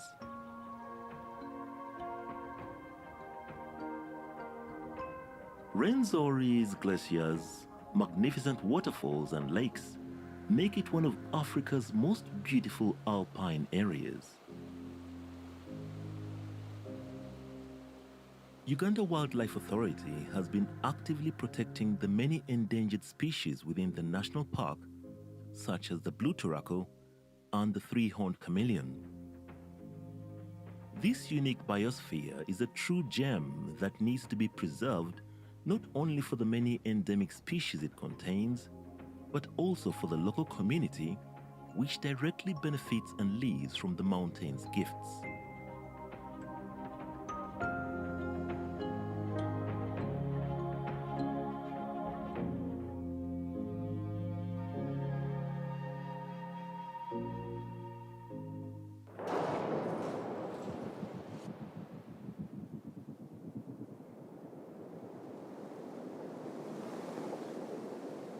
We are going to rescue the drone because our drone is just hanging up there in the middle of the rocks. So we are going to climb up there and make sure we have to come along with it. But before that one, we are planning first to make sure we are safe. Everyone, especially the one who is coming to be removing the drone from down, is supposed to be safe on the rope. We're also going to be giving communication, especially directing him where he's supposed to go.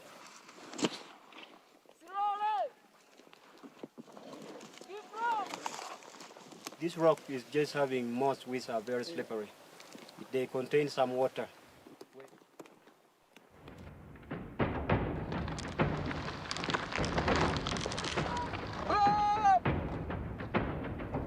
Guys, be careful!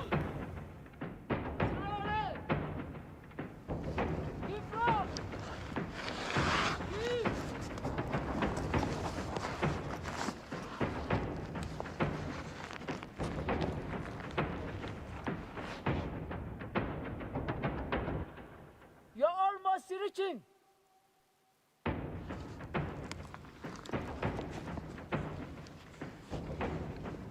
Are you okay?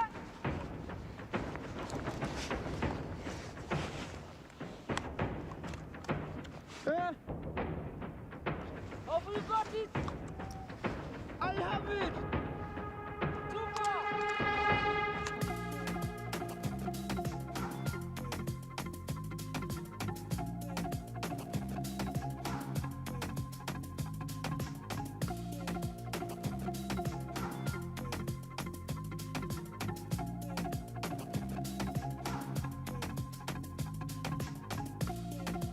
Carrying 50 kilograms. They are climbing. These are the porters. And these guys, they keep moving on speed. You think that these guys are immortal? They work with passion. They know every step, every corner. We are around 75 porters, including the guides. We are now 85 people in the whole group. Some of our colleagues have just arrived now from Hanwick's camp. They have given us information that our friends have just got stuck in the way. They have been weak. They have done a lot of work. They have moved long distances. Some are affected by altitude. So we are collecting ourselves together to rescue them.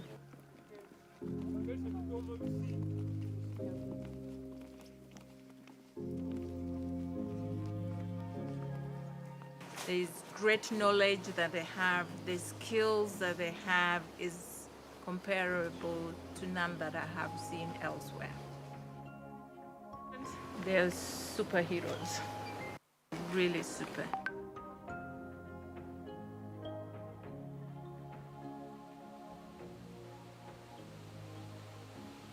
Many newly discovered waterfalls are tributaries flowing into the powerful Nyamukasani River that runs from the Rwenzori Mountains through Chalumba, Chondo, and Kisinga sub-counties to Lake Edward. They flow over rocks that present themselves like a silver lining to form a misty situation down the valley when viewed from a distance. This is a completely new trail which has even like 17 waterfalls just along this trail.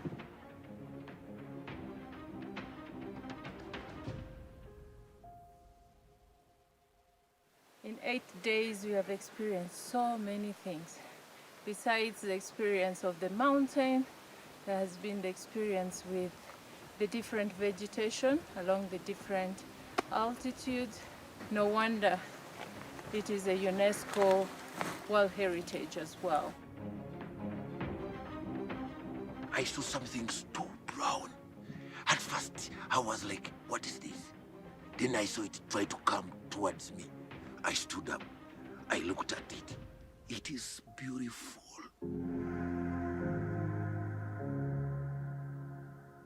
Rwenzori Mountain offers trails for all levels of hikers, which range from 1-day to 10-day trips. The shorter trips are not as physically demanding and still showcase the amazing beauty and the art of nature, including rare vegetation, rivers, and numerous waterfalls.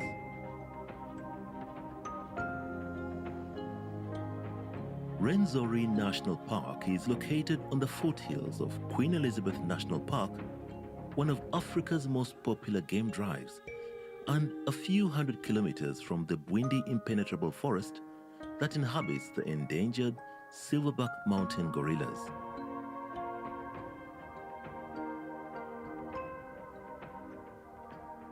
And to quote Winston Churchill, for magnificence, for variety of form and color, for profusion of brilliant life, bird, insect, reptile, beast. For vast scale, Uganda is truly the pearl of Africa.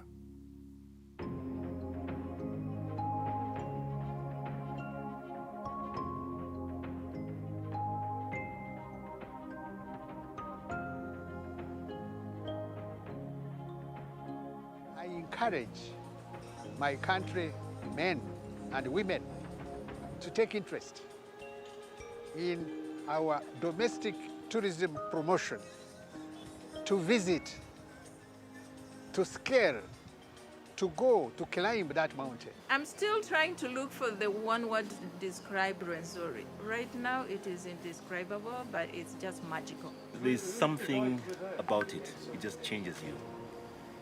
You're suddenly humbled just realizing how great this mountain is. It's incredible, beautiful. I don't even know the words to say. Like, guys, 9 days in the mountains, no phone, nothing. It's stress-free. I encourage everyone to take on Rwenzori. This mountain has many mountains on it. Before you reach on the top, you climb, you slope, you climb and slope. We all reached at the pitch. No one was looking handsome apart from me.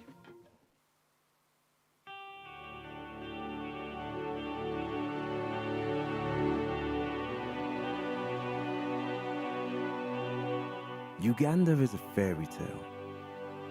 You climb up, and at the end, there is a wonderful new world.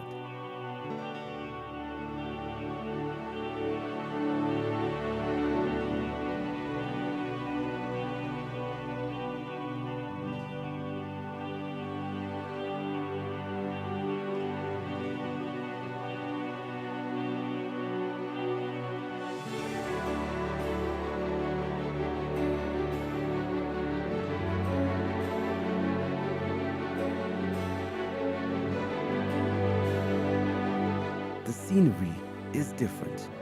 The vegetation is different. Climate is different. And most of all, the people are different from anything elsewhere to be seen in the whole range of Africa.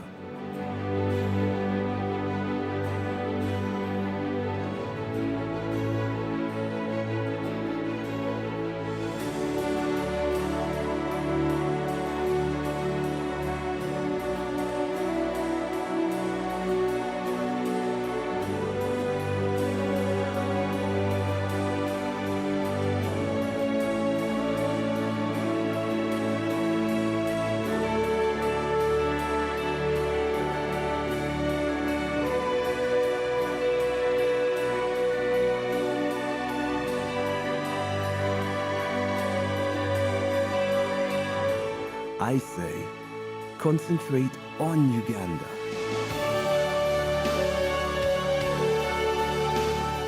For magnificence, for variety of form and color for profusion of brilliant life, bird, insect, reptile, beast, and for vast scale.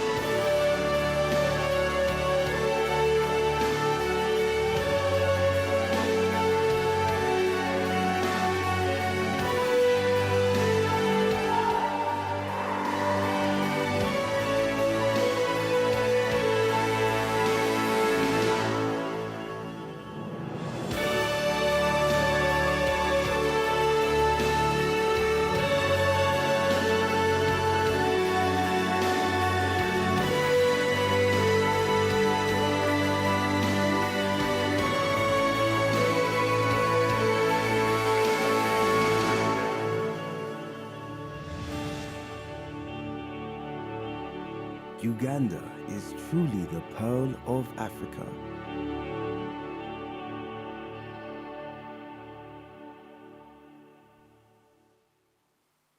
Across the world, Ugandans are making an impact in research, business, technology, education, health, and beyond. Yet much of this expertise remains disconnected from Uganda's development journey. The Uganda Diaspora Think Tank, or UDTT, is changing that. It is a global platform that brings together Ugandan professionals and intellectuals living abroad, harnessing their knowledge, experiences, and international exposure to support Uganda's national development.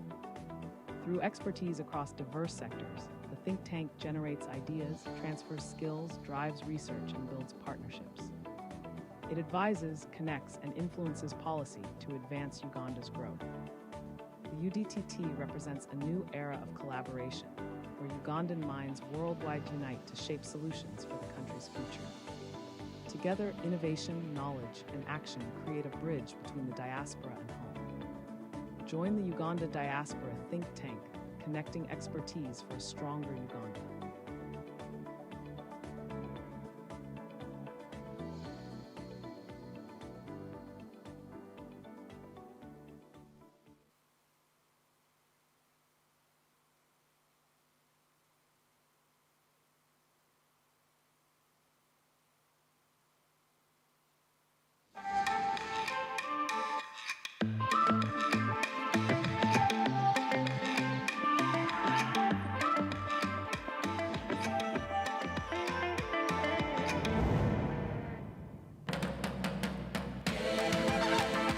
We are very friendly people. We welcome everybody. We go to the local market, everybody will welcome you with a smile. There's a feeling that I have that everywhere is so relaxed. That combined with the accessibility of the wildlife, you put the whole thing together, it's so easy. Uganda lies at the extreme end of East Africa's grassland that joins with the West and the Central Africa's forest range. And therefore we have a mosaic of habitat that accommodates all these different species. We have Africa's big five. We have the lions, we have the elephants, we have the leopards, we have the African rhino and the buffaloes. However, Uganda has additional two. That's the gorilla and the chimpanzee. And Uganda has 10 national parks with 12 wildlife reserves and 13 wildlife sanctuaries. Queen Elizabeth is one of the most visited, a home to 95 species of mammals, but also 612 species of birds do exist in this ecosystem. The diversity and the range of wildlife is something really special.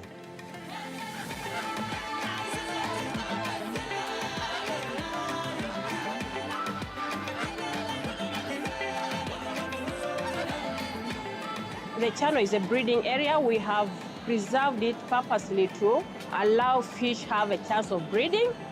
It is also a major drinking source. That's why we see elephants. An adult elephant is able to take more than 200 liters of water. I like my job. I like animal behavior. It's interacting with people. It keeps you a smile on your face.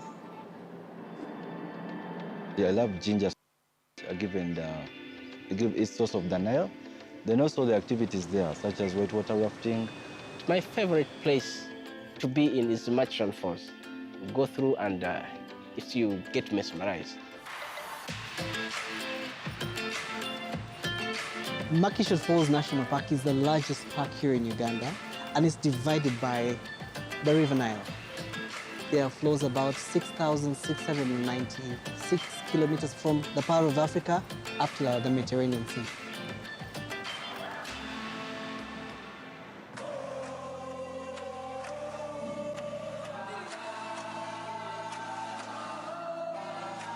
This is the Kanyantale chimpanzee community, made up of 100 to 120 members living together.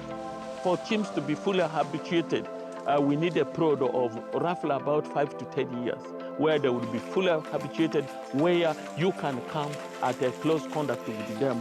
When you track the chimpanzees, you get to understand them more, and you really know how they relate to one another, and you can even get to know that these chimpanzees are so close to humans. We've been to Queen Elizabeth and the flatlands with beautiful animals, beautiful landscape. But most importantly, are the people. When you go to Karamoja, you look at their cultural dances. That's just one of the things I can tell you that you need to explore. Beautiful culture, beautiful folklore. When you go back, the history of this lake, this back, around 1300, people all over Africa have been coming here. Actually, the salt from here, we don't add any chemical in the salt. After scooping it from the salt blocks, it's ready to be taken home, pushed in chicken or fish to celebrate, because it contains over 84 mineral ingredients. Eat our local food, eat our Rolex, you know. Yeah, that's when you feel Uganda. What is a Rolex? Oh, Rolex is our identity, I should say, a Ugandan food identity. It's a quick food, like a fast food. You can just grab and eat on your way as you are driving. Mixture of chapati and eggs with tomatoes, onions, you know, say, very nice food. Yeah, you need to taste. Uganda houses 54% of the remaining endangered mountain gorillas. When we are living here and we are expecting to have a short hike, and we end up having a long hike, I request that at the end of the day, you don't blame me. Because I do not make arrangements with these animals. Instead, when we are hiking, we follow their movements until when we find them.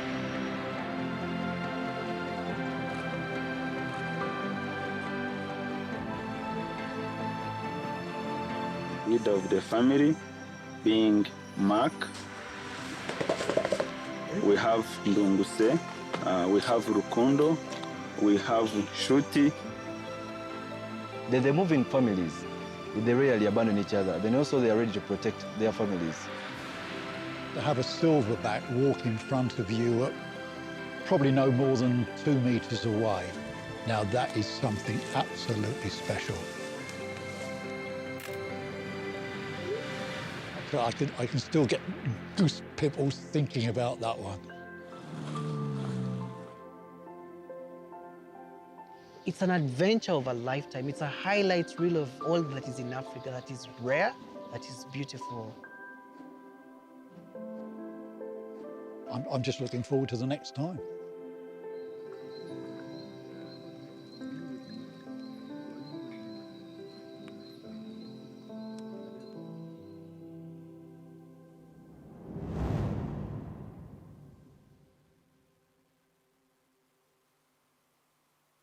Get ready for the Uganda Diaspora Homecoming Business Breakfast 2025 on Monday 29th December at the Victoria Hall Sheraton Hotel Kampala, starting at 8:30 a.m. Tickets go for 100,000 shillings each and 1 million for a vendor table. Highlights include a networking breakfast, real estate, diaspora banking, immigration and national IDs, AI and fintech. On Tuesday, 30th December 2025, don't miss the Uganda Diaspora Homecoming Awards Gala at the Renzori Ballroom, Sheraton Hotel Kampala, starting 6 p.m. till late. Tickets go for 150,000 each and 3 million for a VIP table. Guest artists include Azawi, Navio, Black Roots and the Academy of Soul. Highlights include a networking cocktail, awards, dinner and live music. For tickets, visit the Sheraton Front Desk, Pearl Bank Diaspora Desk, and Eventbrite for online tickets. For more information, visit our website or call the numbers on your screen. Powered by BBS Television and Diaspora Partners.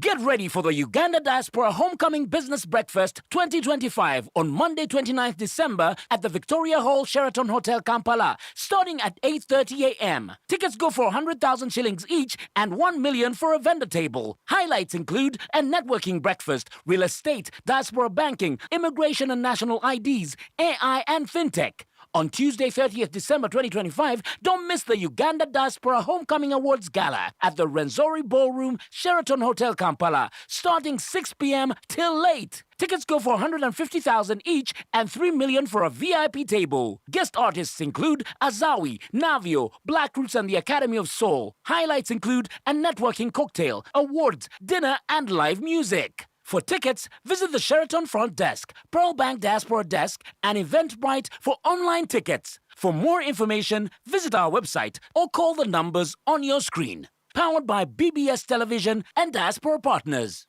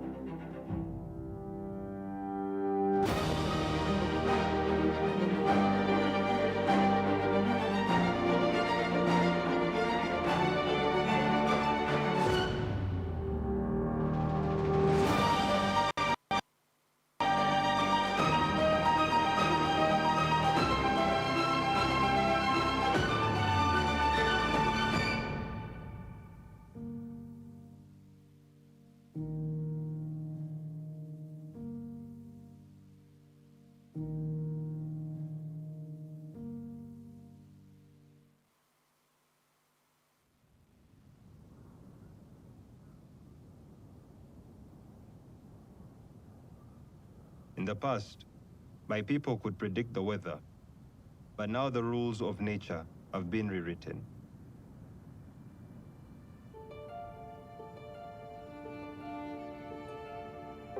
The commitment of taking care of your people and planet presents a challenge.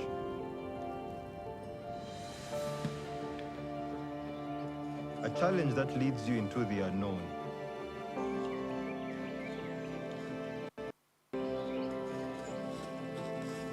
Exploring untouched paradises, seemingly from another world.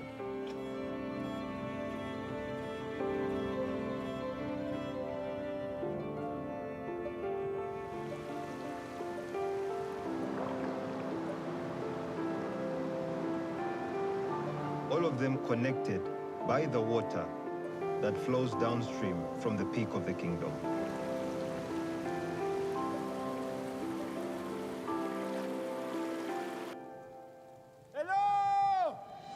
And I can feel deeply how this mountain is suffering.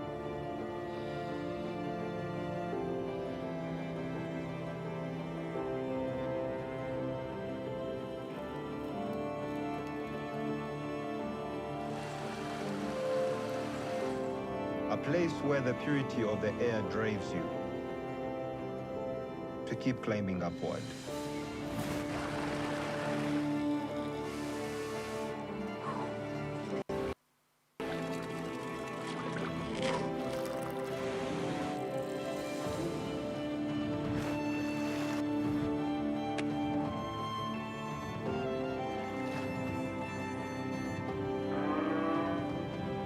A treasure that we must all protect before it's lost forever.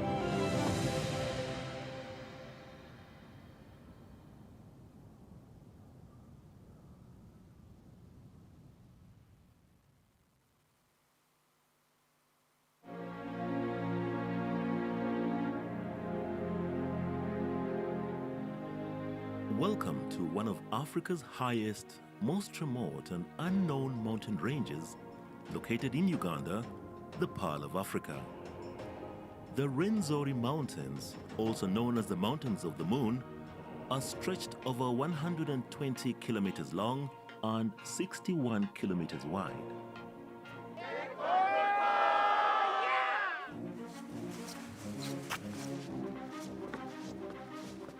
Come and experience Africa's most beautiful alpine area. With every hour and every altitude gain, the landscapes, colors and views are ever-changing. This UNESCO-protected national park contains unique biodiversity and breathtaking sceneries such as the bamboo zones, mossy heather zone, numerous waterfalls, tropical rainforest, mountain lakes, and eternal snow. Culminating at an altitude of 5,109 meters, the Margarita Peak is the highest point in Uganda and the third highest peak of the whole African continent after Kilimanjaro and Mount Kenya. This mystical and demanding mountain range is located on the foothills of Queen Elizabeth National Park, one of Africa's most popular game drives, and a few hundred kilometers from the Bwindi impenetrable forest that inhabits the endangered silverback mountain gorillas.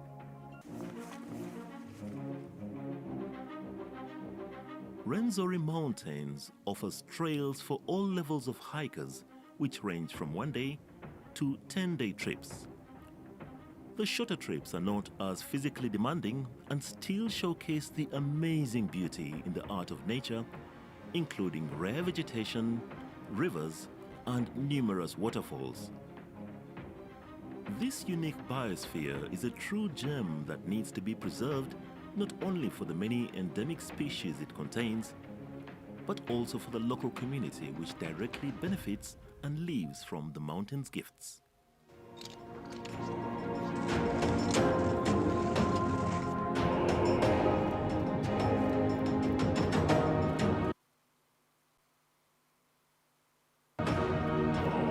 Be ready for the ultimate trekking experience. Come and discover Rwenzori, the Mountains of the Moon located in Uganda, the Pearl of Africa.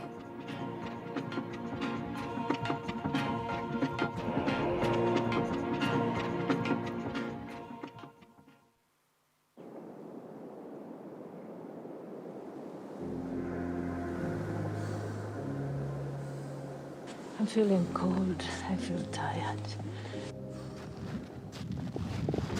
How do you work?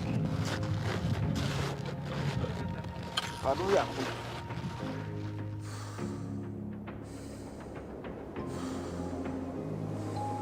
It's believing in God that all things are possible.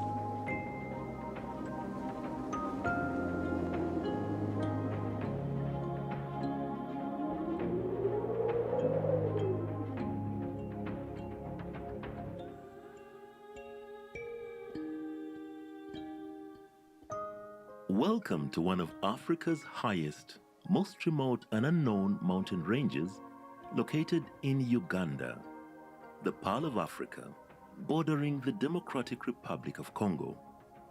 The Rwenzori Mountains are stretched out over 120 kilometers long and 61 kilometers wide.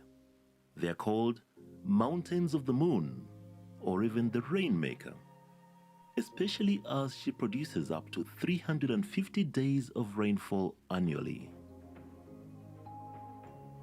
13 Ugandan mountain climbers are about to set off on a journey to climb the highest peak of this pristine mountain range called the Margarita Peak. This expedition, funded by the United Nations Development Program, is intended to showcase the beauty of the Rwenzori Mountain. Flagged off by the United Nations Development Program country representative and Joshua Cheptegei, the fastest long-distance runner on Earth, the team will attempt to summit this unique peak while discovering the wonders of this mystical and demanding mountain range.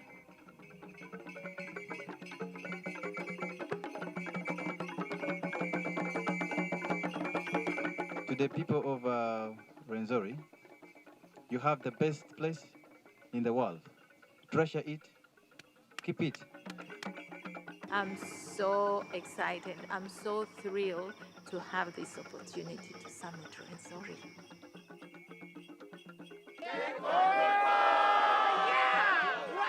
Watch out! Look at this. This is amazing. This is Mount Rwenzori, and this is the national park. We will unveil to you the beauty of Uganda, the Pearl of Africa.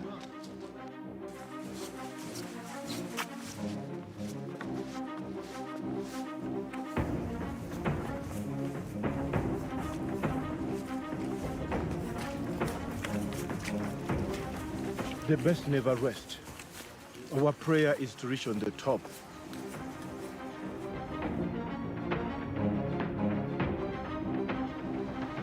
So I'm very proud to be part of this Rwenzori expedition. I'm proud to be doing this with Lily. We are the only 2 females who are doing this. The sun is out right now, and all is going well. Oh, Rwenzori, beautiful place to be.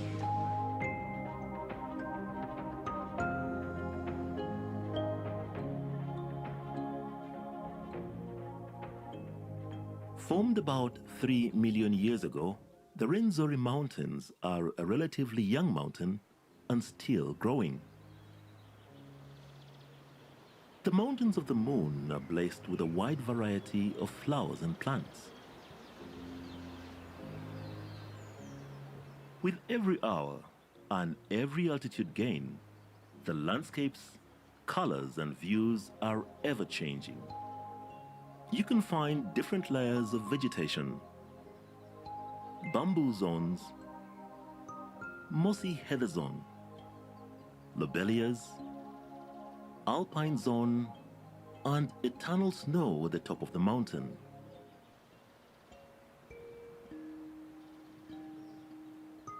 This UNESCO-protected national park contains unique biodiversity and breathtaking sceneries, such as eternal glaciers, snowfields, mountain lakes, and tropical rainforest. The wide diversity of flora and fauna make it the ultimate trekking experience.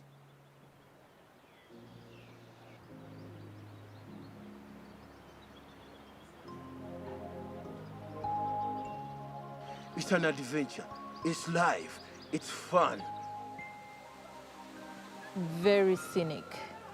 Amazing, amazing, amazing experience to go through the waterfalls, the hike itself, the boggy places. It was just amazing. But also a little bit more difficult, but I guess that is what the experience is all about. Beauty about it is that we are all working as a team.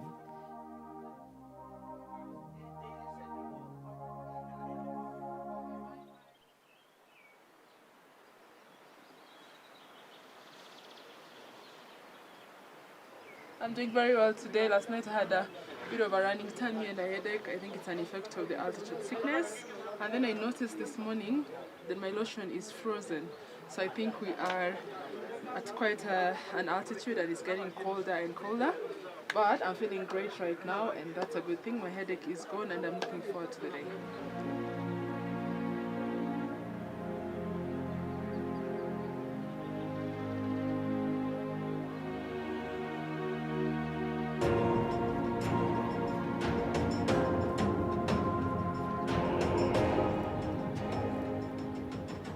Everyone in life wants to get on the top.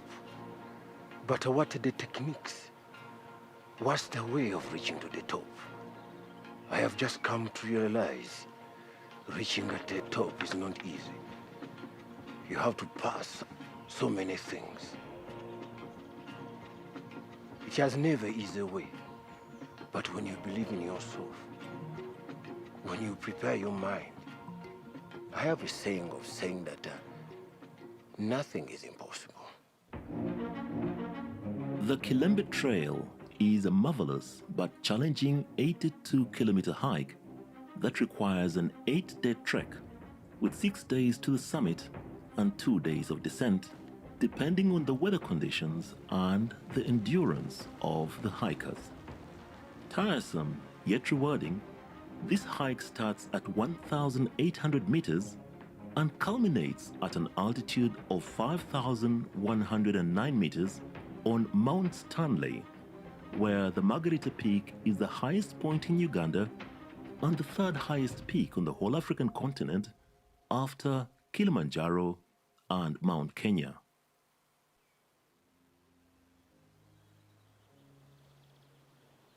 All accommodation, paths, bridges, woodblocks, stairs and rope sections have been built over the years by the local community, who now serve as guides and porters.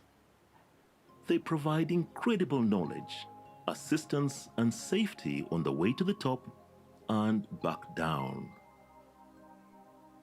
So here we are at the height of 4,000 meters. And in the background, if you see straight, you will see the green buildings. That is Bugata camp.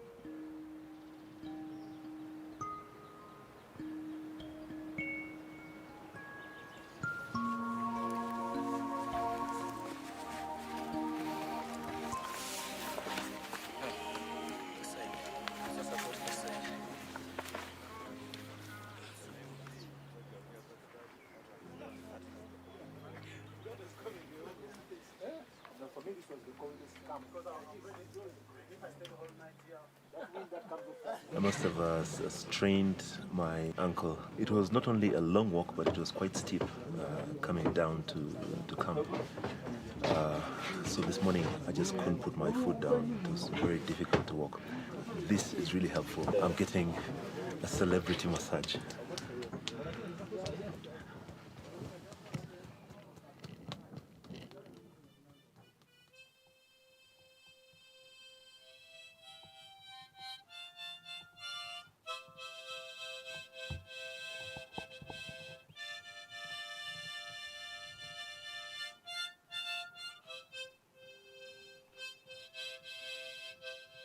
According to the local community traditions, two main spirits inhabit the Rwenzori Mountains, one man and one woman.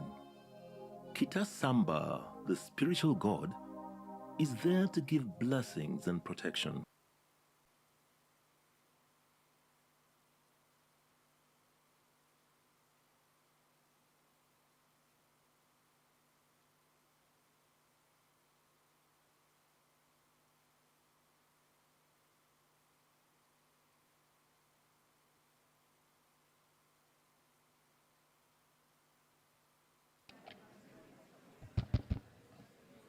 Ladies and gentlemen, may I welcome you back from lunch, and may I honor you for being present even in the afternoon.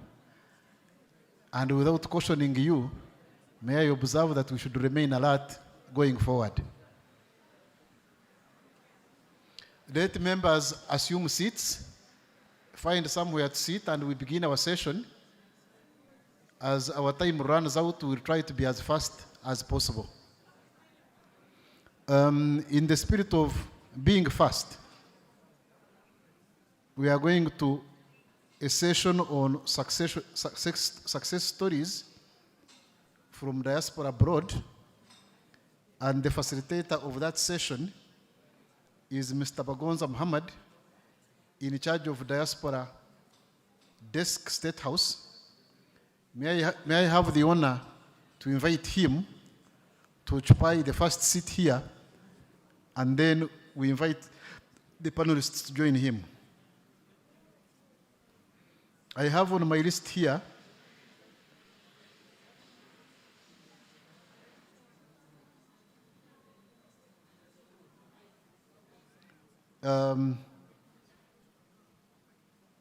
Mr. Dennis Abwakat, Bridging Uganda and the Diaspora Through Film. If that person is present, please join Mr. Bagonza here. Dr. Wilson Milton Were, please come forward and sit on the platform. And Mr. Sentamu of Entrepreneur Aerospace. And finally, Mr. Mawa Moses.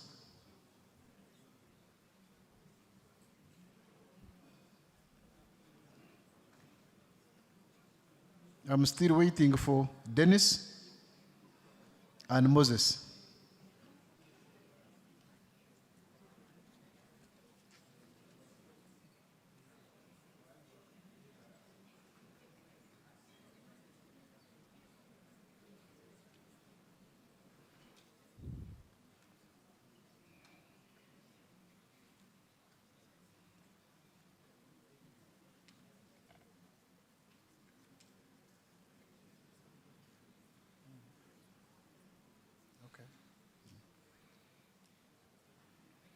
Let me request the members present to come closer to the facilitator so that the one who comes later sits.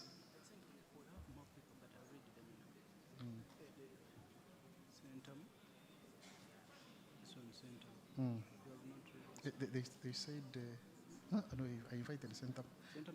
There is one they said has gone for the short call. This lady was requested this one Justin Musime. Justin Musime, who has not been on my list but is supposed to be part of this panel, can come forward.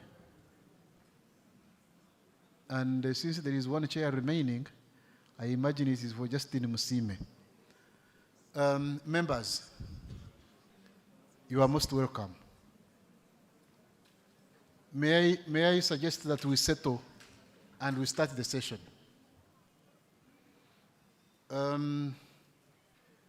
Before us is a panel to talk about success stories so that we listen to them, we may identify with them, relate with them, learn from them, so that we may replicate them and supersede them. Mr. Bagonza Muhammad is a facilitator, is a coordinator, is in charge of Diaspora Desk, State House, and he has dealt with most of you and will continue to deal with more with you. Here today, he will facilitate a session from which we need to do a lot of learning, and then he will have the liberty to see how you may make interventions or observations going forward. Mr. Bagonza, you have the audience, and you have 1 hour to do that, and then we will go to the next one. I thank you very much. Thank you very much, Mr. Moderator. As the head of Diaspora Unit in State House, before I start the panel, I also want to join my colleagues to welcome the Diaspora for this year's convention. And of course, I bring you greetings from the White House, His Excellency and Mama. They know you are here, and they appreciate. And they requested me that I will pick what your concern is, and I take back to them. Of course, I again appreciate those who attended the last convention. And many of you have managed to return back this year.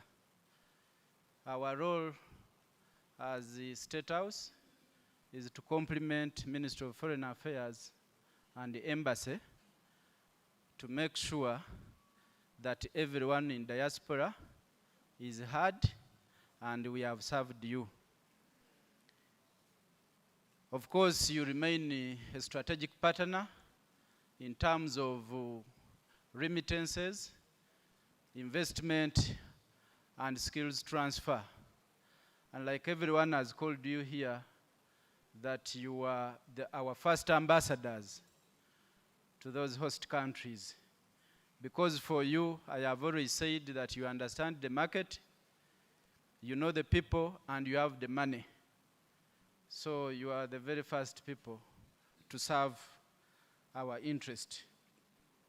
Of course, there is a number of reforms which I have proposed to the President, and I know after Karuru, many of those issues will be sorted out.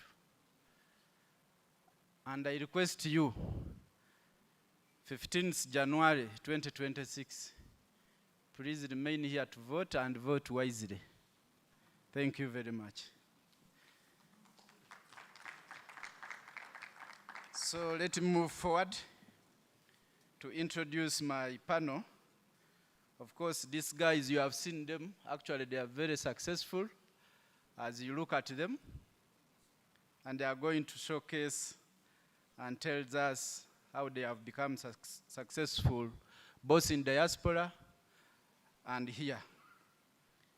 I'm glad to introduce Mr. Dennis Abakat. He is based in the UK. He's a producer and bridging Uganda and diaspora through film. He works on the Hollywood studios and the streaming platform such as the Netflix, Destiny, Amazon, and Apple TV. He has currently completed a project featuring Kaiser, Kinley, and Hans Zimmer for the Waitrose and Qatar Airways. His vision is to harness the film industry back in Uganda, the potentials which we have. Please join me to welcome him. The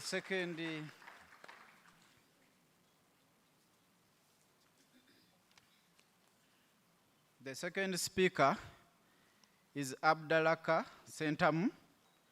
He's a Uganda entrepreneur, aerospace engineer, and social capitalist. He's a founder of the Ascoca Limited, a UK-based premium automotive services.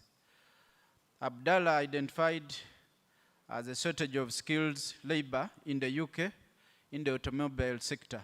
He is an alumni of the University of the West of England, Bristol, obtaining a Bachelor of Engineering in Aerospace Manufacturing. His vision is to develop a vertically integrated aerospace manufacturing facility in Uganda. I think he's a Briton. Please join me also to welcome him.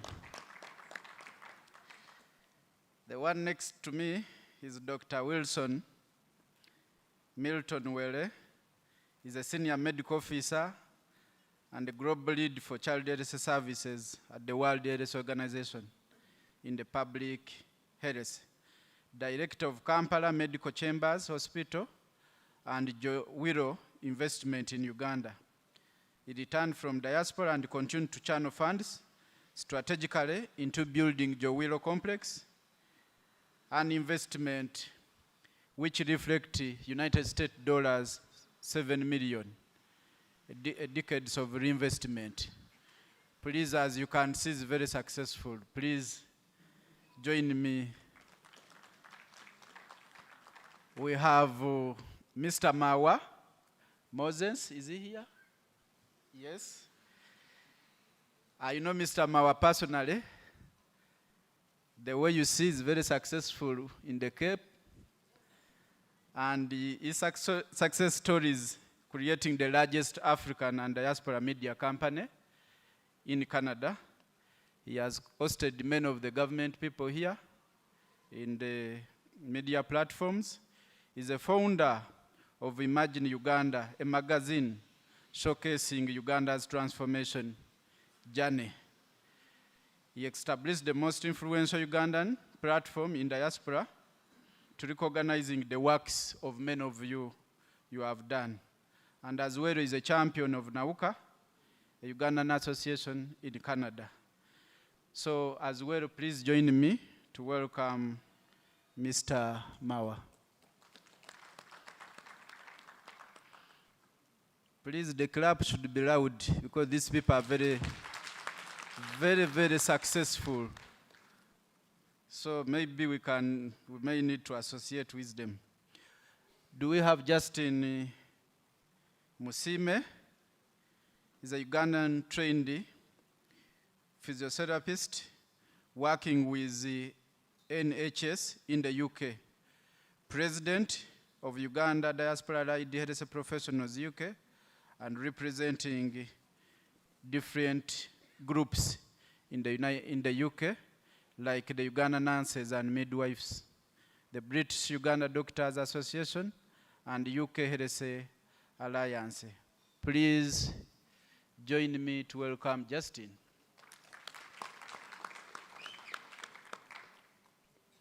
So without wasting time, I think we will begin with Moses Mawa. Moses Mawa had prepared a brief presentation, which maybe we'll call the media people to broadcast, and then he can be able to present, because for him he had structured his presentation. Thank you.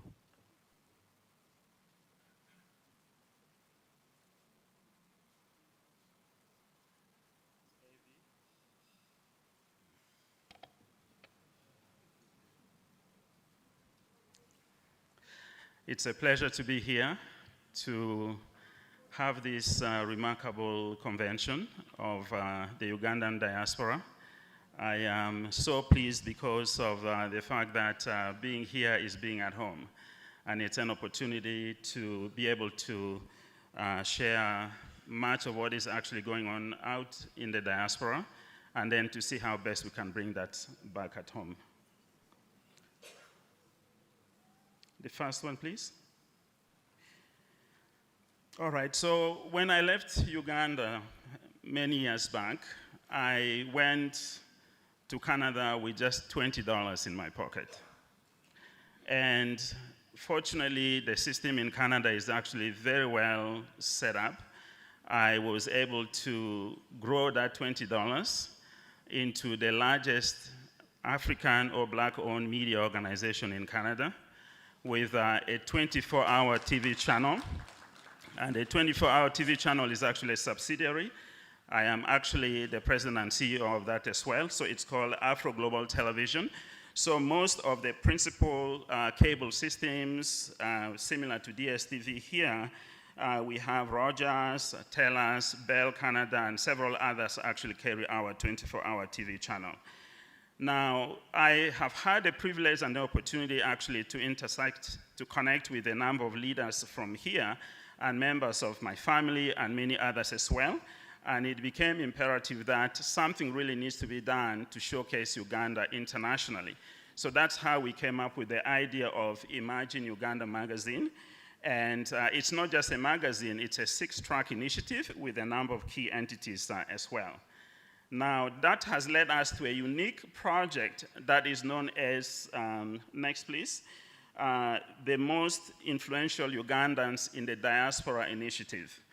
A couple of members here earlier spoke, I believe, from UNA, about the importance of identifying success stories and telling that.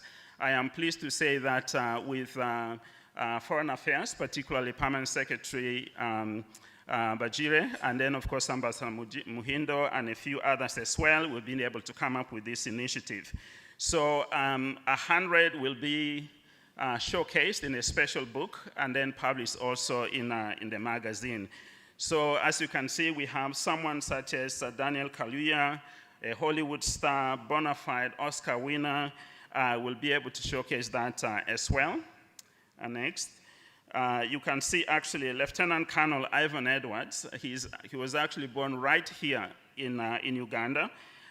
He's actually with the US Air Force, but at the same time, he's actually incredibly a doctor by training.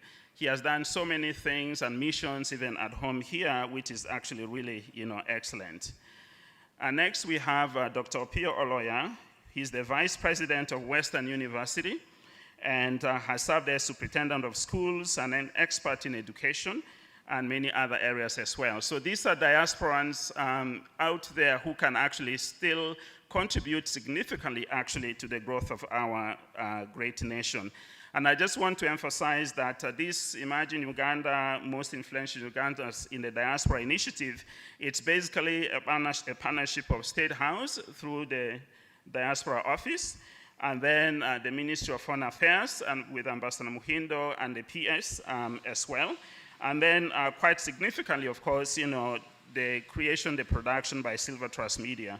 So it's really a pleasure to say that when you look at the next person, Melvin Lubega, he actually was the first person to create a unicorn technology company in South Africa.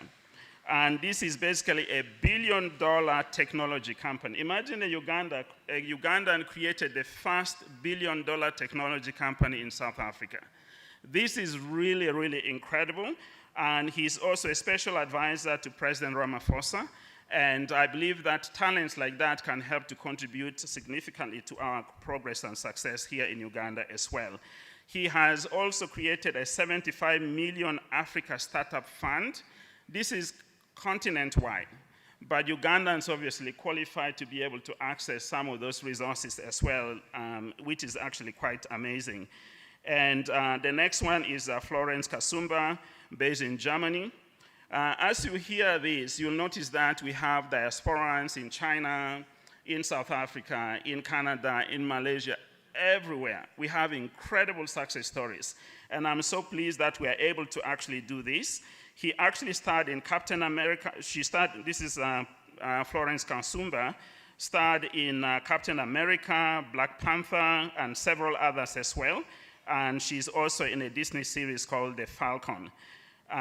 Of course, we have Zoran Kwame Mamdani, the new mayor of New York City, someone who actually the roots are right here in Uganda, which is actually quite incredible. I promise Ambassador Muhindo that my presentation will be not more than actually 7 or 8 minutes, so I will endeavor to keep to that as I actually race through. We have Professor Lawrence Muganga, who is actually a PhD holder, trained in Canada, Harvard, and several other places as well. But guess what? He's actually current Vice Chancellor of Victoria University. He's actually a part of this as well. And I'm saying this because, as you can see on the list, you know, that will actually be made available. We are presenting only 16 here for the purpose of this conversation. So you are encouraged to actually nominate, you know, either yourself or someone that you know. And the nominations, I think we have probably about 200 already. Absolutely incredible.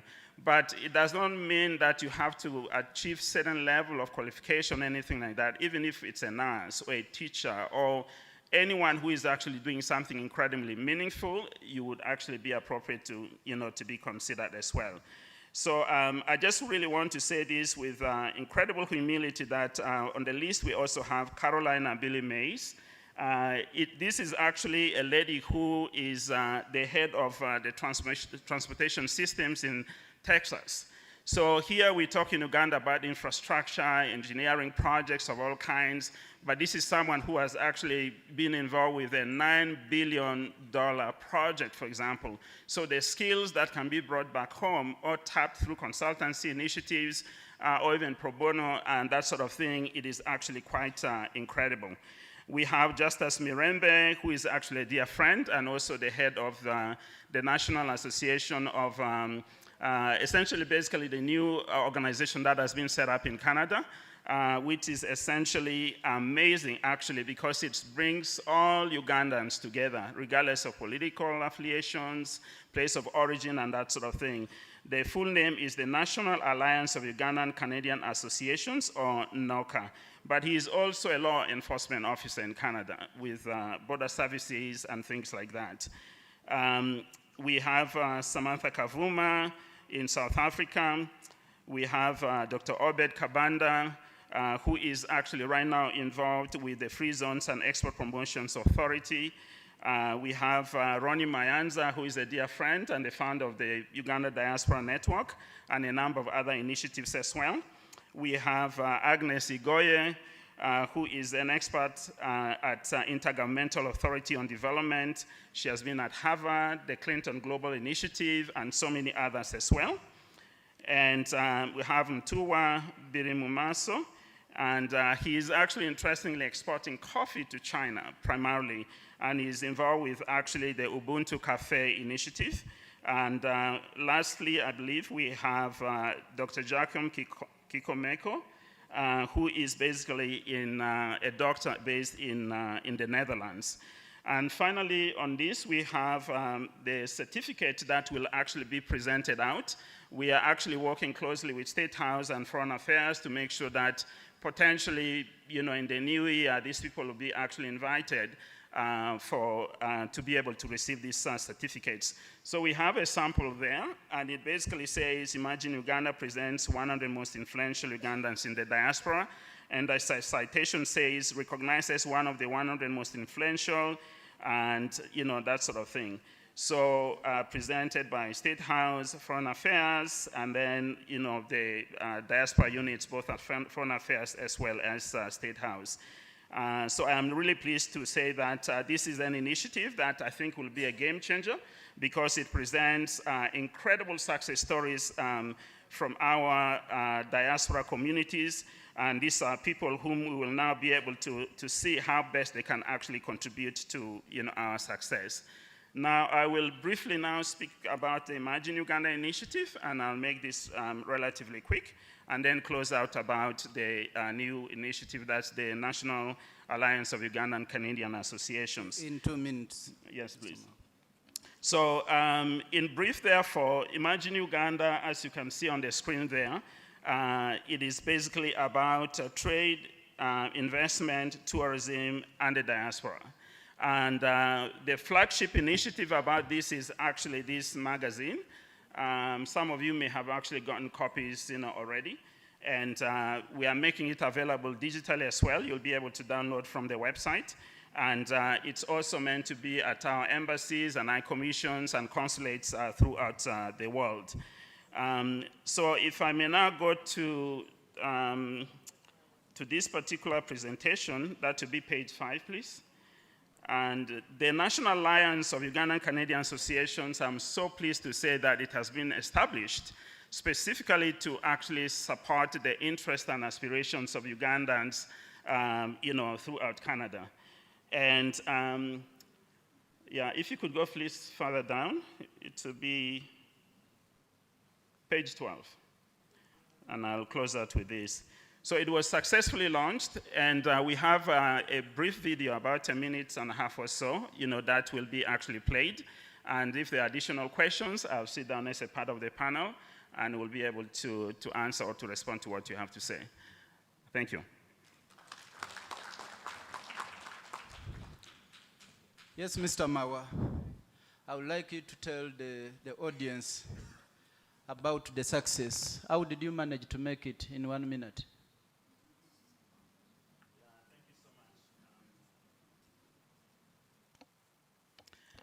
Thank you so much, Mr. Bagonza. It's really not an easy task to go into a new country as a really young person straight from secondary school. But I think the key things was focus, determination, and of course education. I further got my degree in film studies and did radio, television, and that sort of thing. And that led me actually to create the company. But it's also about entrepreneurship, because if I did not have the vision and the desire to create a company that will now actually proliferate and have all these multiple brands, it would actually be fairly difficult. So that has been actually the case. But I think I would also say that there are so many people of goodwill who are always willing to mentor and to support.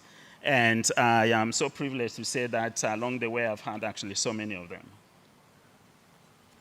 Thank you very much. Just tell me who is not willing to associate with Mawa. How successful he is. Please join me to listen and welcome the second speaker, Mr. Dennis Obakat. Mr. Dennis, in your success, you have talked about Hollywood. It is a place many of us we admire to visit or to associate with. How did you manage to get there? Thank you so much for inviting me. Thank you so much for inviting me. Hollywood is actually just like any other place, so it. So by the time I left Uganda, I was born and raised in Uganda. I studied in Uganda, but by the time I left in Uganda, I'd done lots of work in the media and the creative space. And when I got to the UK, I plugged in immediately. All the skills I use in the industry, I learned from Uganda. There's nothing, Well, I learned maybe some soft skills in the UK, but most of the technical skills, I learned them from here, and I transferred those when I got to the UK. So if you ask how is it possible, it's very possible for everyone, as long as you have the skills and the access to the spaces. However, there are a few things that I had to drop as a country. We actually, we're very nice people. We are very welcoming and very hospitable, but there are things that do not fly beyond our borders. So I had to change a number of those in terms of etiquette, in terms of speed, in terms of just thinking on your feet and all of that. But I also had a good support network, and I'll encourage everyone, if you can, to get into these support networks. The Uganda High Commission in London is quite very, very helpful. So they supported me and my other colleagues. Her Excellency the Ambassador, Miss Miriam Otengo, our mama, very helpful. And because of that, when I realized that you need that support system, when I came back even to Uganda now obviously when we go out, there's that word called the brain drain. So I decided to bring that back into Uganda. And also what's interesting is when I got there, I found many other Ugandans, some of the people on, sorry, I forget a speaker's name. Some of those people on your slides, I've met them, and all this brain drain that has been there, all these people are yearning to come back to Uganda. So we've had to, I basically led teams to bring that back to Uganda. And again, support system. So when you came back here, tried to find how to plug in. Miss Diana Charamira Museveni helped us, with that, together with Miss Priscilla Butajira, the Special Presidential Assistant on Tourism at State House, and then the Minister of Tourism as well. So again, support system. You need to know which people to approach. The Permanent Secretary of Tourism, very helpful in also helping us bring that back home. And I'm almost done. With that, 4 years ago, I managed to bring the first group of about 75 Ugandans. We did our first sort of proof of concept, a film called Nambi that you've probably heard of. And if we have let's just play the trailer here. It's just 2 minutes, if you don't mind. So you can see how support systems and skills can be helped, how you can use your skills and connect with other people to be able to do good work, actually. So yeah, let's just watch this trailer if you don't mind. Yeah.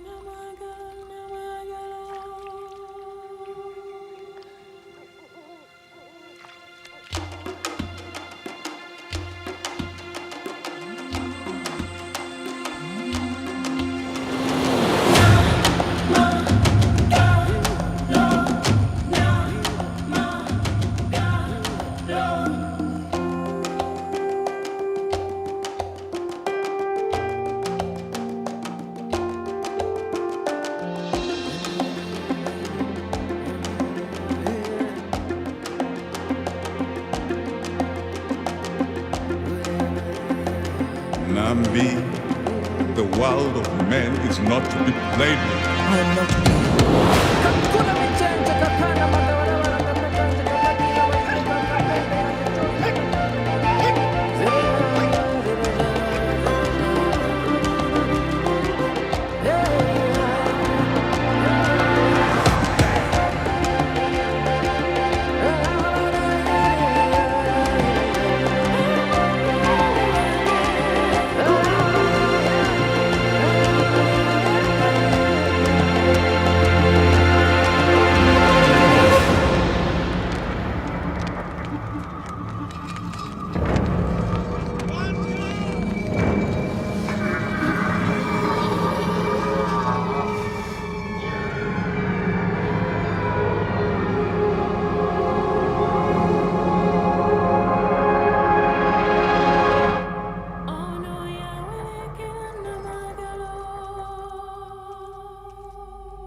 Dennis, thank you very much.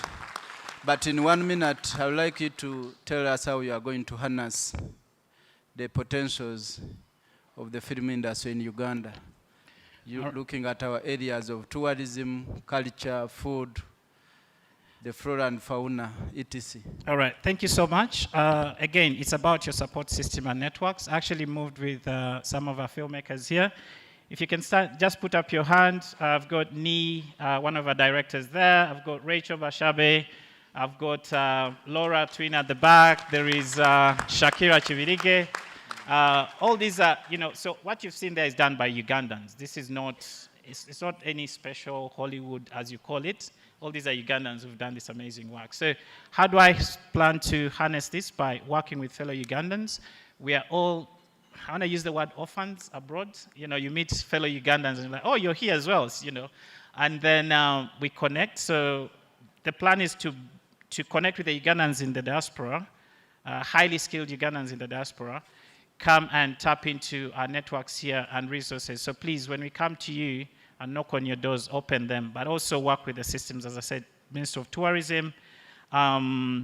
And I'll tell you, one of the biggest frustrations is there's so many gatekeepers here, but it's a challenge, but we'll make it, yeah. Thank you very much. Let's now listen to Mr. Abdallah Kasentam. The man is already in the space. How did you get there? Unfortunately, well, my parents moved me to the UK when I was 6 years old. So the first time I went on a plane, I think it was just a love story. So I've always been passionate about aero propulsion. So in the UK, after you do education, your secondary school, you have a college or sixth form. So I decided to go to college to study aeronautics. And the reason for that was I wanted to explore the possibility of hybrid propulsion. So I remember my lecturer at the college told me, you're crazy. Everybody is looking at electric. And I didn't know all the science, but I knew it was possible. And the reason why, I've always had the belief that batteries are too heavy for aircrafts. That's the biggest challenge. So going fully electric and you're in the air where weight is a big factor. The closest thing that we can achieve clean flight is hybrid. You can make smaller batteries and you can have, for takeoff and landing, you use the jet fuels, propellers, and then for when you're in cruise altitude, you plug into the electric. So I did a small study. Then I went to the University of West of England. After that, my final year, I wanted to actually build a model, but it was COVID, so we couldn't really move around. So then I ended up just designing a prototype on Simulink and just the softwares that we use within the university. So I have a proven theoretical concept, but not the actual physical propulsion engine itself. But in life, you have to adapt. So while I was at uni, I started a business with my brother in automotive. And we partnered up with some guys. We had a small percentage in the business because they invested the capital. And as soon as I graduated,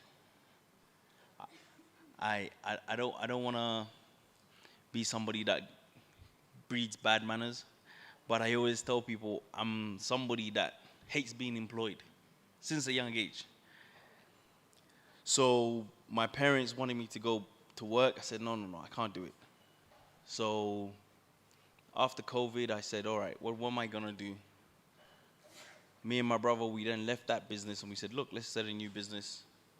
And we started Asco Cars, which is what my main everyday focus is currently.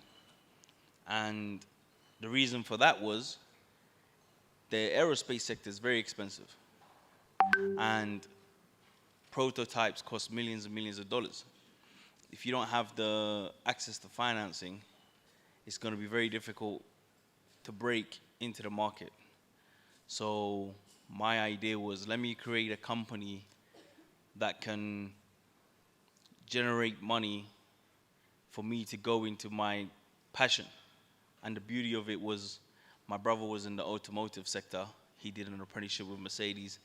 So we partnered up with Mercedes. I'm pretty sure most of you guys know Spear Motors. So we're an equivalent to Spear Motors in the UK. And to my knowledge, I believe we're the only Ugandans to have independent authorization to service Mercedes-Benz vehicles, BMW Group cars, VW Group, and we just recently got authorized to do Land Rover Jaguar. But to answer your question, when I started that, I've always had a passion for space.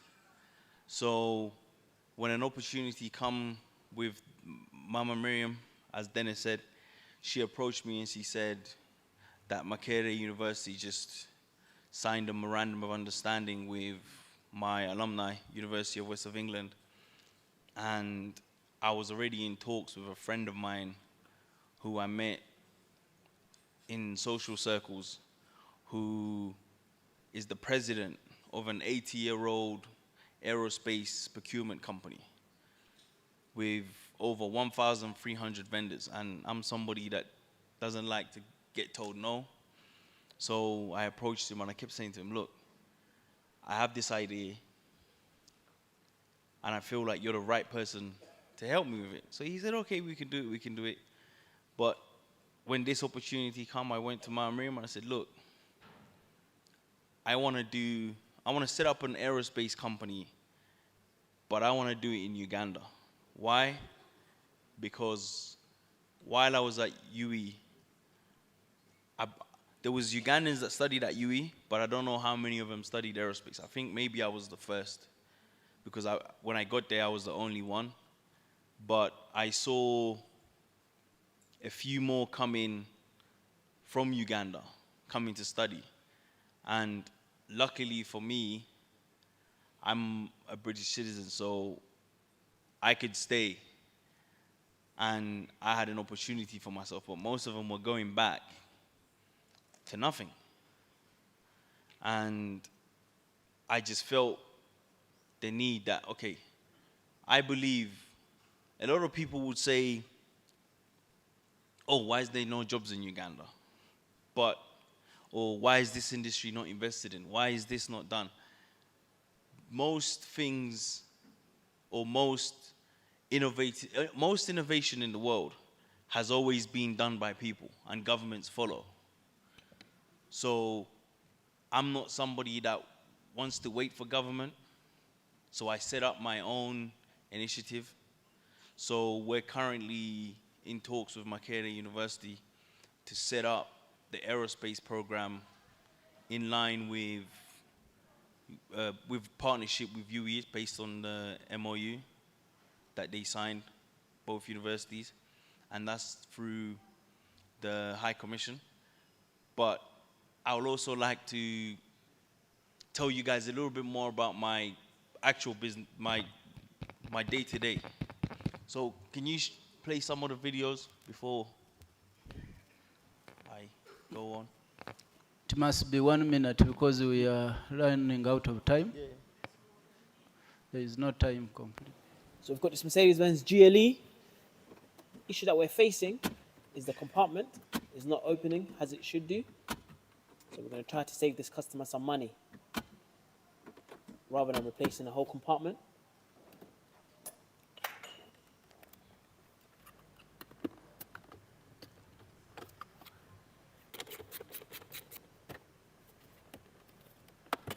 So this is the reason why it doesn't open. As you can see here, the spring is out. So this is the kit that we have.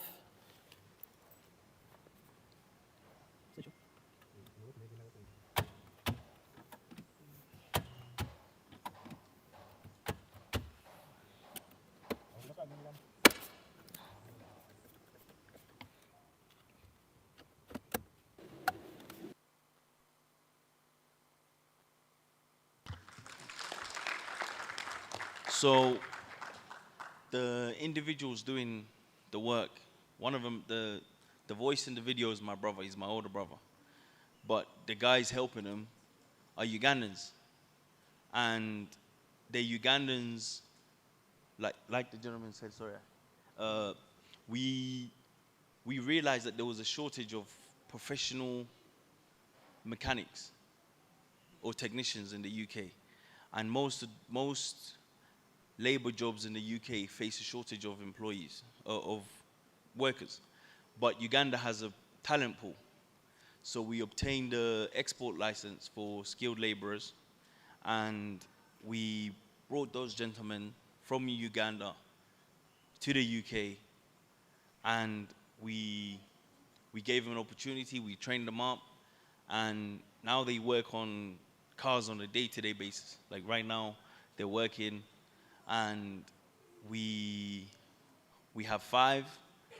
And here in Uganda, we also employ a team of 6 people who are currently building our mobile application, which is going to go in line with our expansion process.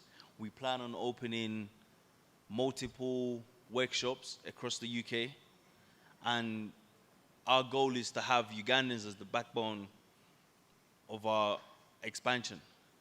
And our mobile application is gonna make the process easier for customers to book cars. And I'm pretty sure most of you guys that drive, you know how hard it is to find a reputable mechanic or a garage that gets your car on the road when you want it to be on the road without taking out a part and coming back and telling you you need to replace it. But so that's what we do, and we're very proud. And I said this a few months ago at the Uganda airline launch. The High Commission asked me to speak, and I said to them, look, Ugandans are very skilled, and we're very willing to work. We just need an opportunity. And most Ugandan youth just need an opportunity. Because when given one, they're hardworking and very efficient. Yes, Mr. Sentam, you were mentioning about your automobile services in the UK. And you know many Ugandans here are unskilled, without employment. And you are in the UK enjoying seriously. So what is the real plan for you to have our people here skilled so that they are able to get employment? In 1 minute, you can summarize. So, as part of our expansion process, like I said, we currently employ Ugandans here, 6 Ugandans developers who are working on, they've actually, we're almost 80% there. They've developed a whole new invoicing system, booking system. They've built a customer app for bookings, a technician's app so our technicians can monitor what jobs they have, what bookings they have, and an admin portal for our back-end staff to just oversee everything. And as part of that, once the app goes live, we want to go into opening a customer support center, because obviously the app is going to need, customers are going to have inquiries. So my goal is to have the customer support center based here in Uganda, which will create job in the IT sector. But what we also want to do is government has set up all these vocational colleges, and what I would love is to partner with government to increase our pool of technicians. Because once we expand, we want to, in the next 5 years, I want to be in Birmingham, Manchester, Liverpool, Newcastle, Glasgow, and Cardiff, the biggest cities in the UK. And in order to do that, we need the workforce. So I guess that answers your question. Thank you very much, Mr. Sentam. We are running out of time. You know, Ambassador Mahindo, next time, these successful people, give them a whole day, because the public would like to listen to them. So, but the way we have been pushed, there is no time completely. Let's have Justin Musime. Justin, how have you managed with the, I don't know how presentation, how big is it? Because we have no time. Yes, okay.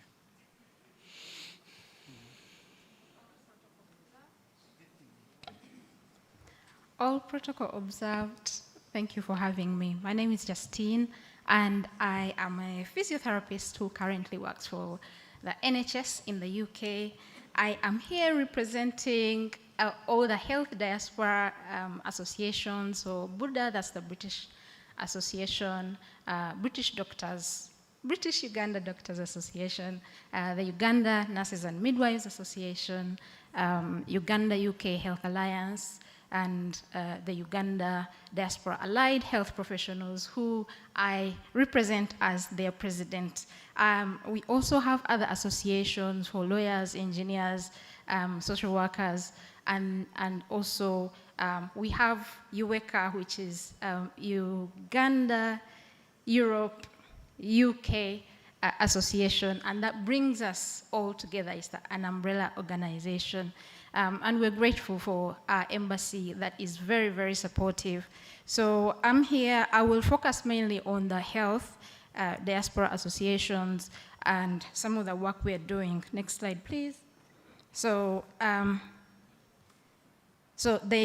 start with the doctors. The Doctors Association, they are doing the Scale Cardiology program, and their president, that's Dr. Amanda Mbonye, and she is working with Uganda, with one of the Uganda hospitals, supporting staff to develop their cardiology competencies.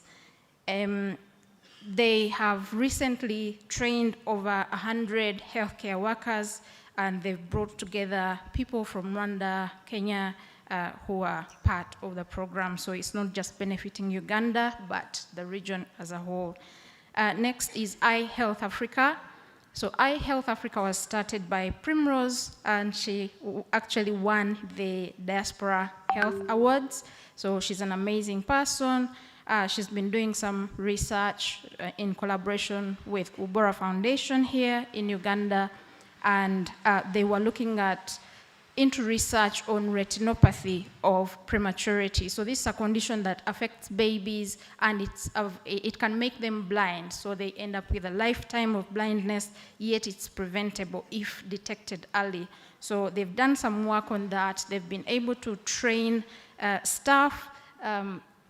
Yes, they've been able to train staff. They had planned to train 50. They've ended up training more than 100, which is brilliant. And now they are in the process of getting medication for the children who are found with that condition.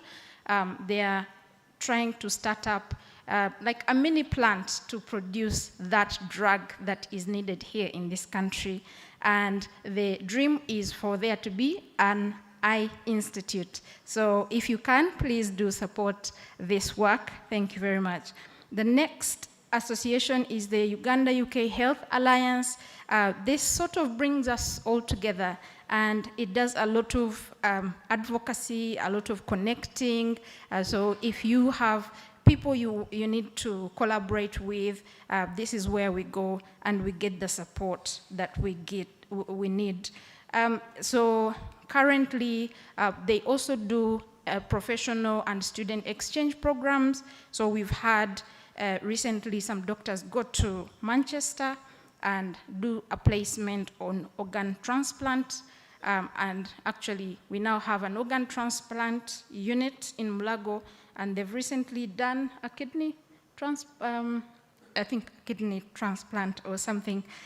Yeah, so that's going on. And there's Moorfield Hospital, which is the best eye hospital almost in the world. And they are also supporting Hospital Hoima and Fort Portal Hospital, Bats Hospital, partnering with Mulago to support and enhance heart surgery. So that takes me to the Ugandan Nurses and Midwives Association. So these ones, they have online peer-to-peer support for nurses here in Uganda. They are doing oncology support in Jinja, Mulago, and Bara hospitals. And they have recently got a building that they are planning to renovate, which they want to make a hub for mental health and well-being, which will serve the neighboring communities.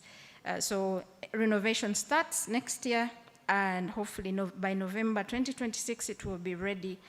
All the approvals have been are in place. You can see the current state of the building, and there's a master plan to make it an amazing place for the community.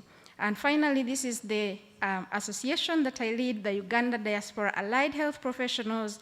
It has lots of members, about 15, but then we have even more that have joined us. So physiotherapists, of which I'm one, occupational therapists, dietitians, radiographers, podiatrists, so all those fall in this category. But we also have biomedical scientists, we have public health professionals, and many more. So we've been doing lots of work in terms of visibility and partnership, because when it comes to visibility and people knowing us, people usually, they talk about doctors and nurses, but then they leave us out. So we are having to do some work to ensure that people get to know about us, but also we need more support in terms of being in the structure, being funded, because without us, the system cannot work. The doctors can't work if no one diagnoses the problem. If the surgeon does work on a patient, they need rehabilitation, they need me so they can recover. So we are very much needed. So we need to raise awareness. So we've been working on that. We've also engaged in medical outreach programs. So we've been partnering with the Sudanese doctors in the diaspora. And this year we went to Kiriandongo refugee settlement, and also in Kampala as well, supporting the refugees who are currently in Uganda. And they appreciated the multidisciplinary team aspect because, like I said, if the doctor sees a patient, if they can see a physiotherapist, then they get that extra support. I was one of the people who were there. Okay, just 1 minute. I was one of the people who were there, and I got to do a health education program in terms of back pain prevention and management. And yeah, so again, in terms of policy engagement and advocacy, we were able to participate in a high-level meeting between the Uganda and UK governments. We had to come here, and we were hosted by the UK High Commissioner to Uganda, and we were talking about the proportionate co-investment for us, the staff who live, the professionals who leave Uganda to go to other countries. So that conversation has progressed, and I've been able to participate in an all-party parliamentary discussion on the same in the UK. So there are ongoing conversations about if we live here. So I went to the UK as a physiotherapist, so the UK did not have to spend any money to train me. That is a benefit to them. So then the question is, how can Uganda benefit so that for Uganda it's not brain drain, it becomes brain gain. So that's what's going on. And finally, I've also been able to attend a roundtable discussion at the UK Houses of Parliament to engage in conversations about communication and support for overseas workers who go to the UK. And finally, we are also engaging in Uganda government activities. So our Prime Minister came over there and she was able to talk to us, and we had the DG, Director General of the Uganda Investment Authority. Yeah, so I think if you just keep the slides running, and then I can sit down. Thank you very much. Okay. Thank you very much. Sorry, before I sit down, Yes, sorry. So the final slide is very important. So our call, our appeal to the Uganda government is co-investment. So we would like co-investment in terms of if we are doing something, because we do a lot of work that we are self-funding. So it is okay, and we do it out of our own hearts, our love for our country, our love for our people. We see good things, we want them for our people. But sometimes it's quite a lot, because if we have to fund everything by ourselves. So we could have some support in terms of partial funding or full funding. We could have some support in terms of human resource. So if there are teams that can work with us, that would make it easier for us. Then also, Madam Justin, yes, I would request that you write those proposals to government. Yeah. We can take them with the relevant MDAs. Okay, yeah. Brilliant. Thank you. Thank you very much, everyone. Thank you very much. Yeah, you can't have this kind of a conversation within just 1 minute. I think Ambassador Mindo and the team, we need to structure the next convention. We need to see how maybe we have breakaway rooms so that we are able to discuss real issues. And the panelists, don't take it at a personal level. It's not me, because I also don't want to be sacked by the directors of ceremonies, because this chair, you are very much aware that it is enjoyable. I need to be here even next year. So let's listen to Dr. Were. Dr. Were, what do you bring to us from the World Health Organization? I don't think so. Because of time, I think you can run through as you are here. Okay, thank you very much. But maybe they can project as it is running. Yes, they can project. Yes. First of all, I want to thank the Minister of Foreign Affairs and more so the permanent mission in Geneva for granting me an opportunity to share this.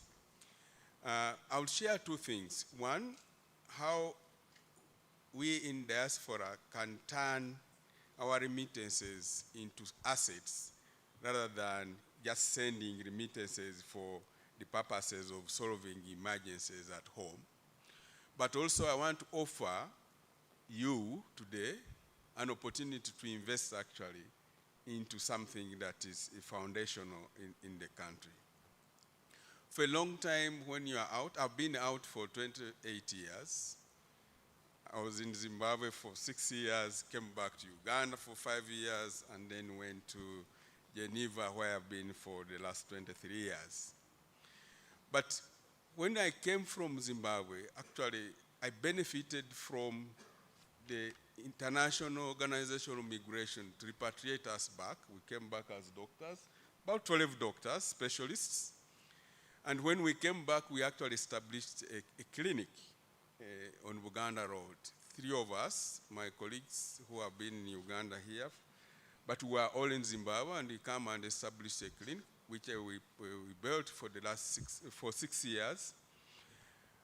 And through that, we brought something that we had never seen in Uganda. We had a specialized clinic with only specialized staff.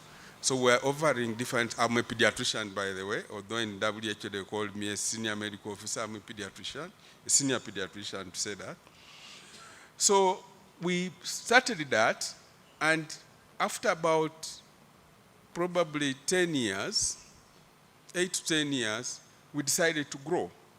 And how did we get the opportunity? We got the opportunity from Uganda Investment Authority, which said, as private investors, we can be given the opportunity to actually invest. So taxes were reduced when we were importing things, medical supplies and so forth, and we were able to build Kampala Medical Chambers Hospital, which is on Buganda Road. That building is called Joiro. J stands for Joseph, JO stands for Joseph, who is my colleague, WI stands for Wilson, who is me, and RO stands for Romano, who is the obstetrician. So we were able to build that because we wanted to expand the clinic into a hospital. And this was based on the resources we are bringing in. I left, but my two colleagues stayed behind, and we have been able to build this for the last 28 years. So now we have a fully fledged hospital which has facilities that provide services. And as I talk today, when we look at our capital investment in that place, the total valuation for both the hospital and the Joiro is about 7.8 million US dollars. But we don't want to stop there. We actually want to expand that place. And like I said, we had the opportunity, but I want to give you this opportunity. Why? Because the market, we have looked at the market in this country, it lacks specialized services. And as you know, many people are going to Kenya, India, Turkey for services. We can bring these services here by improving the facilities. And I will tell you that the doctors trained in Uganda are very good doctors. I'm a Ugandan trained doctor. And I've moved, because of my position in WHO, I lead the child health section of WHO. I move all over the world, and I've never found where I go and I feel myself inadequate. As Ugandan doctors, we just need to give them facilities to do that. And the market is real. We need more beds in Kampala. There's actually a shortage of almost 500 beds. So we want to expand. So we are actually inviting investors in the hospital. We are ready to give an equity of 33.8%, which is $2.4 million. You don't need to have $2.3 million. You can come in with 100 or 200 or 500 or $1 million. And the reason we are doing this is that when we are building the hospital, we are actually supported by Uganda Development Bank. So we still have a loan, which we want to retire. And once we retire that loan, then we can be able to expand as fast as we want to expand. So this is an opportunity I'm calling on the diaspora. The other thing I want to say that there are a lot of opportunities in this country. I think my colleague was talking about physiotherapists and so forth. They are physiotherapists, but they don't have facilities to actually do that. And that's what we want actually to improve.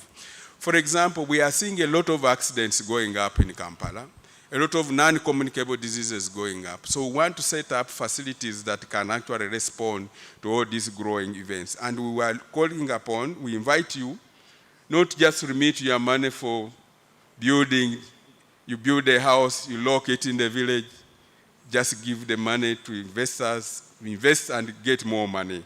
And that's what we are calling for. So because of the short time, I'll stop here. I'm available. I have some information I can provide you, or you can approach us and then we can give you more details, finances, the governance of the place, so that you can make your informed decision. But I encourage colleagues in diaspora that there's a lot of room investment in Uganda. You just need to make sure that your investments are in the right place. I'm able to sit here and tell you can invest in Kampala Medical Chambers Hospital and Joiro, because if we do anything wrong with your money, you just sell the building. The building is over $4 million US dollars. Anyway, it's a 6-story building on Uganda Road. That's an asset that really is a security for you. But that asset has been developed over time. And I think that's what we should do, to multiply the resources we have and create future wealth. You build wealth for the future so that your people can benefit both directly because you can actually offer services. How many of you struggle when you hear your father, your mother, your aunt is sick, and you have nowhere even to talk to support you? So if you have a hospital, I never have that problem. I just call and say, take this person to the hospital. Thank you. I have observed one thing when the doctor was speaking. Everyone was very attentive. Nobody was moving. There was no telephone, WhatsApping. So meaning all of you don't want to die. It must be. So I now take this honor to discharge this panel, and we would move forward to call the next panel. Please, as the panelists are moving, the media team, please run the Nauka for Mr. Mawa. Is a 1 minute video.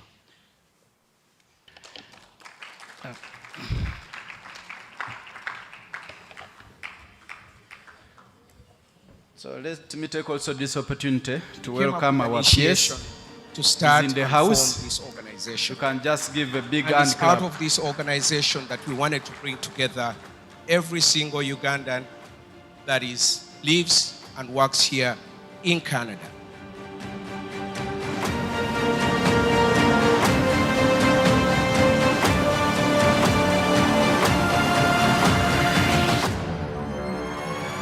Moving to a new country is never easy. Trust me, I know.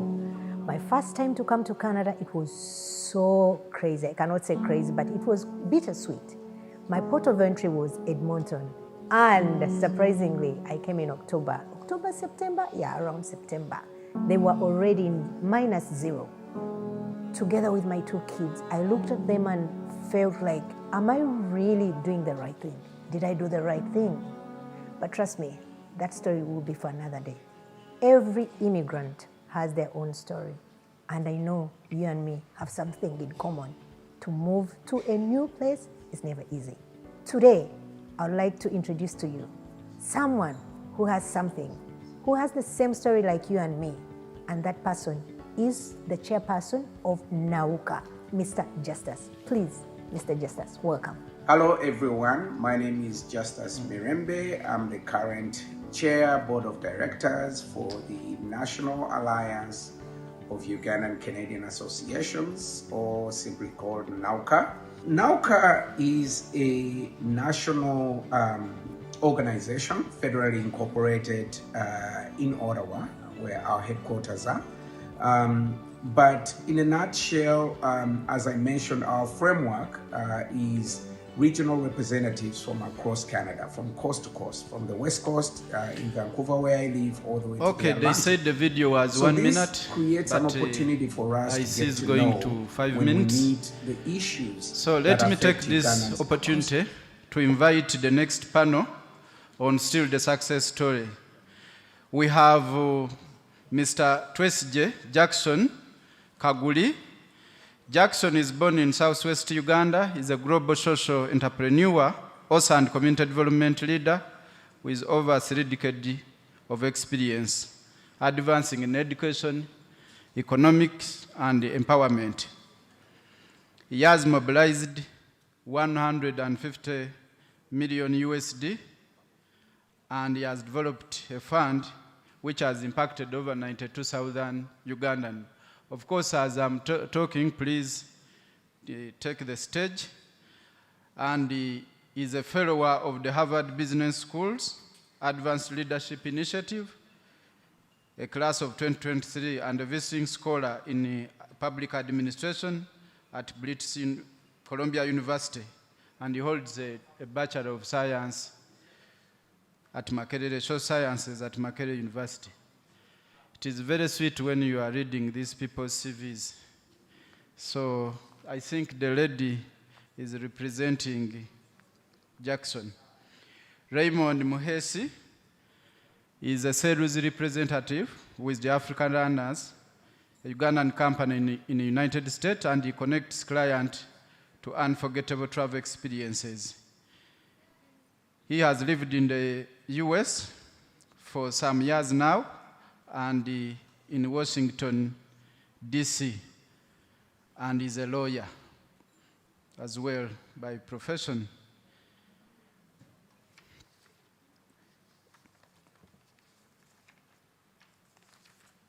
We have Mr. Papamel Ishagi. He's a Malawi and Ugandan-based consultant, based as well in the UAE, and he has worked with the IMF and the UAE government. Lastly, we have Mr. Manoj, doctor.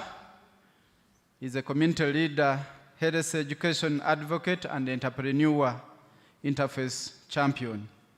He runs a number of pharmacists, entrepreneurs, and civic advocates, and his life reflects on the resilience service, inclusive leadership. Mr. Manoj has been in the pharmacist industry for 27 years, and he participated in AstraZeneca, and where he retired as a business development manager. Please join me to welcome Doctor. And as well, we have Mr. David Asimwe. He's from Tanzania and Inter-African Trade. Please join me to welcome this panelist.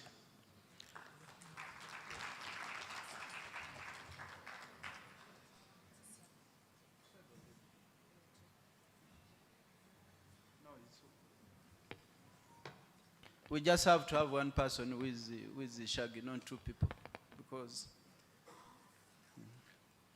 Okay, we have very limited time, just 5 minutes each, and I'll move straight away to begin with Dr.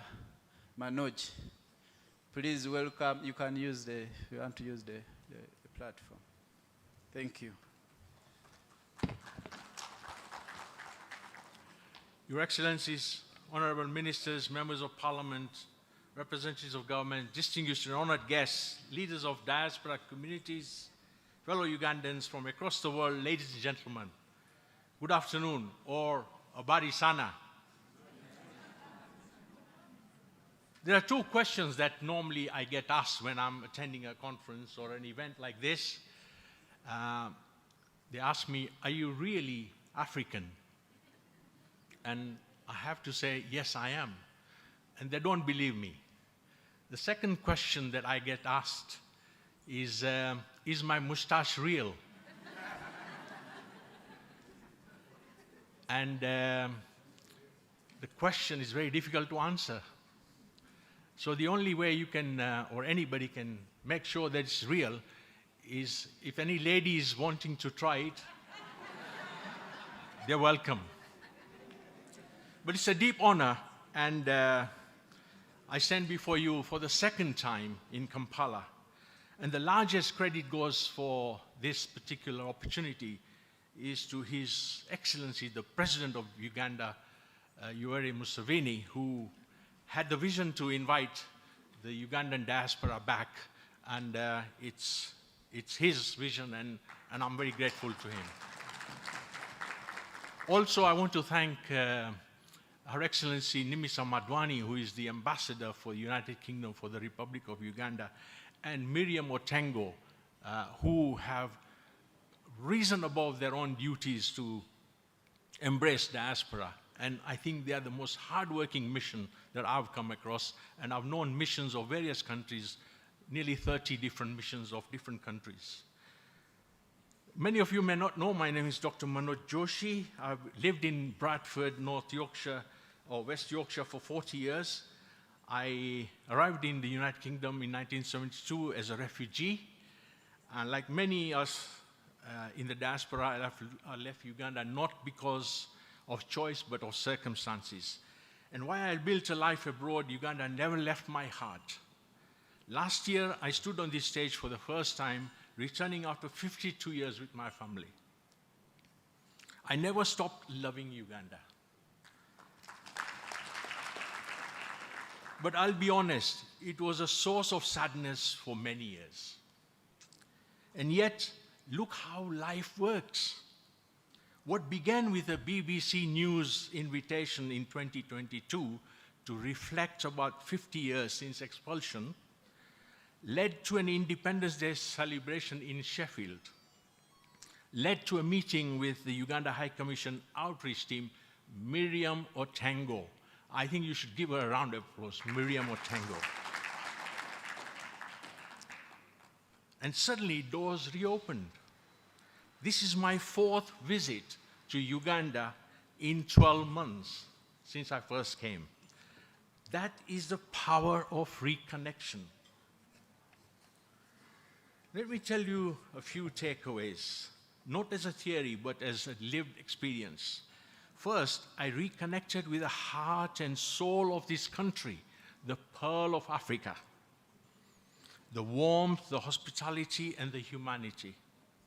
I visited my birthplace in Jinja, trekked to Burundi to see the silverback gorillas, the rhinos, and I was deeply honored to be a personal guest of His Majesty King of Toro. He is the youngest crowned monarch in the world, having ascended at the age of 3. For me, these experiences represent a full circle moment. A reconnection not just with the land, but with the history, the heritage, and my home. Second, yes, Uganda has challenges, but so does every other country. What matters is not pretending that they don't exist, but having the courage and the partners to work them through. Third, and this is fundamental to me, in life, and as a refugee especially, your word is your bond. A promise is a debt. I promised I would help, and I have delivered. And everything that was promised to me has been delivered. That builds trust. A trust builds nations. So in terms of the diaspora successes, what it really means, when we talk about success stories from the diaspora, we must be honest. Success is not just wealth. It is not just title or awards. True success is using what you have learned, where you have been, to lift where you come from. I built my career in pharmacy, medicine, healthcare over 27 years. But my greatest pride has been public service, education, healthcare, and community building. And now, at this stage in my life, it is about the future. I'm 74 years old. How about if we help our children to flourish, advance, and grow? What is concrete impact? Well, let me give you an example. In Bradford, where I live for 4 decades or more, we hosted the first ever Uganda investment promotion event in the city. Civic leaders, business leaders, investors, sports organizations, not talking, but committing. That single event sparked partnerships across agribusiness, food manufacturing, tourism, logistics, healthcare, construction, and sport. This is what diaspora success looks like when it becomes structural and intentional. Let me tell you about cross-sector partnership and proof of concept. Over the past year, I have participated in 12 formal engagements across London, Sheffield, York, Leeds, Glasgow, Kampala, Murchison Falls, Port Wortle, Queen Elizabeth Park, Gwindi, Gorillas, Kakira, Lugazi, Jinja, and the mighty source of the River Nile, my place of birth, Jinja. These are not symbolic meetings. These are not symbolic meetings. They are real working partnerships. I'll have to cut short. I have to say that I was responsible and involved in welcoming Ramathan Gobi to UK, and also the Right Honourable Prime Minister Robina Nabanja for the first time on an official visit. And that led to the mobilization support for the She Cranes, compete in the Glasgow Celtic Cup. She Cranes won, and they are now number 6 in the world and second in Africa. What does this tell us? Doctor, you have to cut a little bit. The successful we cross-sector are running out partnership of time. Okay, I will conclude. I must acknowledge the collaboration of the government. None of this happens in isolation. I want to place on record my deep appreciation to the Uganda High Commission in London, His Excellency Nimisha Madwani, and for their tremendous support. The Office of His Excellency, the President of Uganda, Prime Minister, all the government offices, because this alignment matters, because when government and diaspora move together, momentum beings unstoppable. Thank you. Thank you very much, Doctor. Even when it was you who was the master of ceremony, you could not stop him, because he really has a lot and cannot adjust within a minute. And like I said, I don't want to be sacked by the directors of ceremony. As well, we have our boss in the house with the PS. If we don't do well, we may have challenges. So we have the rest of members. We have 5 minutes strictly each. Let's move forward to and introduce Mr. Shaggy. You can tell us what are the success stories. Okay. Hi, I'm Papamile Siagi from Sani Limited in Malawi, and I'm of Ugandan descent. So Sani Limited is an agricultural firm in Malawi which mostly deals with contractual seed planting for the government of Malawi, as long as other organizations within Malawi, such as, for example, you might know Bayer, Monsanto, which are very well-known global institutions. And some of the success stories in agriculture from Malawi that are also connected to Uganda is the embassy or the High Commission of Uganda to the United Republic of Tanzania, which also covers the Republic of Malawi, has been working hand in hand to seek out investors in the agricultural sector from Malawi to exchange knowledge with farmers in Uganda. As a matter of fact, over the past 2 days, the Ministry of Foreign Affairs arranged a trip for a Malawian delegation in agriculture to go to Kinriadongo to look at some of the farms out there, and we're quite impressed by the yields which the farmers are achieving here in Uganda. We noticed that you guys are doing about 8,400 metric tons per hectare, which is something which we need back in Malawi because we have quite a lot of food shortages. However, we also noticed that we could benefit from that knowledge to increase our yields, but we could benefit Uganda from our cheap inputs. For example, our fertilizers, things like NPK, which is a special type of fertilizer, we can produce it at a far cheaper cost. I think it's about 5 times cheaper. Don't quote me on that, that's a rough figure. But that's one way in which we could bring success between Malawi and Uganda. And I've noticed many people who have spoken, the guests happen to be Ugandans who are living, say, in more developed nations, but I think I'm quite happy to also bring the perspective of a member of the Ugandan diaspora from another African country which is also developing, and see how together we can help each other towards prosperity. I think in the interest of time, I will leave it over there. If there are questions, feel free to ask and we'll address them later on.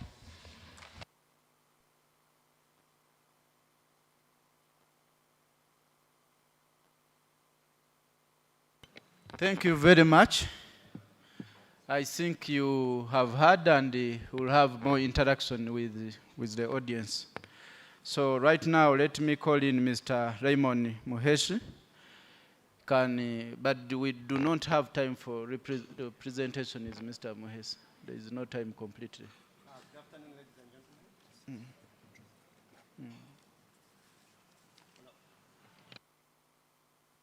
gentlemen. Good afternoon, ladies and gentlemen. All protocol observed. As you heard, Raymond Muhechi is my name, based in Washington, D.C. I represent Africa Runners Company, a destination management company based in Washington, D.C. and Japan. And it's a company that deals in logistics, travel, as well as tours. It has existed for over 20 years. So my role in Washington and as a representative of this company, we have been able to have a lot of success stories, not only actually in the US, but also in Japan, where we have presence. I'll go straight to the success stories due to time. And some of the success stories that we have been in regards to the investment and that we've been able to bring into Uganda. Right now, we are able to bring in some foreign exchange of about $30,000 per month in Uganda as the company.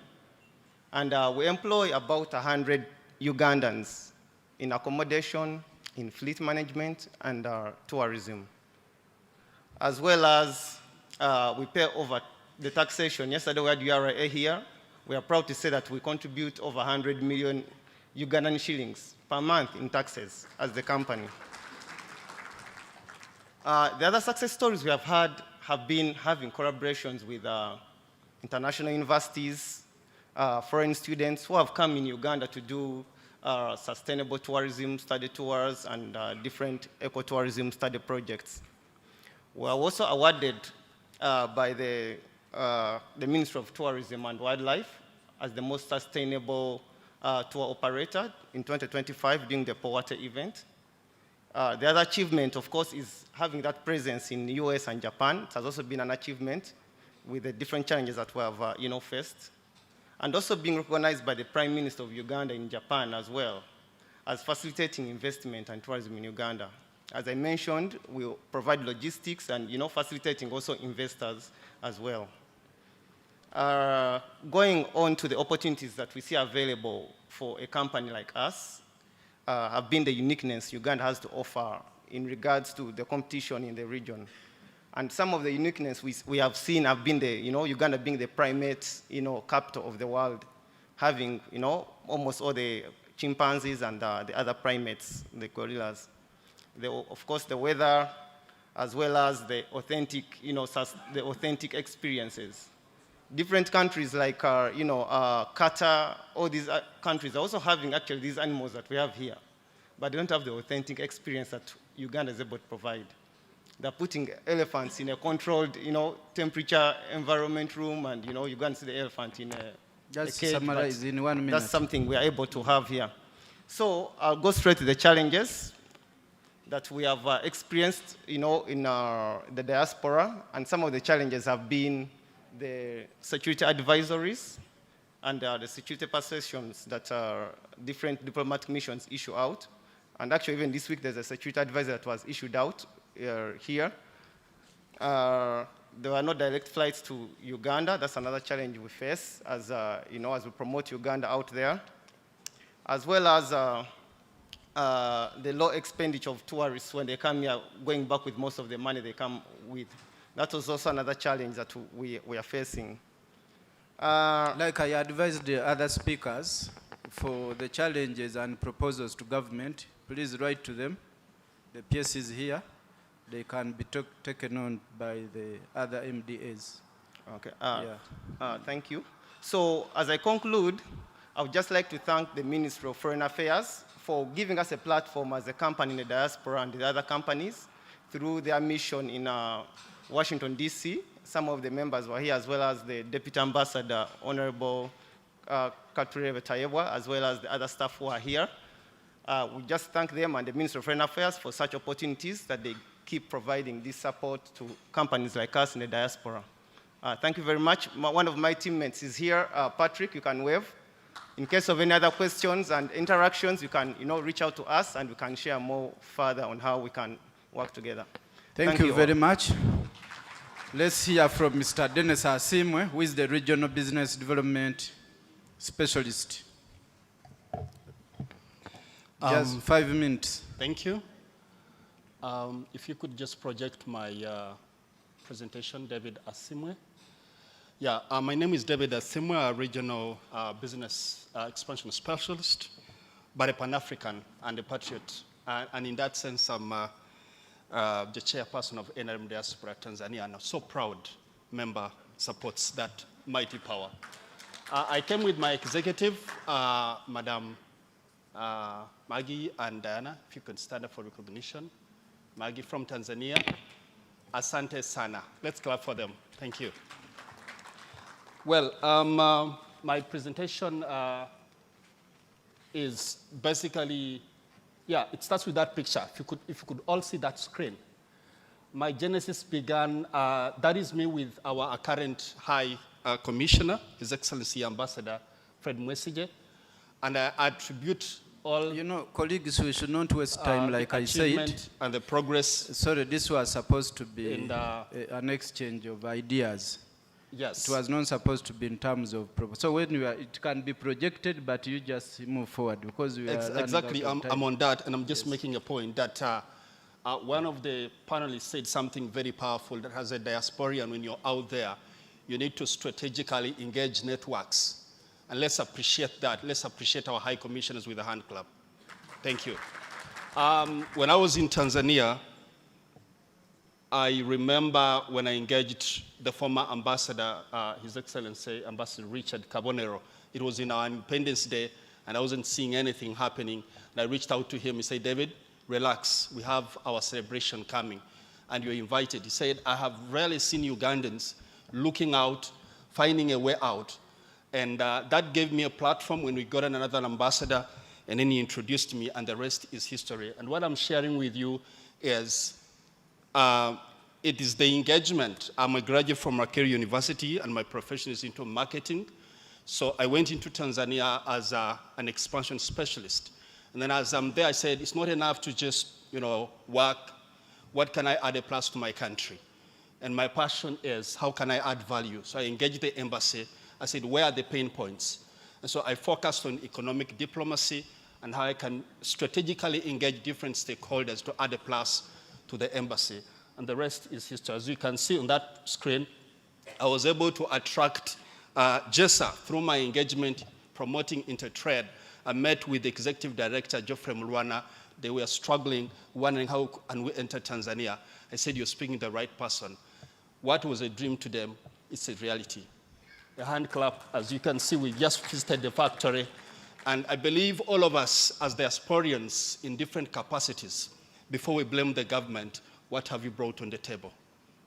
And if all of us can join our hands together in your skills, in your expertise, together, we can make Uganda proud. And not only that, as you can see, that's the chairman of another company from the Netherlands. That is Mr. Chris. Through my network, because as diasporians, we are rich in this network that the honorable or the foreign minister will not get in touch with. I was able to bring that company from the Netherlands. I found them in Tanzania, worked with them. They said, but you're Ugandan, can you help us to enter Uganda? I said, please, that's what I do. And now they're in Uganda, a big hand clap. And so I really, really believe, lastly but not least, as diasporians, we are meeting the Director General of Uganda Investment Authority of recent and meeting with the investor from Israel. And these are through just networks as a person, as a consultant. So there's much more, and I want to conclude this because of time. I would pose this or a challenge. You're doing this as a consultant, but just imagine if there was a structured way the Ministry of Foreign Affairs could create a structured way of how the foreign missions can tap into the potential of these diasporians.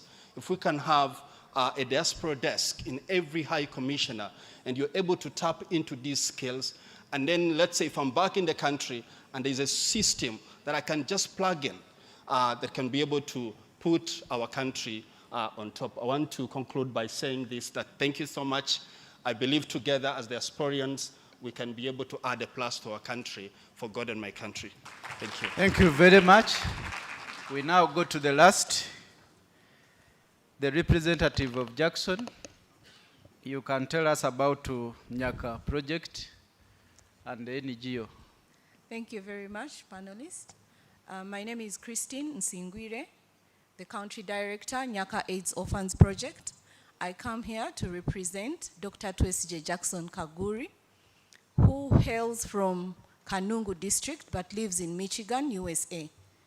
The story of Nyaka began in 2001 when the HIV/AIDS scourge was a threat to the village. So many people had died and left orphaned children. So Jackson, in his own story, lost 2 siblings out from HIV, and all their children were under his care. But he decided that instead of only looking after his relatives, he started a school, a primary school, to support all the orphaned children in the village called Nyaka Jezi, thus the name Nyaka. Over 24 years, Nyaka has 2 primary schools and a secondary school that offer free education to vulnerable children in southwestern Uganda in the districts of Kanungu, Rukunjiri, and Rwanda. These schools are supporting children. The primary schools, it is from nursery to P7, and the secondary school, it is from S1 to senior 4, and also gives vocational training to some of the children. Now, out of this story, these children, they were not only vulnerable, but they did not have parents. So child-led families were there. And what did Jackson do? Instead of creating orphanages, he empowered grandmothers in the village to be the caregivers of these children. So Nyaka empowers grandmothers with microloans to support vulnerable children, and we boast of 23,000 grandmothers right now who are supporting at least 4 children per household. And this is still in the 3 districts, and we are now growing into Ruchiga district. We have also been able to partner with Child's Eye Foundation in Mpigi district, and as of next year, we are also going, under the guidance of the First Lady, we are moving to Teso region in Soroti to start the grandmother model there. Because these children were very vulnerable, they were prone to sexual and gender-based violence. So a program, because some of the children that were in our schools, one of the children was raped as they were going back home. So a program called Sexual and Gender-Based Violence was born in 2015 to support all the children who have been raped or defiled in the villages in the 3 districts. And we are proud to boast of, has somebody put up my, we are supporting over 1,689 survivors, and 825 perpetrators have been brought to book. And that is the story of Nyaka. We do not only stop at that, we also offer community libraries. So the story of Nyaka is a story of a holistic approach to support children in southwestern Uganda. As I speak now, we have 385 graduates, and 69% of these graduates are all employed. And the story is that they are also supporting other children in the community. They have an alumni project that pays school fees for other children because they have benefited from Nyaka. So Jackson Twesije Kaguri, as he sits in Michigan, is a very happy man, and all these children call him Papa, and he has grandchildren out of these children who call him Papa that he's still looking after. So that is the story of Nyaka. Thank you very much. So, Mr. Pierce, what I have observed during these 2 sessions is people are very attentive. They are not walking around.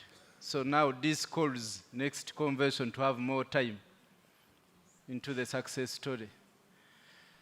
I'm very sorry I've been one of the worst panelists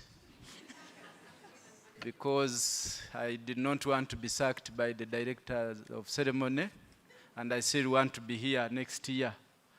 So, but join me, colleagues, to thank the panelists. They have been very, very good. We can have more time to interact with them.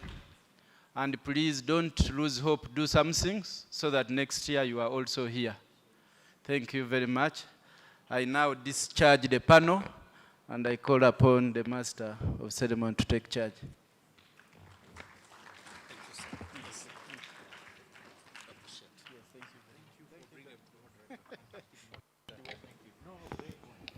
Thank you very much, Mr. Bagonza, and your two panels. You have done wonderfully well in the constraint of time. We can put our hands together for all of them. Thank you very much. PS, Minister of Foreign Affairs, and the convener of this event, I will give a very quick summary before I invite the next speaker so that we can finish. In the morning, we had exciting, engaging, and captivating sessions that led into the afternoon. Members were happy with the exchanges and hope that in future you could have more time for them, as the rest group has indicated. Ladies and gentlemen, networks build wealth and trust builds nations. Mr. PS, as a highlight of the morning sessions, they introduced Pombegad. And they promised to give us a sample, which there is here, and they said several others have been brought. Those who may have a challenge that need this, please take note and then help yourselves. Then two, Mr. PS, if you see us acting with a lot of caution, we were warned here that if you are sentenced to caution, that is a conviction. And with that sentence, you cannot get a certificate of good conduct, and therefore you may not go abroad. Now, for purposes of avoiding caution, may I now invite the next speaker, who is representing the Director General of External Security Organization, to come and make a presentation, which he said may be about 10 minutes. His name is Mr. John Paul Mugisha, representing Ambassador Joseph Echwet, Director General External Security Organization, President's Office. Mr. Mugisha, please have the floor. And for fear of caution, please help us to keep time. Good evening, ladies and gentlemen. I am very well aware that I have no time. I talk a lot, as you can see, and as you can hear, I'm told to do everything in 10 minutes. What I'm presenting on, PS and ladies and gentlemen, great team. You have heard the names. Second Diaspora Convention, I hope there will be the third, fourth, and fifth, and so many others. And I want to thank members who have arranged this. The role of diaspora in the economic, that is the theme, and commercial strategy. Personally, I'm handling safety and security of the diaspora community. I will not go into definitions to avoid talking too much, but I say, who are we? ESO, External Security Organization. We are a government agency formed in established by actually an act of parliament in 1987. We are one of the intelligence organizations or intelligence agencies. We call ourselves offensive intelligence as compared to the others. The ones you are more familiar with are defensive intelligence agencies, such as the International Security Organization. You must be familiar with the ISO. And then combat intelligence, like the military, plus others. We collect, we analyze, we process and disseminate intelligence to relevant authorities. We are not spies. Very many people think we are spies. Anybody can be a spy. Not anybody can be an intelligence officer. Intelligence officers are trained to be so, and they are carefully identified to ensure that you have the best. So I can assure you that you have the best. What do we do really? What is our work? to protect national interest, which is the job of everybody seated here. And of course, we are non-partisan. We have no religion. Okay, we may belong to religious groups, but we don't care really which religion we belong to. No tribe. What squares us as Ugandans is the national interest. The key elements that really make us work in this national interest is security, self-preservation, the preservation of the country. You cannot be proud. We wouldn't be here if you are running around. You have seen when you are running around and there are problems. So preservation, self-preservation, security, preservation of the nation, you cannot compare it with anything else except self, to say that I should not die. If the country dies, you die with it. Then the independence of the country is very important. Territorial integrity. That is the other focus. Then we have to ensure that our military is capable of doing what it is supposed to do. The economic well-being of our country is the other one. So, ESO and the diaspora. Protection of the national interests of our nation, even when out there, is also part of your job and our job. We studied the external environment so that we are able to get the best out of the external environment for everybody. And we defend our national values. I am sure you have heard that a man can marry a man, a woman can marry a woman. To what end? And I think really this is something that you must oppose vehemently, because it is a vice, it's not a value. So we also observe foreign policies, but work with embassies to achieve this. And actually, many of you, incidentally, as external security organization members, we are a natural diaspora because we operate from out there. So we are one of you. The challenges probably you go through are the same challenges we will be going through.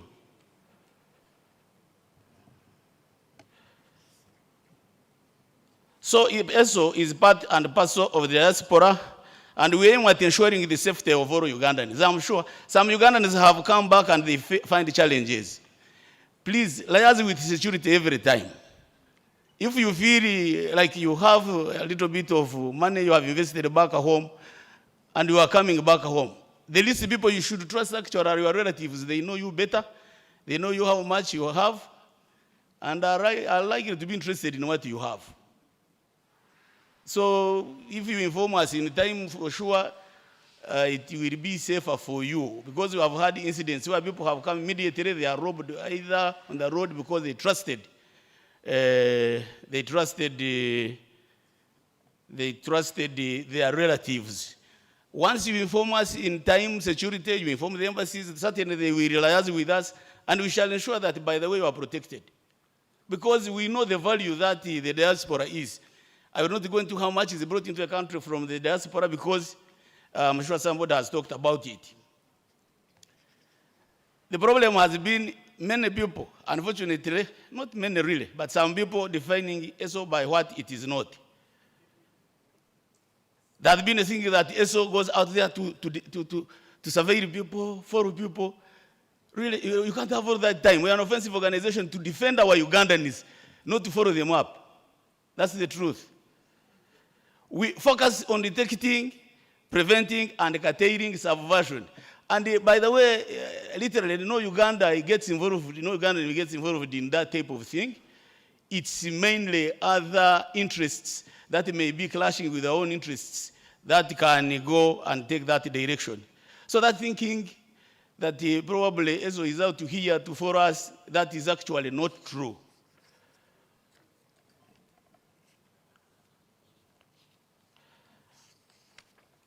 I am aware time is not on my side.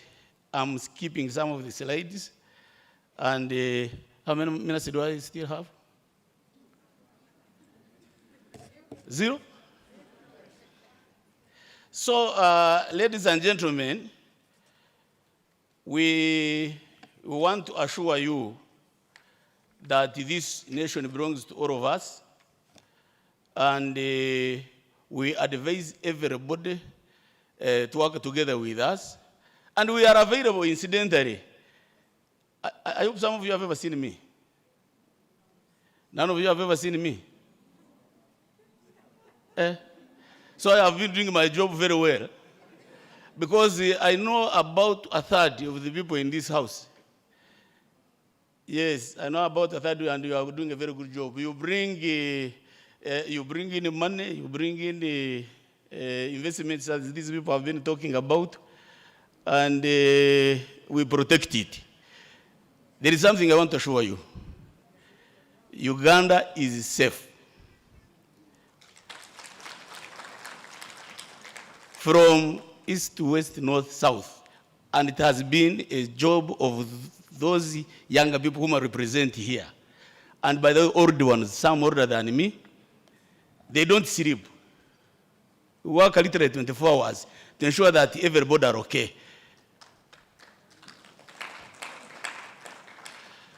And feeling that now I'm safe with the time, I want to take this opportunity to thank you and deliver the apologies from the Director General.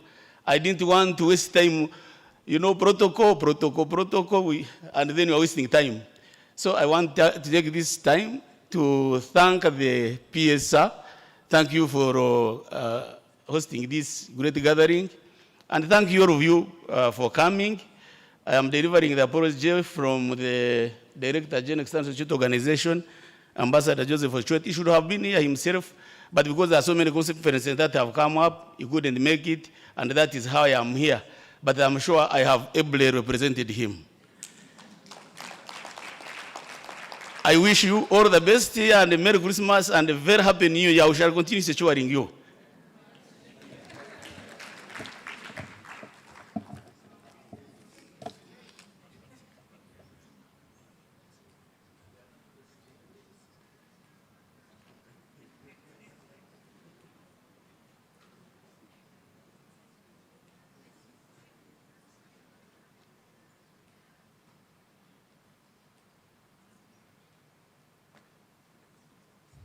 Ladies and gentlemen, distinguished members of Diaspora, we are safe. We are safe from the south to the north and from the west to the east. With that safety, and without being threatened by caution, I will invite Ambassador Muhindo, Head Diaspora Affairs, Minister of Foreign Affairs, to guide us on the next session, next item, which according to the program here,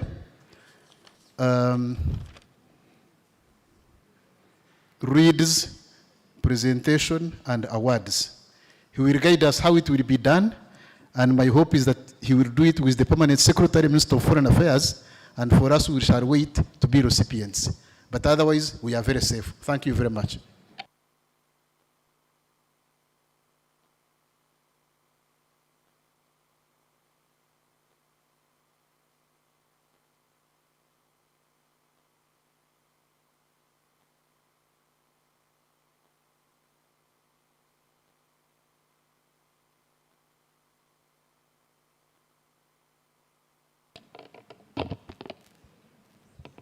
Thank you, Mr. Acting Chief of Ceremonies. Ladies and gentlemen, I'm sure we have just had our lunch and everybody seems to be still in digestive mood. But we are about to finish the program, so let's be a bit patient. Just a few comments before this. One, I would like to thank Mr. Mawa for the precedence he has started here of soon starting to make awards to distinguished diaspora members. I also want to thank the representative from ESO. The reason why we put this item in the program was concerns about security for our diaspora. Of course, we are telling these people to come back and invest. We are telling them to come and return here and bring the skills from up there. But a few incidents have been happening here and there. And as the head of diaspora, people have been sending me a lot of concerns. That's why I asked the PS that we should put this security element for assurance that the state is in control, everybody is protected, and we are glad we have heard it from the horse's mouth. So, ladies and gentlemen, when after this event, go home and enjoy yourselves and know that you are fully protected. Our next item on the program is from UDAN, which is the Uganda Diaspora in Agribusiness Network. Uganda is an agricultural economy. The backbone of our economy is actually agriculture. But we have been evolving from peasant agriculture, small scale, and just for what the president has always called in Ilsoga, okukolere kidda kyonka, just working for the stomach. We have got fertile land, good climate. We have not done much to utilize it economically so that we can be like other countries. While we have abundant food, but at the same time we need money in our pockets. So we've got a group of young men who have organized themselves in the diaspora, supported by Food and Agriculture Organization, FAO, who have started mobilizing diaspora people to feed into the idea of agribusiness. We already have a few cases where some of our people have started trading abroad and would like to expand this so that you people in the diaspora can also fully participate. So they are going to come here to tell us about their work very briefly. And like Mr. Mawa has shown us here, for us in UDAN, we are going to do it more practically. We are going to award at least 3 people.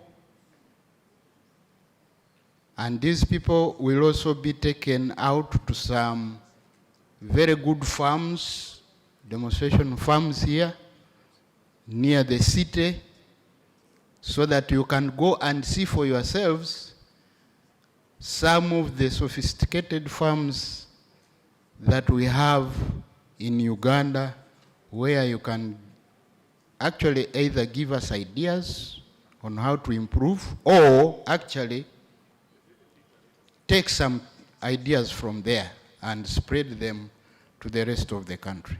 So without much ado, I'd like to call on UDAN and FAO members to come to the podium so that we can start immediately.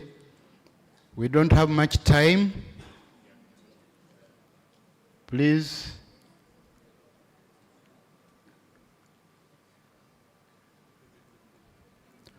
Let's do this quickly.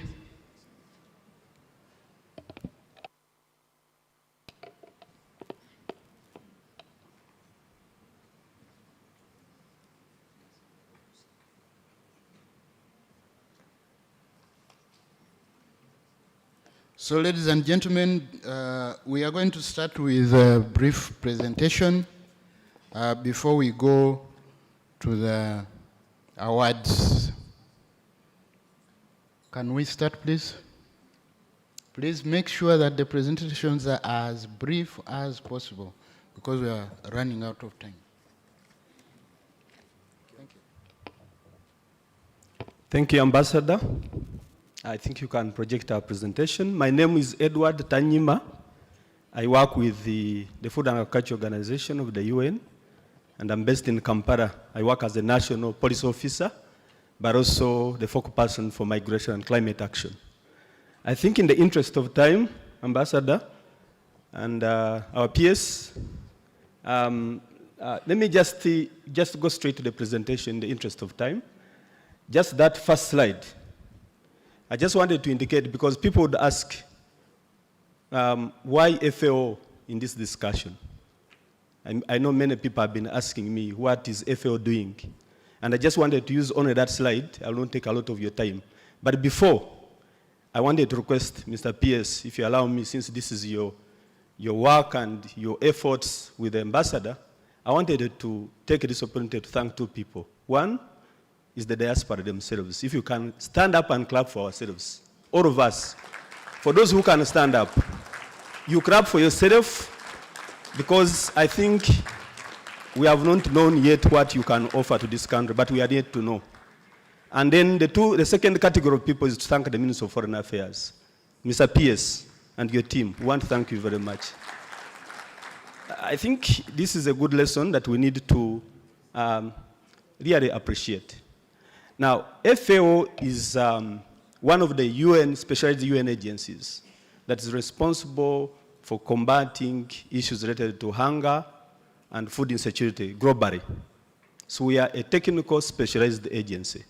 Now, when we talk about migration, people, whether they are moving within the country or abroad, the number of driving factors that make people migrate. So FAO comes in handy to address two elements. One, the factors that push people to go abroad, but also to tap into the opportunities of those people who have moved. So there are two facets. Those who have moved will try to address the challenges that push them to move. And some of those challenges include, I know most of us go abroad because we are looking for jobs or better opportunities. Others move because they have tried here, and most especially those who have invested. There's the diaspora who invested a lot of money in maize, and they got challenges because of climate change. And then once that person failed to get any money from his investment, he went to the Middle East to do some work. So he moved because of some climate change-related issues. And those who go, when they learn and get some ideas and even resources, they want to come back and invest in their country. So we try to facilitate that process by giving the technical support that is needed. Now, in the interest of time, I don't know whether the presentation has stopped. We are in around 150 countries, and I want to take this opportunity to request the PS and the Minister of Foreign Affairs. We are willing to work with you because FAO has presence in around 150 countries. We can work with you to ensure that those diasporans who are interested in investing in agriculture are supported in terms of the technical support that we can offer. Now, move to the next slide, because I want to invite the very people who do this work. This next slide, because of time, this is now, why do we invest in agriculture? I know many people are asking, we are talking about many areas of investment, but why agriculture specifically? And I want to list this information, I got it from government, and specifically Uganda Investment Authority. We have a big market, and therefore a market to feed. That presents an opportunity for you to come back and invest in that sector. The second one, and it's not only the national market. We are around 45 million people, but also the regional markets. We have the East African market, we have the COMESA market, and even the African continent, the market, including the global market. Government, through Uganda Investment Authority, yesterday talked about the 10-year tax holidays for export-oriented agro-processors, those who want to go into agro-processing. You have 10-year tax holidays. Zero import duties on agro-processing machineries. There's exemption on most of the agriculture inputs from import duties and VAT. We have, if you invest in agriculture, you create jobs for your country. I don't think you will be happy to see Ugandans suffering when you have resources abroad. It's an opportunity for you to come back and invest. The Uganda Free Trade Zone Authority mentioned about the agro zones. where they even offer. I remember a colleague here, one of the panelists was asking, how can we co-invest with the government? And when we are discussing with the government, they indicate actually, I'm not speaking on behalf of Uganda, this is the information they provide. They are willing to co-invest with you by providing land for agriculture investments. And this is available. These are things that diasporans need to know, that government can invest with you by providing you land. Now, I just want to mention one case for you to think about. We actually have a deficit in terms of animal feeds, around 60% of the deficit in terms of the animal feeds we need for this country. Now, I just outlined this, we got this from the profiles of the investment cases that are being developed by the Ministry of Agriculture to provide opportunities for those who want to invest in some of the investment areas that we'll be talking about. I just picked one case of animal feeds. Now, you check. We have an annual demand of cattle feeds that is equivalent to 1.07 million tons. The annual supply is 0.43. We have a gap. The deficit is 0.43 million tons. This is a gap for you to invest. We have a deficit in pastures. When we talk about pastures, we are talking about not only grass, but any other types of pastures. That is the deficit, 0.42. Chicken poultry feeds, we have a deficit of 3.28. Pig feed, we have a deficit of 2.58. We import, on the other side, if you can check the number of things that we import maize starch, we import maize oil, we import cornflakes, which is maize. You can imagine you import maize. We produce maize, but we import maize. So we are trying to show you that the investments we are talking about is not these investments of heavy machinery, too much of technology, sophisticated technology, drones and all that. Because when we talk about investments, some people think about high-level sophisticated investments. But even you can imagine, even in maize, growing maize and add value. We just need to think about. Now, what the FAO can offer is to do investment analysis for you.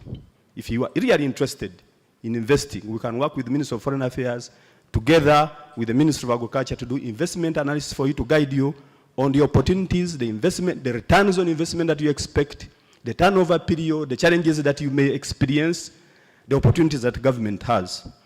So in the interest of time, this is what we do. I don't want to repeat this because of time. We already started working with the guidance of the PS and the ambassador.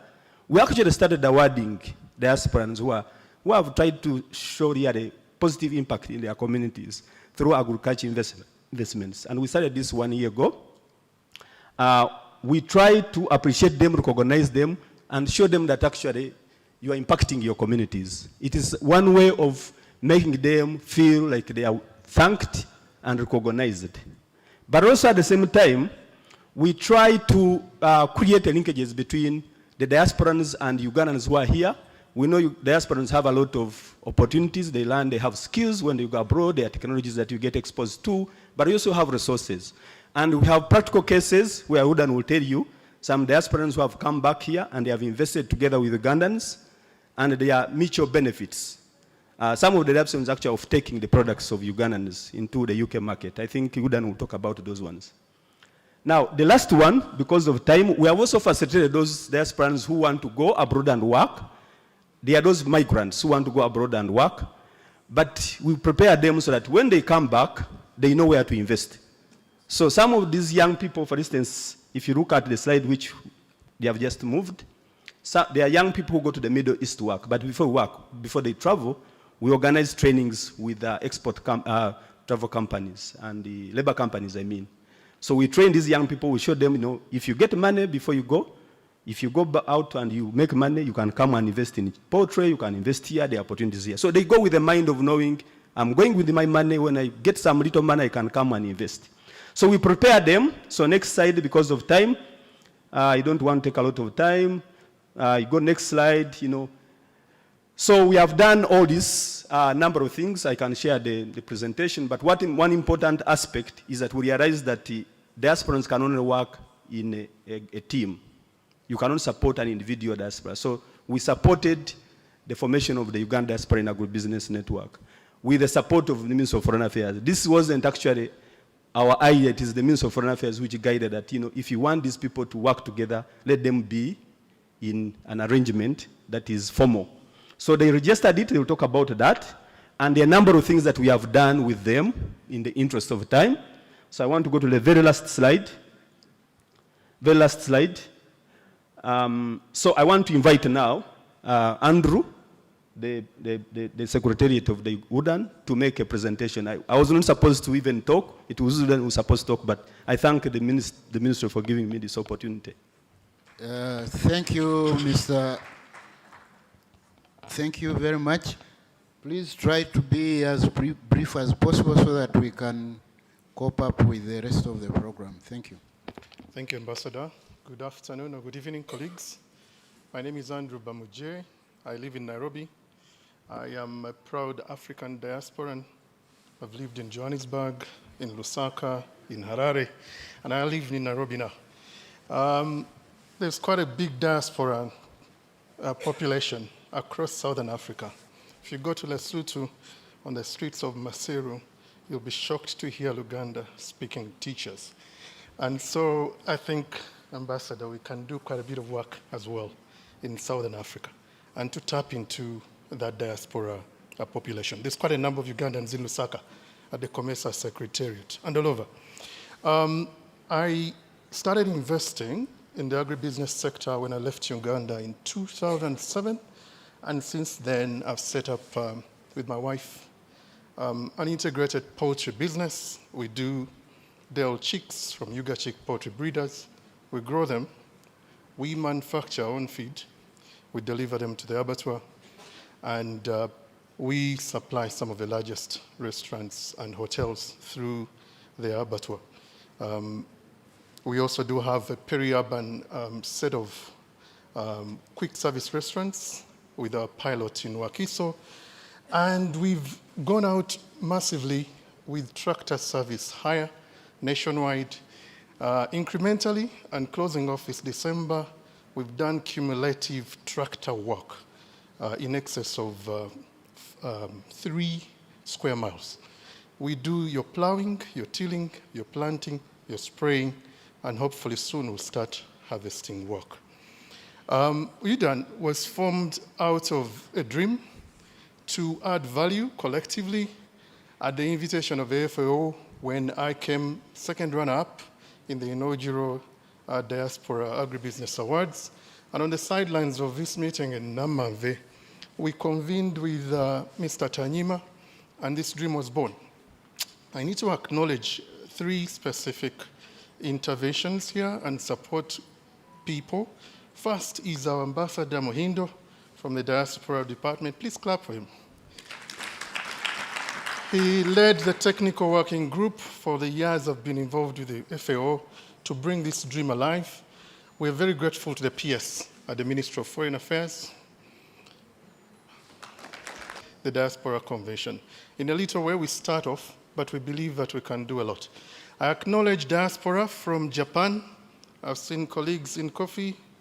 I've seen colleagues from Nairobi, from the High Commission, Ms. Mande, and a couple of other colleagues all around. But we acknowledge the fact that leveraging diaspora presence, technology, investments, and a couple of other social skills or soft skills that we borrow from or we gain from the diaspora, we can leverage that and bring that value home. But also importantly, so when we talk about diaspora remittances annually, the one figure that is rarely talked about is the percentage of diaspora remittance that goes into the agribusiness sector. That is a really, really small percentage. And because of trust, because of the challenges of managing agriculture, especially primary agriculture, and the conversation of the awards today, climate action. In the last couple of weeks, you've probably seen people on TikTok and social media demonstrating the losses they've incurred because of this dry spell and the heat. We come in as UDAN to leverage a couple of learnings to help ourselves as investors to build value through climate action and mitigation. I just want to go to one slide before the awards and then call up our 3 awardees for tonight. So if you could pull up the slides by UDAN. right there. We've just completed our global 5-year strategic plan with the support of AFAO and the Ministry of Foreign Affairs. We'll be launching a 3-pillar strong strategy. We would like to attract in excess of $15 million, and we've put ourselves to that target in the next 5 years. We would like to get our exports through the Youth Agripreneur Program and the Diaspora, and would like to draw on technology into the agribusiness sector. There's just one more slide on the website.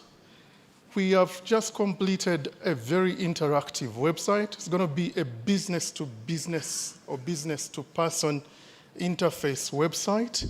Our target is to do business online across the globe. We've already tried this out. We have a very young lady from Chenjojo who supplies unique greens, Ugandan greens, to Diaspora in the UK and in Dubai.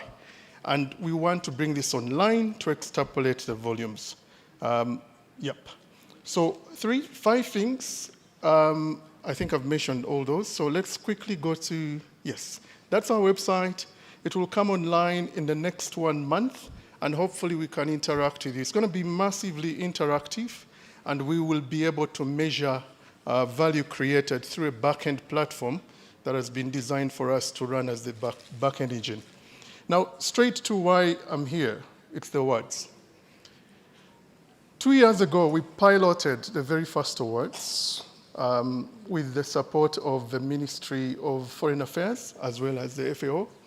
And we thought that this year, because of the nuances of climate change, we would award those Ugandans, or part of our network, who have done their best to be able to invest in climate adaptation and mitigation with a view of sustaining their enterprises. The awards have been adjudicated by a competent panel of judges led by Ambassador Muhindo, and we can confirm that the people that will present to you tonight deserve to get those awards. What we've seen as well is that there's a lot of support required. A lot of these businesses do not tell their story.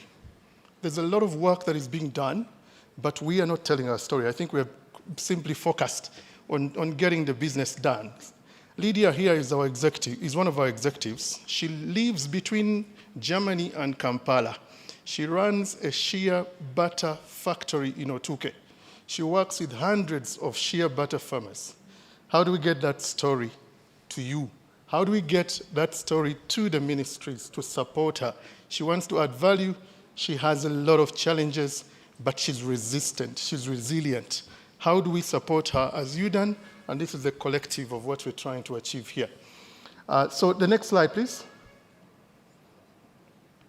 Okay, so there are 3 winners today, and the second runner-up, I thought we'd get some drum rolls from the media team. So our second runner-up is a Ugandan living in Kenya. He and the partners have invested in the okra value chain. They do porridge, they do sauces, they do a couple of things innovatively out of okra. Importantly is that they integrate their farming practices with a lot of agroforestry. They do that for the tree integration to add value to managing the ecosystem in which the smallholders farm. The second bit is that they are very powerful in soil regeneration. And the third is that they offer value to a strong smallholder farmer structure. We'll do better next week as we go around the country to visit model farms. We're also going to do a lot of filming of each of these companies, and we'll bring that to you for showcasing. And so the second runner-up is Prum Ventures. Prum Ventures, where are you?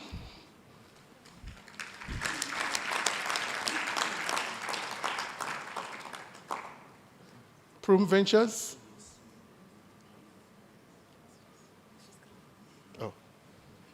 Is it? Mr. Pierce, Thank you.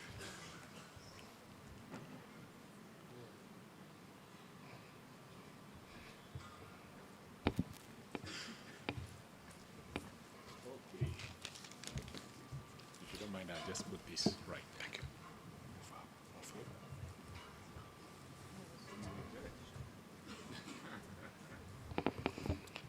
Mr. Pierce, Mr. Ambassador, we present to you Prum Ventures, our second runner-up for the Climate in Action Awards 2025.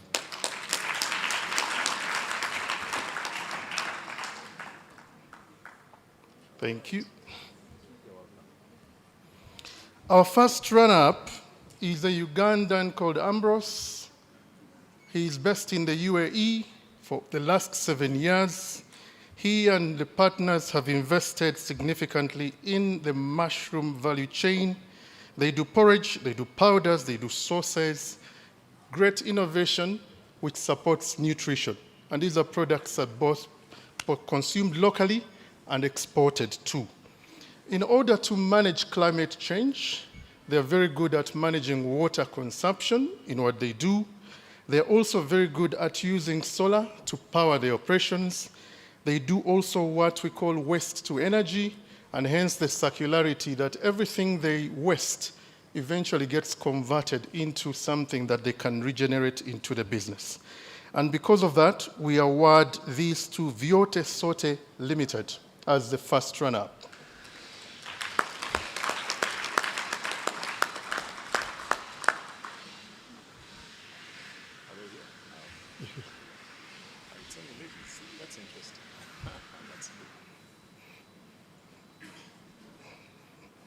Ladies representation, thank you very much. Congratulations.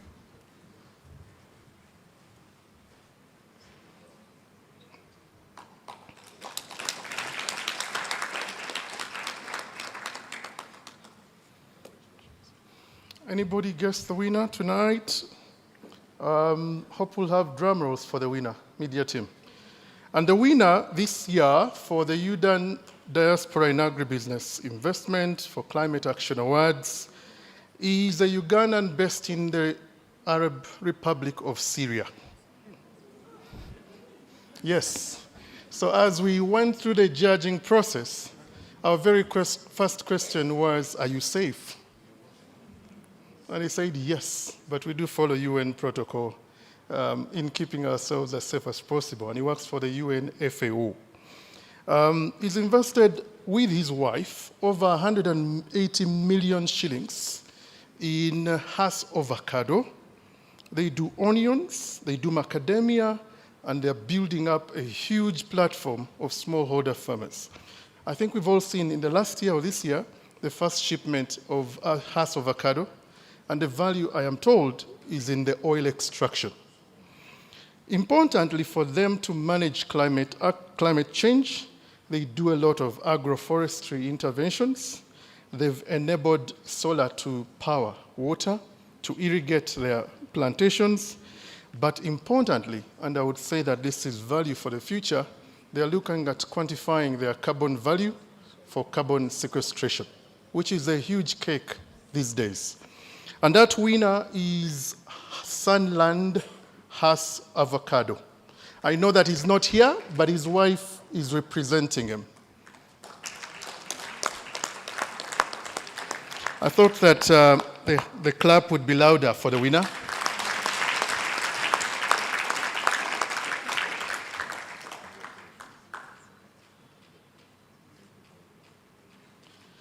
Thank you very much, Ambassador and PS, and I'll hand back to Ambassador Muhindo. Thank you very much.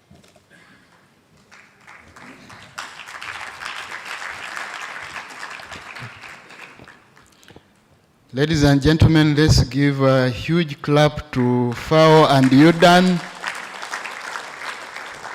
Thank you very much. First of all, I would like to state that what we have seen here is going to be the precursor to what is coming, because we want to escalate this idea of awarding distinguished, hardworking Ugandans in the diaspora to the national level. So from these low-level awards, we'd like to eventually escalate this to the national level so that we can pick from these people a list that we can hand over to the National Awarding Committee so that every year we can have distinguished Ugandans are decorated by HE, the President. So we are starting here, and we would like to encourage all of you to work hard, bring in investments, let us move forward. Before I call upon the PS to make the closing remarks, I just want to make one brief comment. One, of course, is to thank all of you for having responded in bigger numbers. I can see last year we were like crawling kids. Now we are starting to stand on our two legs, and I think we are moving forward in a very big way. I would like to encourage you to keep abreast with what we are doing here. Let us continue coordinating both physically and virtually as we have been doing. Please, when you go back, send a message to the rest of the people who stayed there and tell them that Kampala is waiting for them in a very big way next year. Lastly, with our PS present here, we have seen that our convention is metamorphosing into something greater. We are now on substance level. We are no longer coming here to shake hands and say, oh, long time no see, what. No, we are really discussing issues. Our rapporteurs are there, they are going to make a very good report. In diplomacy, we would call it a communiqué. It will be a big report, which we are going to disseminate to you so that you read. And from Monday, we are going to distribute a questionnaire where you give us your views, how you think we performed, and then you give us your recommendations on what the next convention should look like. We have started learning from you, and this is very good. This time, we have made sure that the convention is more about you than us lecturing to you. We heard you very well last year, and we are moving forward to make sure that you own this convention. Please come back with ideas. Go back with the ideas that you have also picked from here, and let us know how to make things better. So, thank you very much. I now take this opportunity to call upon the PS to give the closing remarks. Otherwise, adios.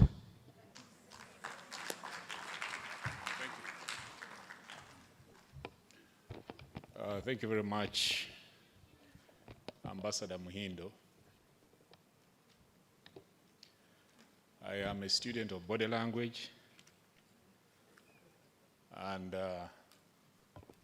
I can tell that we are almost tired. So I'm going to be extremely brief.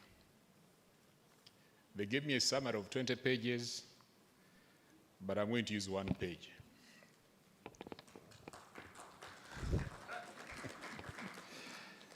So our distinguished members of the diaspora, our facilitators,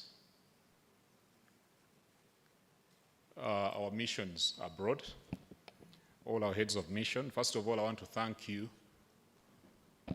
my colleagues at the ministry, our heads of mission, for 2 things. One, for engaging with the diaspora and mobilizing them to be here in big numbers, but at the same time, for sitting in and participating from the beginning up to the end. So I want to thank you for that. Now, there are 3 or 4 issues that I have noted, or that we have noted. First and foremost, that the members of the diaspora are very serious people and very committed. On account of the contributions you have made today, as well as the attendance and paying attention to everything that is being presented. So I want, if I wasn't speaking, I'd be clapping for you, but can I assign you to do that for me? The second issue is that the more we engage, the more we demystify the myth that government is disconnected from the diaspora. We are very much engaged and would love to engage even more. And yesterday we heard from the colleague from URA, who indeed gave information, and I was hoping that should be asked so many questions related to the taxation of property that is outside of Uganda's boundaries, but I think she made a good pitch and convinced you all that what we thought is not what it is. I'm hoping. But indeed, if you have any other questions related to that, we are welcome to forward your queries. The other thing I'm grateful for is the manner in which we have shared information and our success stories. They are quite motivating, and we are happy that many members of the diaspora are indeed making a contribution, not just to the country, but the communities in which they come from. The story of HIV we just listened to, I think that's quite phenomenal and innovative in the sense that they're using grandmothers to make some impact. So we welcome you all to look at the small little interventions you can chip into, and we are ready and willing to walk that journey with you all. Allow me to extend special recognition to a group of the Ugandan diaspora in Germany, led by Professor Chibalama. Is Professor here? Yes, led by Professor Chibalama. And the friends from Germany that you came with, I want to give them special recognition. Alexander and Matthias, you're very welcome to Uganda. And we wish you well in all your endeavors, and we look forward to supporting you. Lastly, I said I would be brief. Lastly, I would like to thank the team at the ministry led by Ambassador Muhindo for executing what I believe has been a successful second edition of the Diaspora Conference.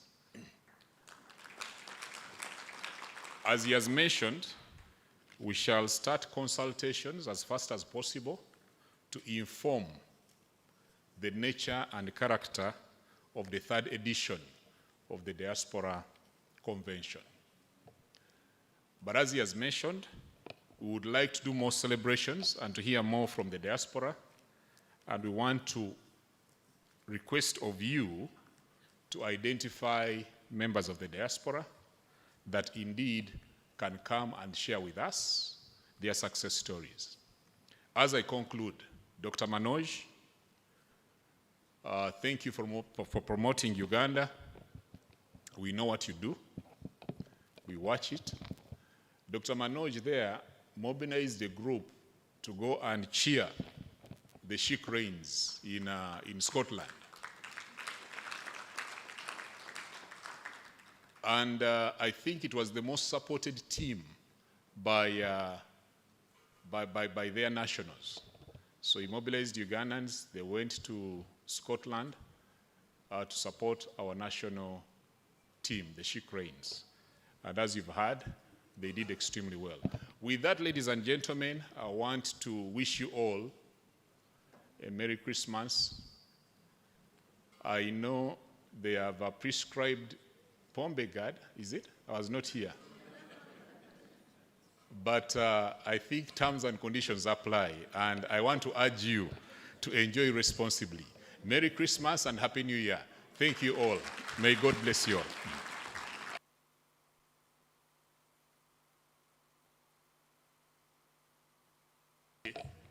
You're still seated. With that, we come to the conclusion of the second edition of the Diaspora Convention. Thank you very much. God bless you all.